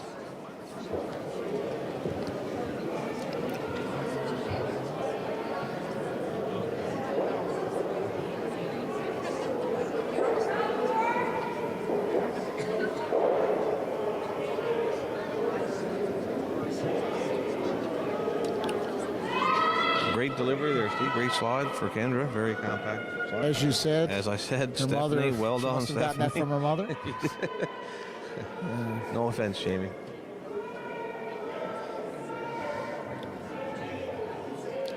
Well, I know Jamie's a great curler, so if she's getting her slide from her mother, she must be a great curler. And also, all that being said here, I was in the news here recently about it's kids from Oklahoma. Kids from Oklahoma en route to Ireland and Yes. had to land in Newfoundland for an emergency. Yeah. And got stranded. Couldn't get out. Jamie, I know Kendra was involved. I saw her there. A couple other people involved. Took these strangers in and brought them down to the curling club and introduced them. And man, they had. Who's surprised at that? Oh, absolutely not. Right, just a Newfoundland hospital. absolutely. And Jamie's, that's his thing. Oh, too. good on him. Good on you. And actually, even in the article, it said one of the students there, they were going over for some marine biology. Thank you. And said he was going to come back to Newfoundland to finish it, right? So. Oh no, it's not a private show. We don't mind a peanut gallery at all. You get what you pay for. Absolutely. Yep, and we're getting a little extra information from the parents. the pleasant crowd here at the curling club. Well, yeah, what a great gesture, what a great time the kids had, and, Newfoundland Hospital. It was a great memory. Absolutely. When kids go away on a trip like that, and I've gone on a bunch of student trips, and as a teacher, and these trips are life changing. Absolutely. And so. Yes, they were going to Ireland, which was, the point of their trip, but they ended up here, and I can assure you that there will be some kids that will say that ended up in Newfoundland was the best part of the trip. I can guarantee you that right now. And when they go back to Oklahoma and tell their friends they went curling, they're going. I guess there's a few eyebrows raised there. What is curling, by the way, in Oklahoma? Exactly. I got a funny feeling that. Yeah, we had a neighbor a few years ago who, when he retired, said he was going to put his snowblower in the back of his truck, and said he was going to drive south. And when he reached far enough that someone said, "Hey, what's that thing?" he figured that's where he was going to buy a house. So that's a great story. Be a good one for my wife, because she's not a snow lover in the least. Well, she's lucky this year because we've been fairly fortunate this year with the snow. Yeah, but she was upset because we had less snow the last 2 years. And there's no pleasing some people. Yep. And you know what? The best thing is I got no worries about her hearing me say this tonight, so it works out perfect. Anyway, before we get in too much trouble, yes. Let's get back here. Sophia Small here now with her attempt on a hit. Trying to open it up, but a little bit. When she gave it the little extra gas there, I think she gave it a little bit of push to the right. Yeah, a little rolling on the wrist there and the release there. Steve, you can see across some of the sheets as well here, a couple teams here with the kids. All four kids have their helmets on and stuff. Yes, it's the first time I've seen a full team wearing helmets. Yep. I think you're going to see more of that in the future. I'm surprised. Yeah, I'm surprised it's not in them now. I know when we were kids, I can remember when face masks were brought into hockey. Yeah. And I'm a little older than you, Rob, but I can remember the guys. I don't remember that. Well, that's only because you only look old. I am old. And, I can remember that coming in. And, before that point, kids in minor hockey just had helmets on. And I think, I know that the figure skating coaches and stuff like that are wearing helmets on the ice in certain levels. Yep. And I think you're going to see a similar thing at some point in curling. I hope it doesn't take a tragedy to bring that sort of thing in. But I've seen a few people in the adult leagues wearing helmets. Yep. And, once upon a time, Rod, what would have been said to people who wore a helmet at curling. Now, people, if someone's wearing a helmet, they're like, hey, man, fair enough. I take care of myself. Yeah, absolutely. People, it's a different culture now when it comes to that sort of thing. Absolutely. So we saw the attempted stone here by Penny Lindstedt. Just got a little short of the house. Attempted guard, still in a good spot here.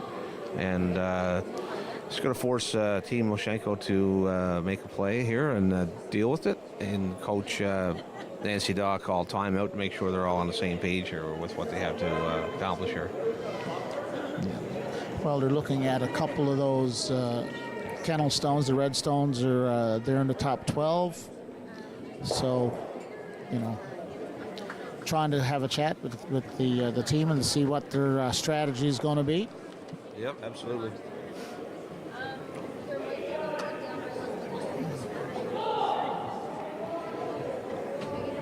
All right.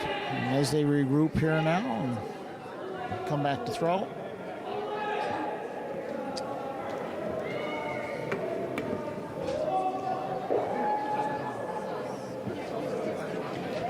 Okay. So, this brings us to the Moshenko third here now. Shelby Sweetapple with her first rock of the third end. And I think the call is to draw around here, Steve. Looks like what she's looking for. Yep. If she makes it, great shot. Rod, I gotta say, for a kid who's in her first year of curling, that's a pretty decent release. Absolutely. Right? Absolutely. Little heavy, but it was. And you know what? When this tournament is all over with and they finish their games and they realize how much fun they're actually having out there and they just get some time into it, and like you said, for someone who's 1 month into their curling year, yes, quite amazing actually. Yeah, no, it's great to see. So we have all right, Piercy so from team. Elizabeth trying to add to the total in the rings. Basically, trying the same shot that Team Moshenko tried. Yep. I think, trying to be the first team on the tee line undercover by the look of it. Yep. So the sweepers are on it and off it here, trying to relay that seems to be and a she's little around bit the heavy. guard. Might need the contact. They may put the brakes on, but nope. A little bit too much, but great effort. Absolutely. This gives Shelby a second opportunity now at the same shhat that she just tried. Now she's calling for something. She's calling for it to go right around. Yep. I don't know if there's that much movement as the rock dies, but if she can get behind the guard there, I think she'll be satisfied. Yep, absolutely, Steve. This one is a little inside. Yep, little inside the line. And well, what are we going to hit? Some granite moving here, though. Man, that's really taken off. Isn't it? This might result in... is unfortunately for Team Moshenko, unfortunately for Team Kennel, there's another red stone in the house. Yep. So now they're counting 3. Kennel lost 3 here now, so she's going to play that same in-turn come around. And that'll really be, if they can make this, that'll really be putting the pressure on. Absolutely.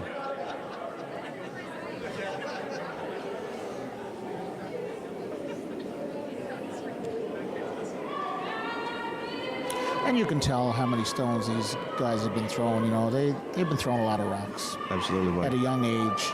Yep.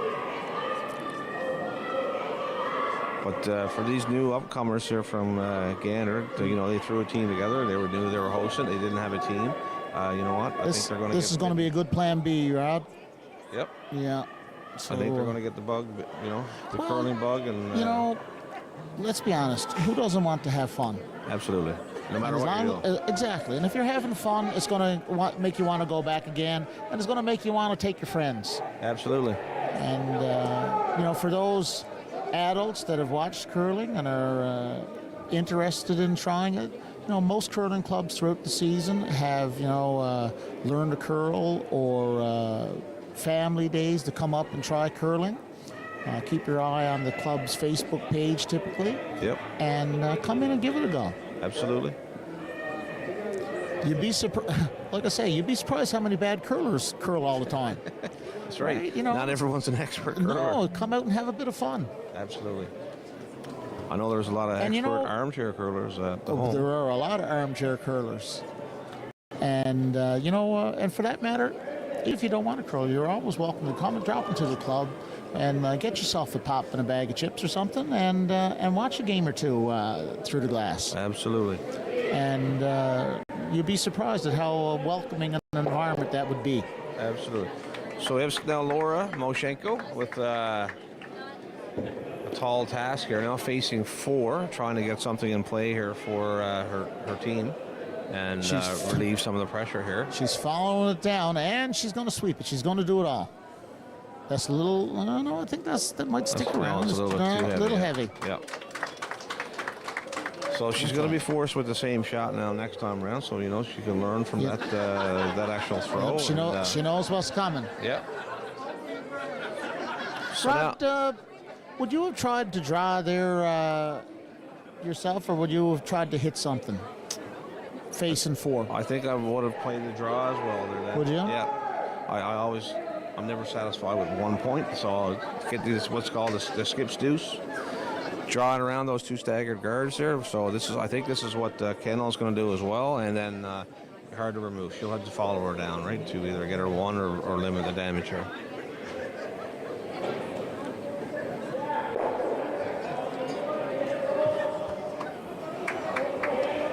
So we got Skip McKinley here now with her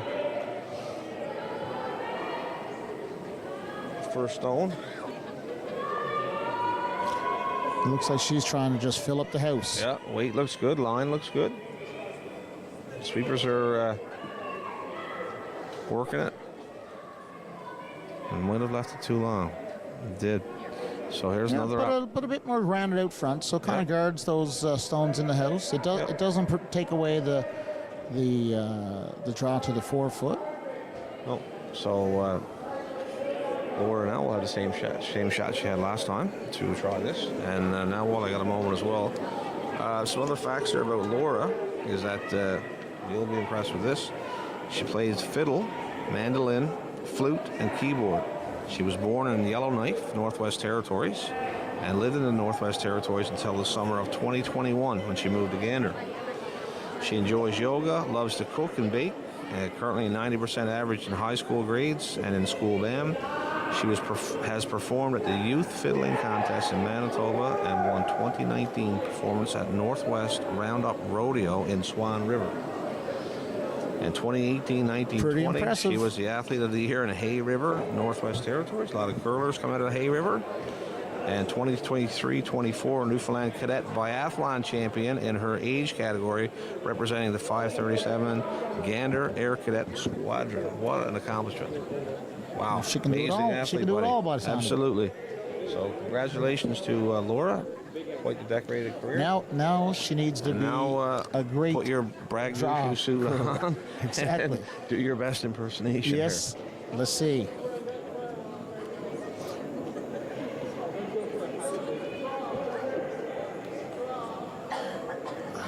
So the sweepers are, I think it's kind of close.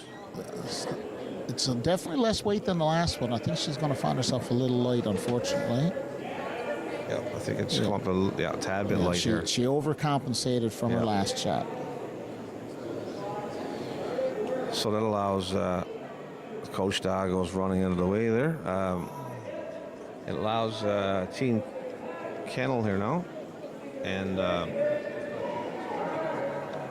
Skip McKinley Open draw for 5 here, Steve. You know what and to you say, know, Rod. I'm just looking at that yellow stone here, and I'm thinking, you know what? Take my 4 and go, because you know, you only know, God only knows what could happen, right? Yeah. Hopefully, Make sure you don't accidentally tap that one. Absolutely not. I'd be lying across the ice here now. You don't see that on TV very often, No. but I assure you see it in club play every week. Yep. This looks to be a good line here. It's got to stick out there. It's starting to come down a little. Might be light there as well. Okay, she's on that guard, but I think it's going to be light, so I don't think it's going to do any damage. What I would call a good miss.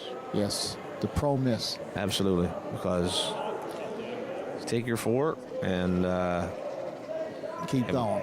5-2 lead here now after 3 ends of play. 4-team kennel.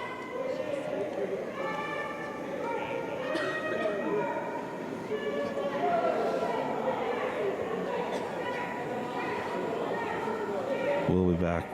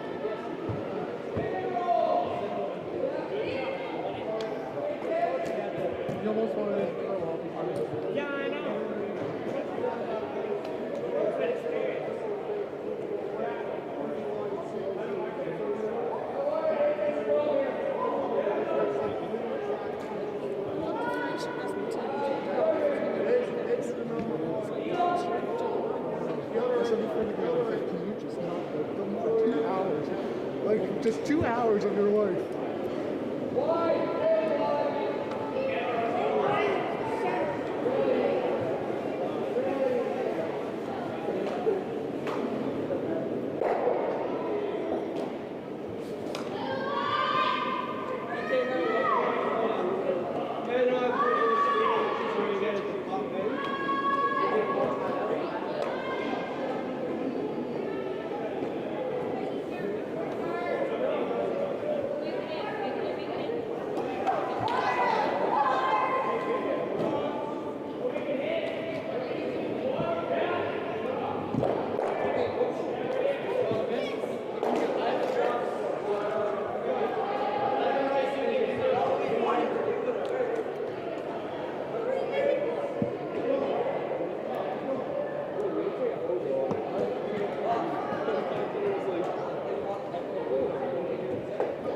But what, Steve, I mean, you look around here, man, there's, 80 people here or so. There's well over 80 people. 100 people here. There's at least 90. But it's great, like I said. No, it's a big crowd here. If you want to watch, you're going to have to stand up and watch. Absolutely. And, we got 18 teams. And the biggest thing I got out of it was normally you have more boys teams than girls right. teams. We have 9 girls teams, which is absolutely amazing, right? No, that's great to see. It's starting to grow. The game is growing. All right, so back to the action here. Lead Ella break here now with corner guard being called and executing the corner guard. Okay, so a couple of guards on the left side of the house. Yep. So, you know, as they say in curling, you got a couple of corner guards or you're trying to get back in the game on. Yep. It's all about the execution from here on out. Yeah, for sure. Mashenko desperately needs at least a deuce here. Yes, absolutely. All right.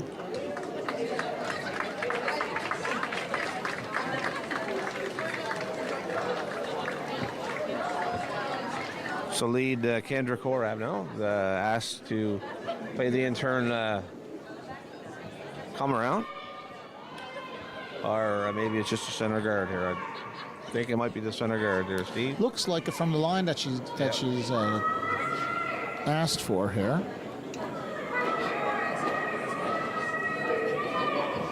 Looks like it's going to be perfectly executed. Oh, I think. Oh, okay. I thought the rock may have been burned by look, a couple faces there. Yeah, I thought so too. So a couple faces look like they felt a little guilty, but I guess I misread it. Yeah. And usually, of course, we don't have any audio in here, so you couldn't hear anything. But one of the lovely things, as Rod, you know, I'm sure, and any of our regular curling viewers knows that it's a self-officiated game, and if you hit a moving stone with your broom, then we consider that a burned rock, and typically it's just removed from play. Yeah. And it can get a little more complicated than that, of course. Yeah, sometimes, but, you know, if it has no bearing, like, you know, if you, it's a gentleman, or yes, you know, it's an agreement between two teams, you know, and stuff, which is a great thing about this sport. There's no officiating involved. Absolutely, you know what I mean? and as a young player, you learn to be, you know, the respect for the game and to have some honor and integrity. Yep. And you know, it's a big deal when you're out there and you make a mistake and tap the broom, tap a rock with your broom, and you've got to say, "Hey guys, I hit that rock," and that's shows a great element of maturity for sure. Absolutely. Okay, so here now, Team Kennel with a couple guards in play here, and second Penny Lindstedt being asked to come around that center guard. Steve, line looks to be fairly close there. From my angle, needs to put the brakes on a little. No, I think it's dying there. Starting to come down here.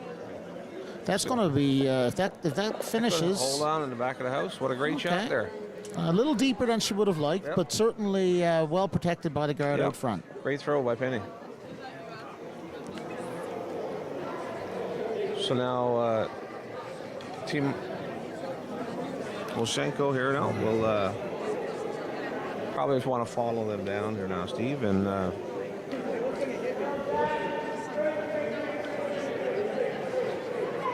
yeah, I think if she could put one in behind that guard and on top of that one in back, she'd be happy enough. So the second here now is Sophia Small. Be a great opportunity to come down and freeze down to the back one here, or if not, stop top 4 foot somewhere. Seems to be a little tight on the ice. A little tight on line, but there's still the guards over there on the other side.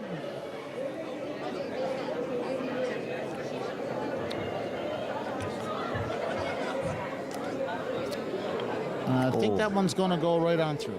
Yep. A little flash on that one. And as we said earlier, the ice here is certainly not slow. I played last night, and there was rocks that were 16 seconds hog to hog that were going out through the back. So it was really nice to play on.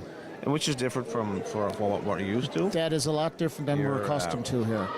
I mean, you're talking a huge difference in what the ice used to be like here. We have what's called jet ice here now. Everything, everything's on the up and up, and next year it'll be better again, right? Yes, and they're scraping it multiple times a week. Yep. It's not they're not scraping it like they do at the Remax Center, but they're not playing as many draws as the Remax Center. But the ice has definitely improved. And like I said, last night we had 16-second hog-to-hog rocks that were going through the house. Yep. 4 years ago, we were 12 and a half seconds to the tee line. Yep. And while that may be a foreign language to some people, I'll just say that's a lot. It's a lot nicer to play on. You can feel it when you slide. And you know what? It kind of brings the membership back as well. We got a 35% increase in membership in Gander this year. It's not much fun to play on bad ice, but the ice has improved a lot. And like I said, as you can tell from the crowd here, we can host events here now. We have the... Well, I just saw that the mixed doubles has been moved to Gander. Yes, I'm skipping a team in that myself. God love you. Yes. You managed to convince someone to play with you. I managed someone. I got a couple of good girls to convince to play with me. One of them is skipping at the Scotties right now. Good for you. And the other one is playing second at the Scotties right now. Well, listen, are they going to be strong enough to carry you? That's what I want to know. Yeah, and I managed to convince my son, who's going to the Briar next week, to play with me as well. I was going to have a chat with you about the Briar, but when we get a little break in the action, we'll chat about that more. Great little shot there, then. There's only one common thing there, Steve. You got 2 at the Scotties, 1 at the Briar. What am I doing on that team? Listen, like I said, I hope their backs are strong to carry you. Oh, yes. Back and look at that replay. A solid plan B. Yep. Everyone loves it when that works out. Yep. That's a couple times now, so great result. Got the guards and opened it up. Sitting shot rock. Yep. So we'll have... Looks like a nice throw there. I think that should finish all right. Elizabeth Piercy now with the out-turn delivery. Looks like a great-looking rock here, Steve.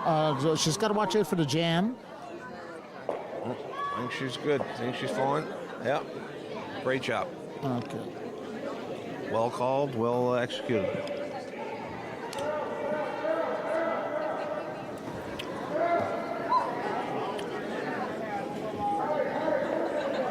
All right, Moshenko starting to run into a little bit of trouble again in this end. She's not, she's not concerned with the rocks here in the 8-foot and 12-foot. She's going to draw around. Yeah. And take her I'll say one thing. Pretty aggressive play here. Absolutely. She's got a fairly decent understanding of the game for someone who just started out. So third here now for the team. We'll shake a Shelby Sweet Apple. And looks like she might have end up with some. Watch this result here, Steve. Almost. And a great result here. Absolutely. They would have loved to have a little bit more of a roll, but as Russ Howard says, the toughest shot in curling is the hit and roll. And if Russ Howard says, I'm telling you a big fib, Kevin Martin says that the toughest shot in curling is the hit and roll. And if Kevin Martin is saying that's the toughest shot, who am I to differ? Yeah, that's right. Right? Elizabeth Piercy now with her second stone of the fourth end with the attempted duplication of her first rock. If line looks to be pretty good. It's coming in, working hard on this Canberra. I don't know if it's going to get enough. Going to get a half of it. Yep. Yes, it did. Great now, job are they sweeping that out? Okay. No. Don't think they're going to be able to get that one out. I got a feeling she's going to leave that one alone and play the come around again. Steve is my guess. I would think so at this point. Yeah. At this point, she's kind of got to be thinking that way. Yep. Yeah, that's what she's looking for. Yep. So Shelby with her second stone here of the fourth end. The attempt to come around.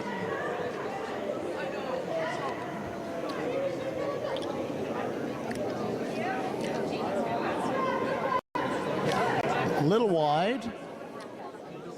Perhaps a little heavy, but this might be another plan B. We're getting blocked a little here. Yep. I don't. Can't see. It's got to come a fair bit to use the backing. It may just do that. Oh, almost. Tough luck. Tough luck.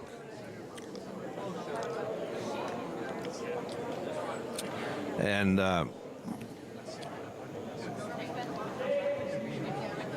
my guess is when Shelby gets on the other end, there'll be a smile on her face after those two. No surprise. Right? And that's why we love this sport.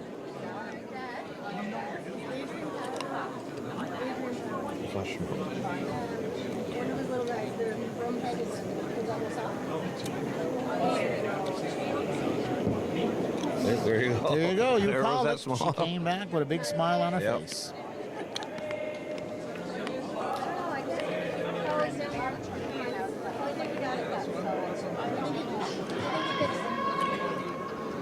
We have Skip McKinley McKennell now. Attempting the come around. Line looks, oh, I think that was burnt. Was it not?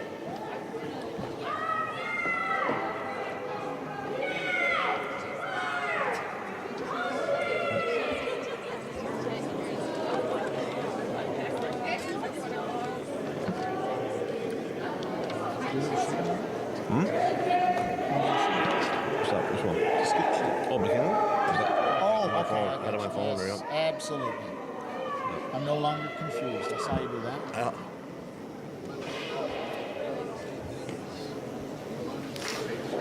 So now we have a little stoppage and play here with Coach Da, having a word with the players.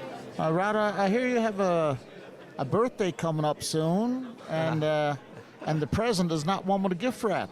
Yes. A birthday next Friday. And probably, Steve, the greatest birthday gift I'm ever going to get in my life next Friday. My son Aaron was fortunate enough to win the tankard this year. They're going to the Briar next week. And he gets to Exciting time for your family, obviously. Yeah, and birthday gift for Dad. He gets to play against Brad Gushu in the first game there next Friday night. Well, you know what? If he's going to have to face him sooner or later, you might as well face him early. Absolutely, yep. So, you Right? know, Because, as the week goes by, Brad Gushu typically doesn't get worse. no, you got that right. You That's know, for sure. so they'll both be only have their practice sessions on the ice. Yep. So, you know, if they're going to have a chance, that's probably the time. Absolutely, and I guess you're going to leave your wife home for that one, yeah, right? no, my wife is going to be right behind my side. I figured as much. Yeah. Funny story though. She was probably more excited than you were. Oh my God, no! I think they heard the roar of me across the. I don't know.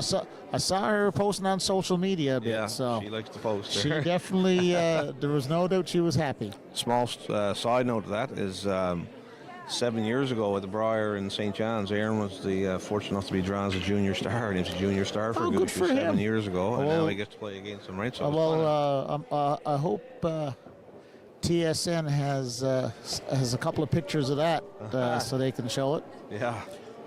Just ask Michelle. She got Yeah, I'm pictures. sure your wife will have pictures of that.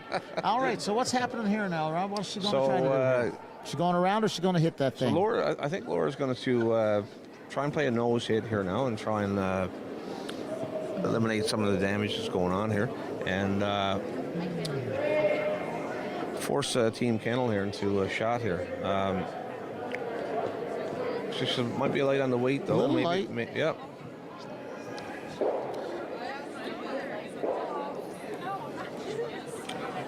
And that one, yeah, a little light over curling, and gives Team McKinley and our team here now a great opportunity to probably put another one here, Steve, frozen on here in the top 12 foot, or maybe play a little tap back and really add the pressure here right now. So pressure will be on then for sure. Yeah, absolutely.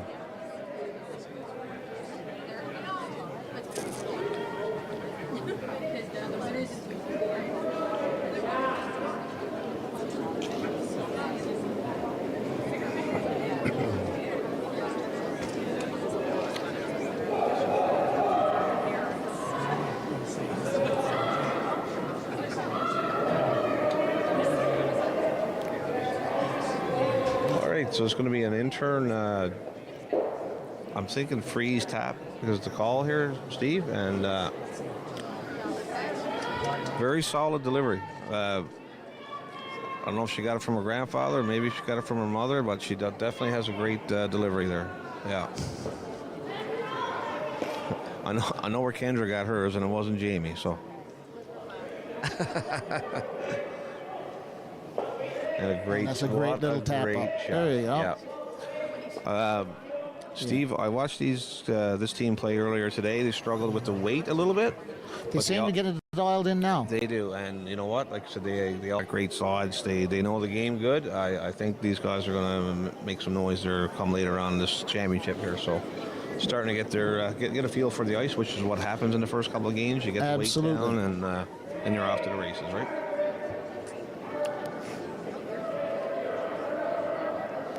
Okay, so Laura Mashenko with her final shot coming up. Yeah. The pressure is on here. Absolutely. I don't know. She was looking at that raise. Yep. There's not much there. This might be the call. You might be able to play a double. I think she's trying to raise that top one straight. I think so, back. Steve. There, yep. So you skip a team as well in the leagues. What would you be making this call? If I'm throwing this shot, the only way that I'm trying this one is if I get outvoted by the rest. I don't, I'm looking here and I'm thinking I would probably try to hit that the top rock and try to hold him to one. Yeah. That'd be, but she's down by 3. That's congrats, good shot, and you're getting your one here, right? Right, But you could hit 2/3 of the red one here and make the double and sit and probably get a point. I'd be afraid of my own rock rolling out, but absolutely, yeah. Yeah. She's it's always, I try to always play personally risk reward, and Steve, this is close, buddy. She's close. Come a little more. I don't think she got the angle enough. Might hit the other one. No. Very, very good try. Yep, nice try. That was a great effort. Yeah, it was, absolutely. It made them think, but that's so that's 3 more. 4 more. 4 more. Steal a 4.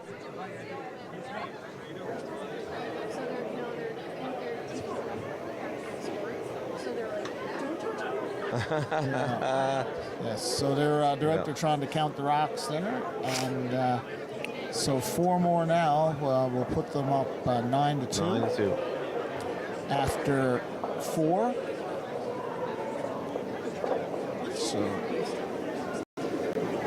So a little bit. We'll be back, folks, with the 5th end momentarily. We're in big trouble at this point. Yeah. We're going to need a massive comeback. But you know what? They're all still smiling. Absolutely. And that's the key. Yep.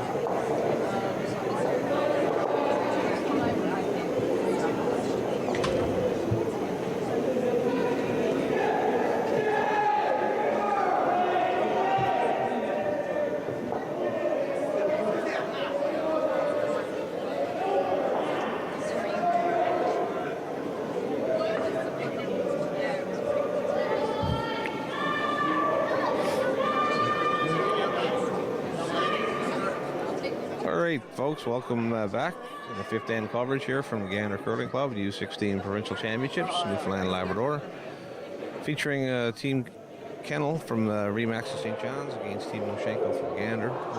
Kennel leads 9-2 after 4 ends of play. And we just had lead Kendra Korab, deliver her first stone just short of the rings for a corner guard.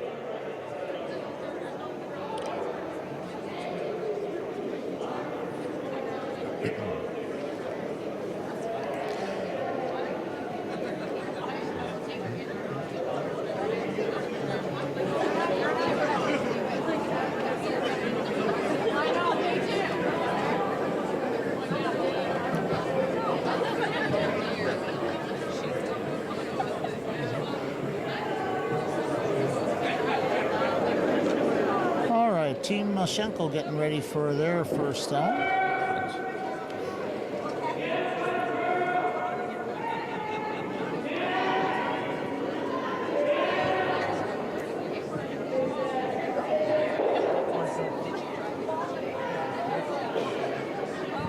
All right. She's ready to roll. Probably past her bedtime. Yes. Starting to run out of their energy there now, Steve. Yeah, it's past my bedtime, yes. I can tell you that. Yeah. And, you know, to be fair, anytime I've been down 9-2, I felt it was past my bedtime as well. No matter what time of the day the game was. Absolutely. Anyway, listen, they are still smiling, and they're trying their best out there. They're having fun. They're waving at their parents back behind the glass, you know. Everyone's having fun.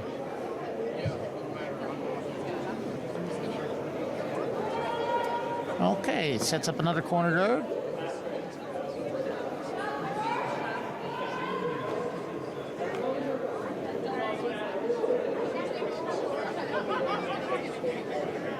Elizabeth Piercy settles in the hack.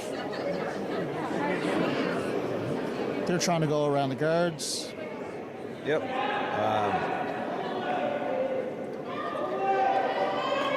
we got Kendra Korab. Oh, my apologies. Yep, That's sorry, Kendra. Yep. It's Kendra. Yep, it's Kendra's Kendra second stone here. Korab, forgive me. So the weight looks to be good. They're on it and off it here, and it's a big swing there, Steve. Yeah, oh, it takes off. It wants to go towards the wall for sure. Okay. Still wide open. Still open. Has to be dealt with. And young Ella break here now with her second stone of the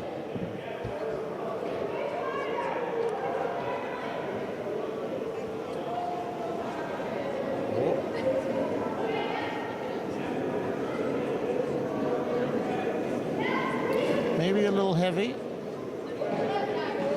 It's hard to tell. She's so tiny. She's around the guard. She's around, yep. Line's close. But a bit heavy, I believe, yet. Had the makings of a nice shot. Too right.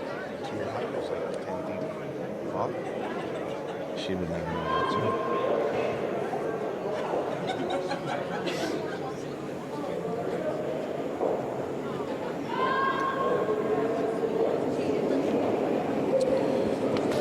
Okay, so now Penny Lindstad now with her first rock of the fifth end here. Being asked to play the comer, and I believe it is there, Steve. And it's there. You know, Ella Brake just showed us that that it moves in that direction, and you can definitely, if you've got the right weight, it's very weight sensitive, but you can definitely get it tucked around there. Absolutely. We've got a game ending on the next sheet over. Yep. After 5. Yep. I'm not sure. A bit lopsided. I'm not sure in whose favor there, though. I'm not sure who was playing there. So well guarded, nice guard here by Penny, and yeah, fully covered. With Sophia Small now with her first rock here of the fifth end. We'll be asked to draw around those center guards and try and generate some offense here for the team trailing here by 7 at this time.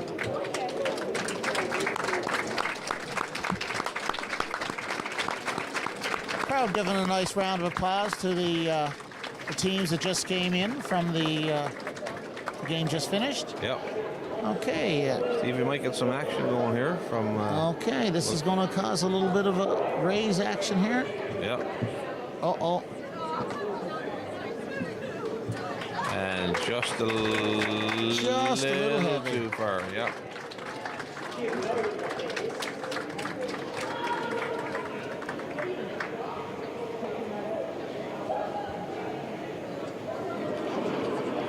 All right, so Penny Lindstedt lining up her shot.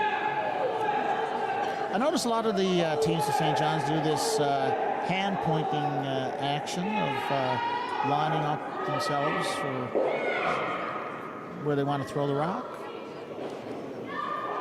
I don't know if you've noticed that, the hands out and lining up their line. When they're in the hack. In the hack, yeah, lining up, so they're lining up totally. their upper body, their knee, and their toes, and all that stuff. And this looks like a beautiful shot.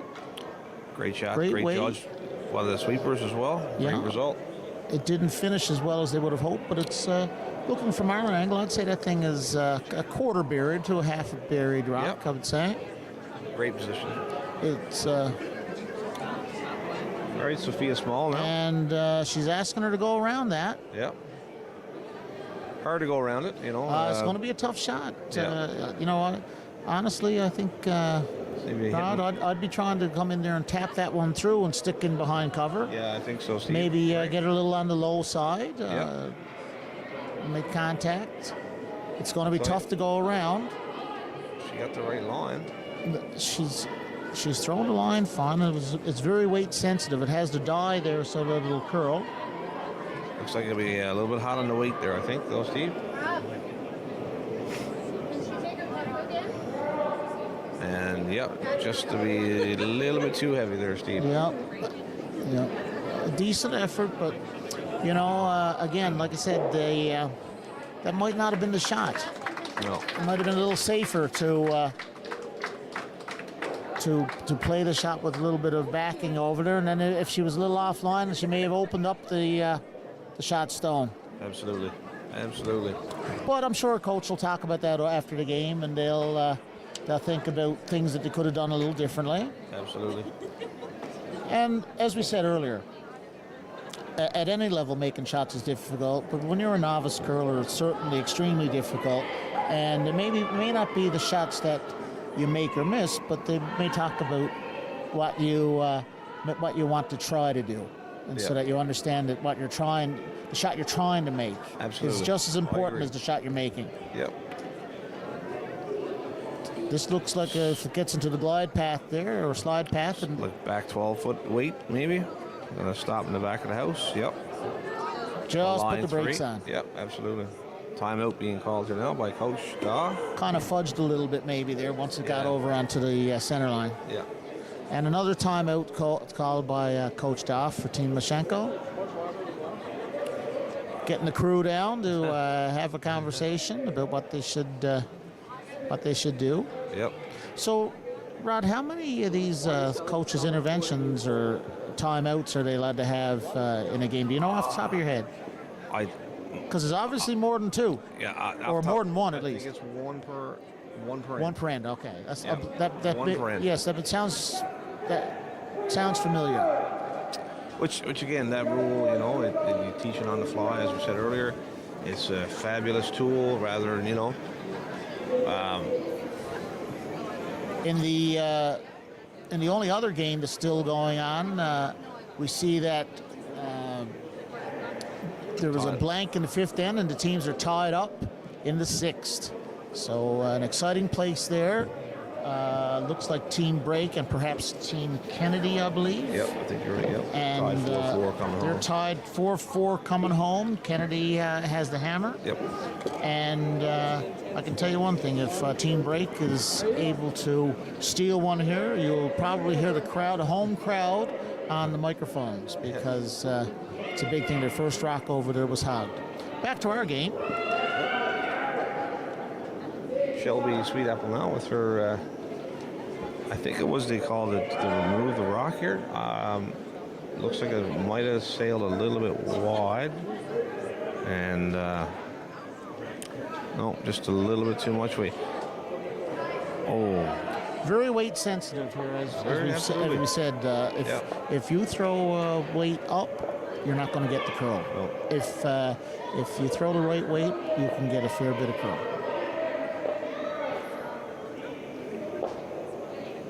I think Team Kennel had played on the sheet earlier and did the game, and they got caught on this as well, and they learned from that. So absolutely, big advantage to makes a difference.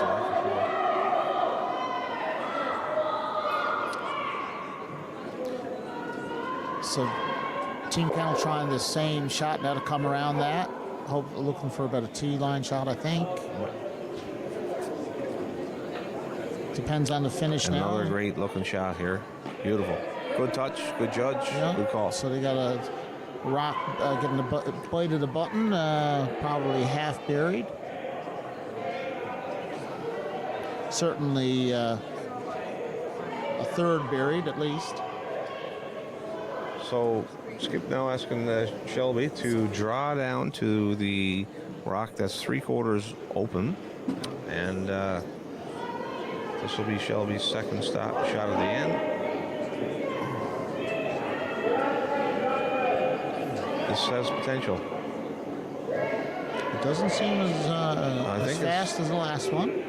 Has potential. If that dies here, now that'll swing over, and she might get. So I think she's got a good looking shot here. You're going to have to work on it a little.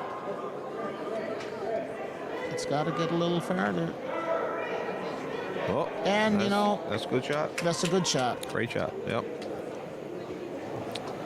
They're going to have to deal with this now.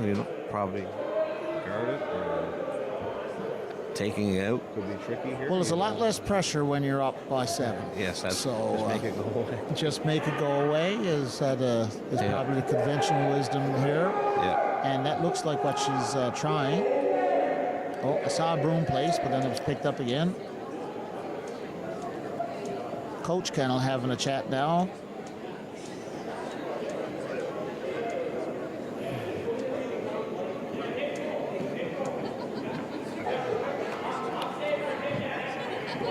Over on the other sheet, a second hard rock of the end. So that's tough. Yeah, trying to guard a rock. Trying to guard a rock in the house. Yeah. Yeah, in the top 4 foot. Yeah. I know we don't have on this broadcast. We don't have a shot of that. I don't know if they're covering that on the other streaming game, but we'll give you a little update when we can.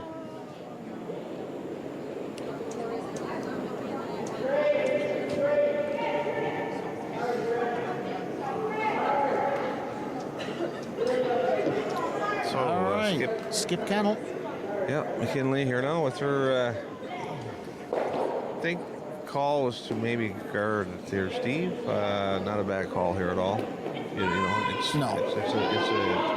minimize any Team Moshenko here, and so it has to be dealt with. Take away any risk that there might be. They finish that over now onto the center line. It'll be a good looking shot. Talking about Hog there, we jinxed them. Yep, Hog Rock. What's that? So I think we might have jinxed her when we were talking about Hog Rock on the other sheet there. Oh my, well. And resulted in Hog Rock.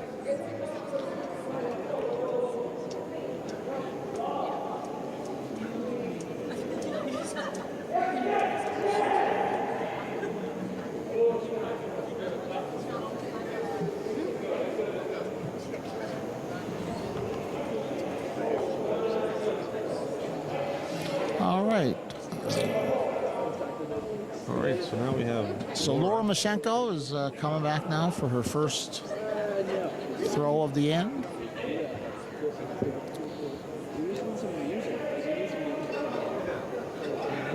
Looks like she's taking some tight ice there. So looks like she may be trying to promote her own or tap her own. Tap up, yep. Absolutely. And then, great call. Get rid of the red stone behind. Yep. Just been verified by Shelby. So probably not a bad idea. No. The rock keeps moving though. I mean, not the rock. The broom keeps moving. I don't know where I need to throw it. Okay, I think they're on the same page now. Yeah. Not a lot of ice there, Rod. So I hope she gets a good kick from the hack.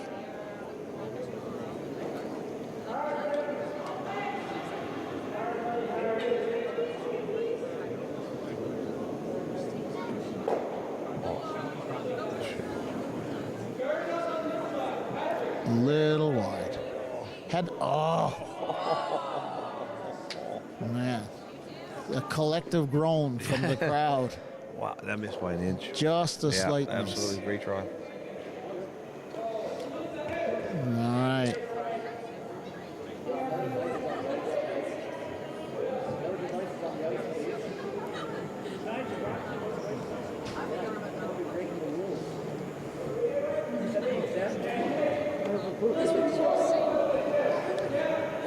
So McKinley Kennel is back to take Yep, she's going to try the her shot now. again I there. think she's going to throw that guard up. Yep.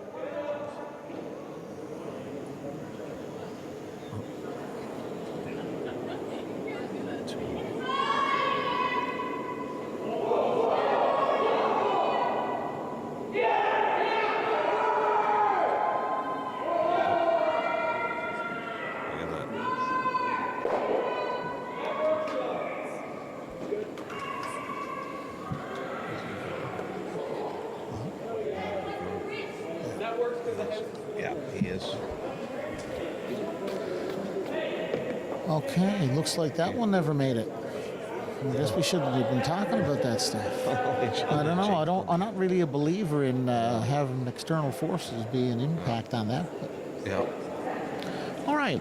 So Laura comes back now for her last stone. Looks like she's going to try the same shots she threw last Yeah, time. I think she got a little bit less ice taken here now. So same kind of delivery, same kind of throw. She hits that ice. Yeah. She hits the broom there. I think she'll have a good shot. I think so too. Yeah. And this. I'm not sure how the time is going. I think we're past the 90-minute mark, so I don't think they'll start another end. Oh. So this may be her last shot. And if she makes it, it'll be all right to Great finish way with to it. end the game, absolutely, Exactly, right? something They positive. got a victory today already. Yeah. And, Oh, she's close. It's got to come back a little. No. Looking good. It's looking good. It's looking like a good shot. Good for her. Yeah. Good for her. What a shot. Yeah. Yeah. You know what? There's worse thing than scoring 1 point. Yeah. What a great shot that was there. And they're That'll be the highlight. They're of kicking the- their hands away. Yeah.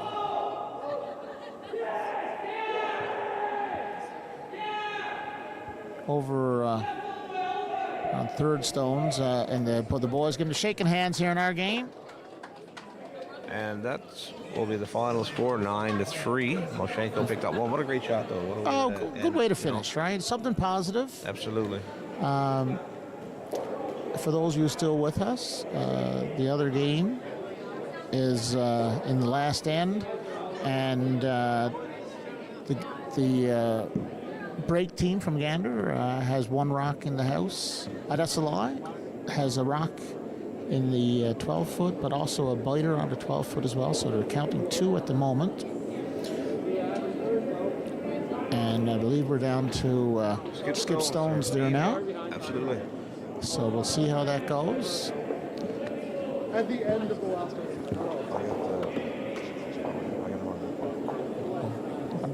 There's one. Oh, yeah. Is that home? No sweat. I just work today. No worries. No, I did. I as well. Yes. Duck season is past us.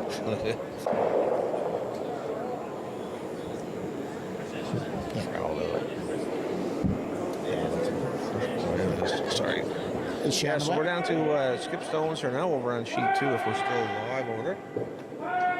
And, are we good? Thanks. Okay, All right. so we're off the air. Now Good you night. can swear.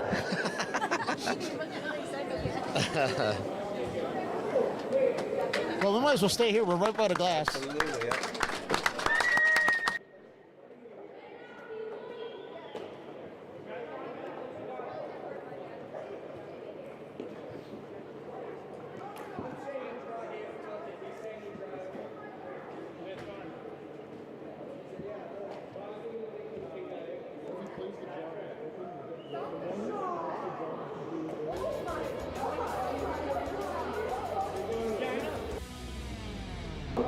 control. What do you do? And what happened? You hit the eggs. So close it off.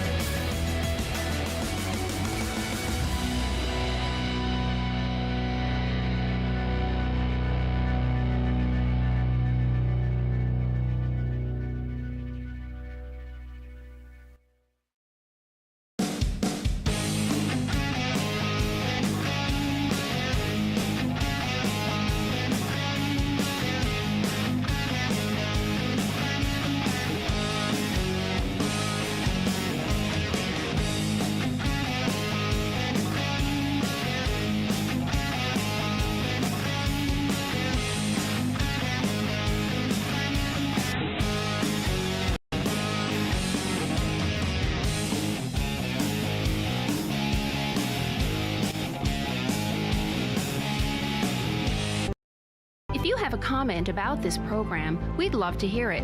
Email or call us, or send us your feedback through social media. You're watching Rogers TV. Today, I helped a senior find transportation to an important medical appointment. Today, I helped a new mom find virtual programming so she didn't feel so isolated.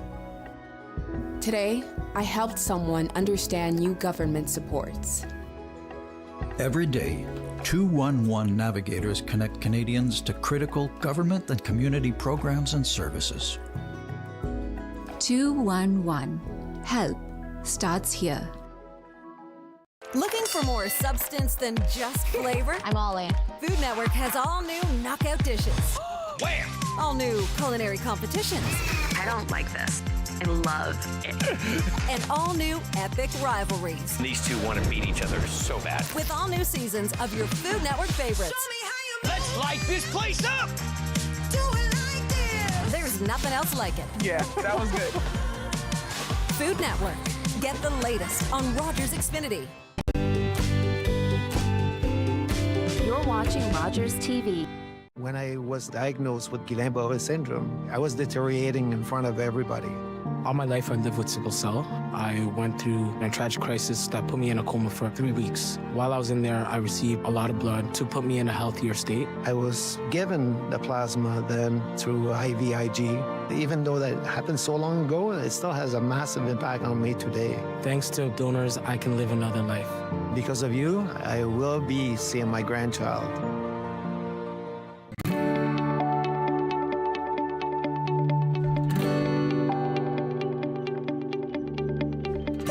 You're watching Rogers TV.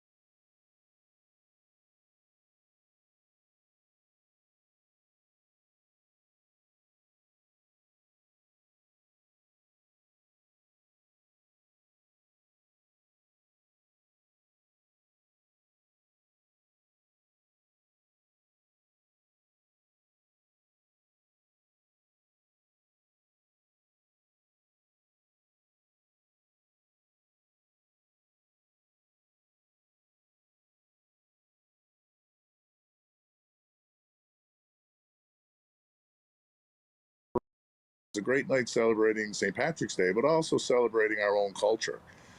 And, anytime you can get 1,000+ people together and have a fantastic time and see everybody singing and dancing and singing along to songs that are 150 years old, or, yelling out songs to Bud Davidge. And then what's even more encouraging to me is seeing guys like Rob Lowe's Rock and Rum Ragged continuing this tradition, and, people enjoying their music, not just in Newfoundland, Labrador, but all over the world. Yeah, absolutely. Very well said. And that's another exciting thing about this lineup, really, is you've got literally multiple generations of Newfoundland traditional music. You've got different styles. Every band on this lineup offers a very different take on traditional music, and of course is incorporating their own tunes as well. So super exciting times. I see that tickets are certainly moving nice and quick now. So where would you send somebody who wants to grab a ticket? Because I know the last 3 years completely sold out, and people are always messaging disappointed. So this year, if people don't want to be disappointed, what should they go do today? They should go to the Civic Center.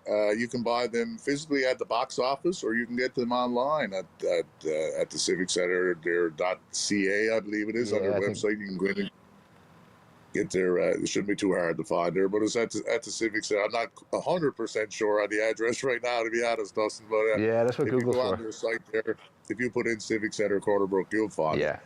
Yeah. And everything's getting so expensive, but we're really trying to keep the ticket prices to the same. To my knowledge, I think the ticket prices have been the same for 4 years, and we're trying to keep it there, because we understand that it's not that easy for everyone to go out, and these days it's a bit of a hard go for a lot of people, but we want to try to keep it to a sensible price where you can come out and have a fun night, see a lot of people, see a lot of great music, have a fun time celebrating our great province. Absolutely, Chris. Thank you so much for filling us in on all of that. And to everybody, yes, go check out, I think it's cbciviccentre.ca. Either way, just go type in Shanneyganock and Corner Brook, and you're going to quickly find this event, which is March the 15th. Amazing show, as per always. Bigger lineup, bigger show, same great ticket price. Thank you so much, Chris, and we look forward to seeing you over here on our side of the island in March. It's always a pleasure. I can't wait to come visit. Take care. Thank you. Bye-bye. And that's it for today's episode of West Talk. We hope that you are running over to your computer there now to grab the last few tickets for Jib Fest, happening right here in Western Newfoundland, February 21st, 22nd, and 23rd, with something for everyone. And as well, tickets for Shanneyganock and Friends with Rum Ragged, Rob Lowe's Rock, Craig Young, Bud Davidge, and lots of fun. On sale right now at the Corner Brook Civic Center. That one's March the 16th, and I will be seeing you there. That's it for this week's episode of West Talk. We'll be back next Tuesday with another one. Thanks. Be safe.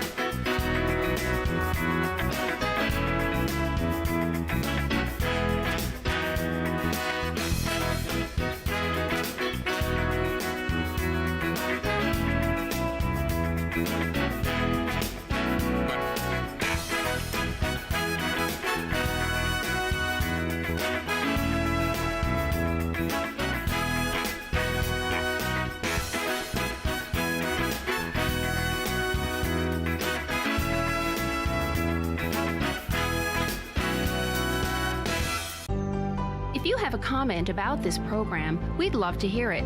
Email or call us, or send us your feedback through social media. You're watching Rogers TV.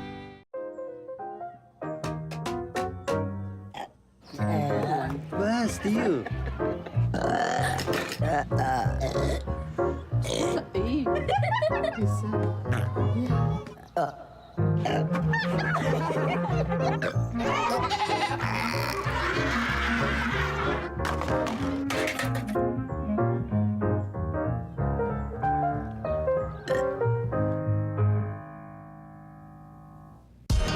Where will you win?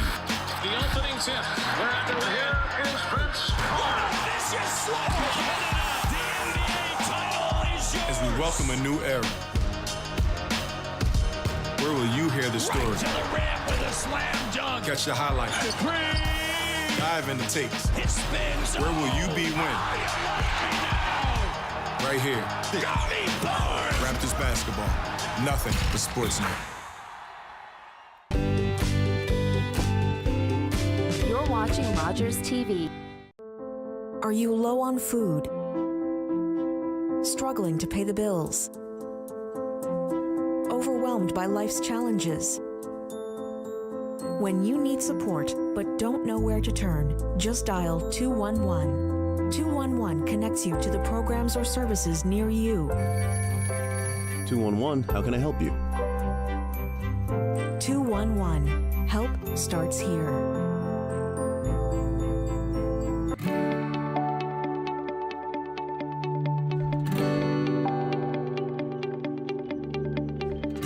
You're watching Rogers TV.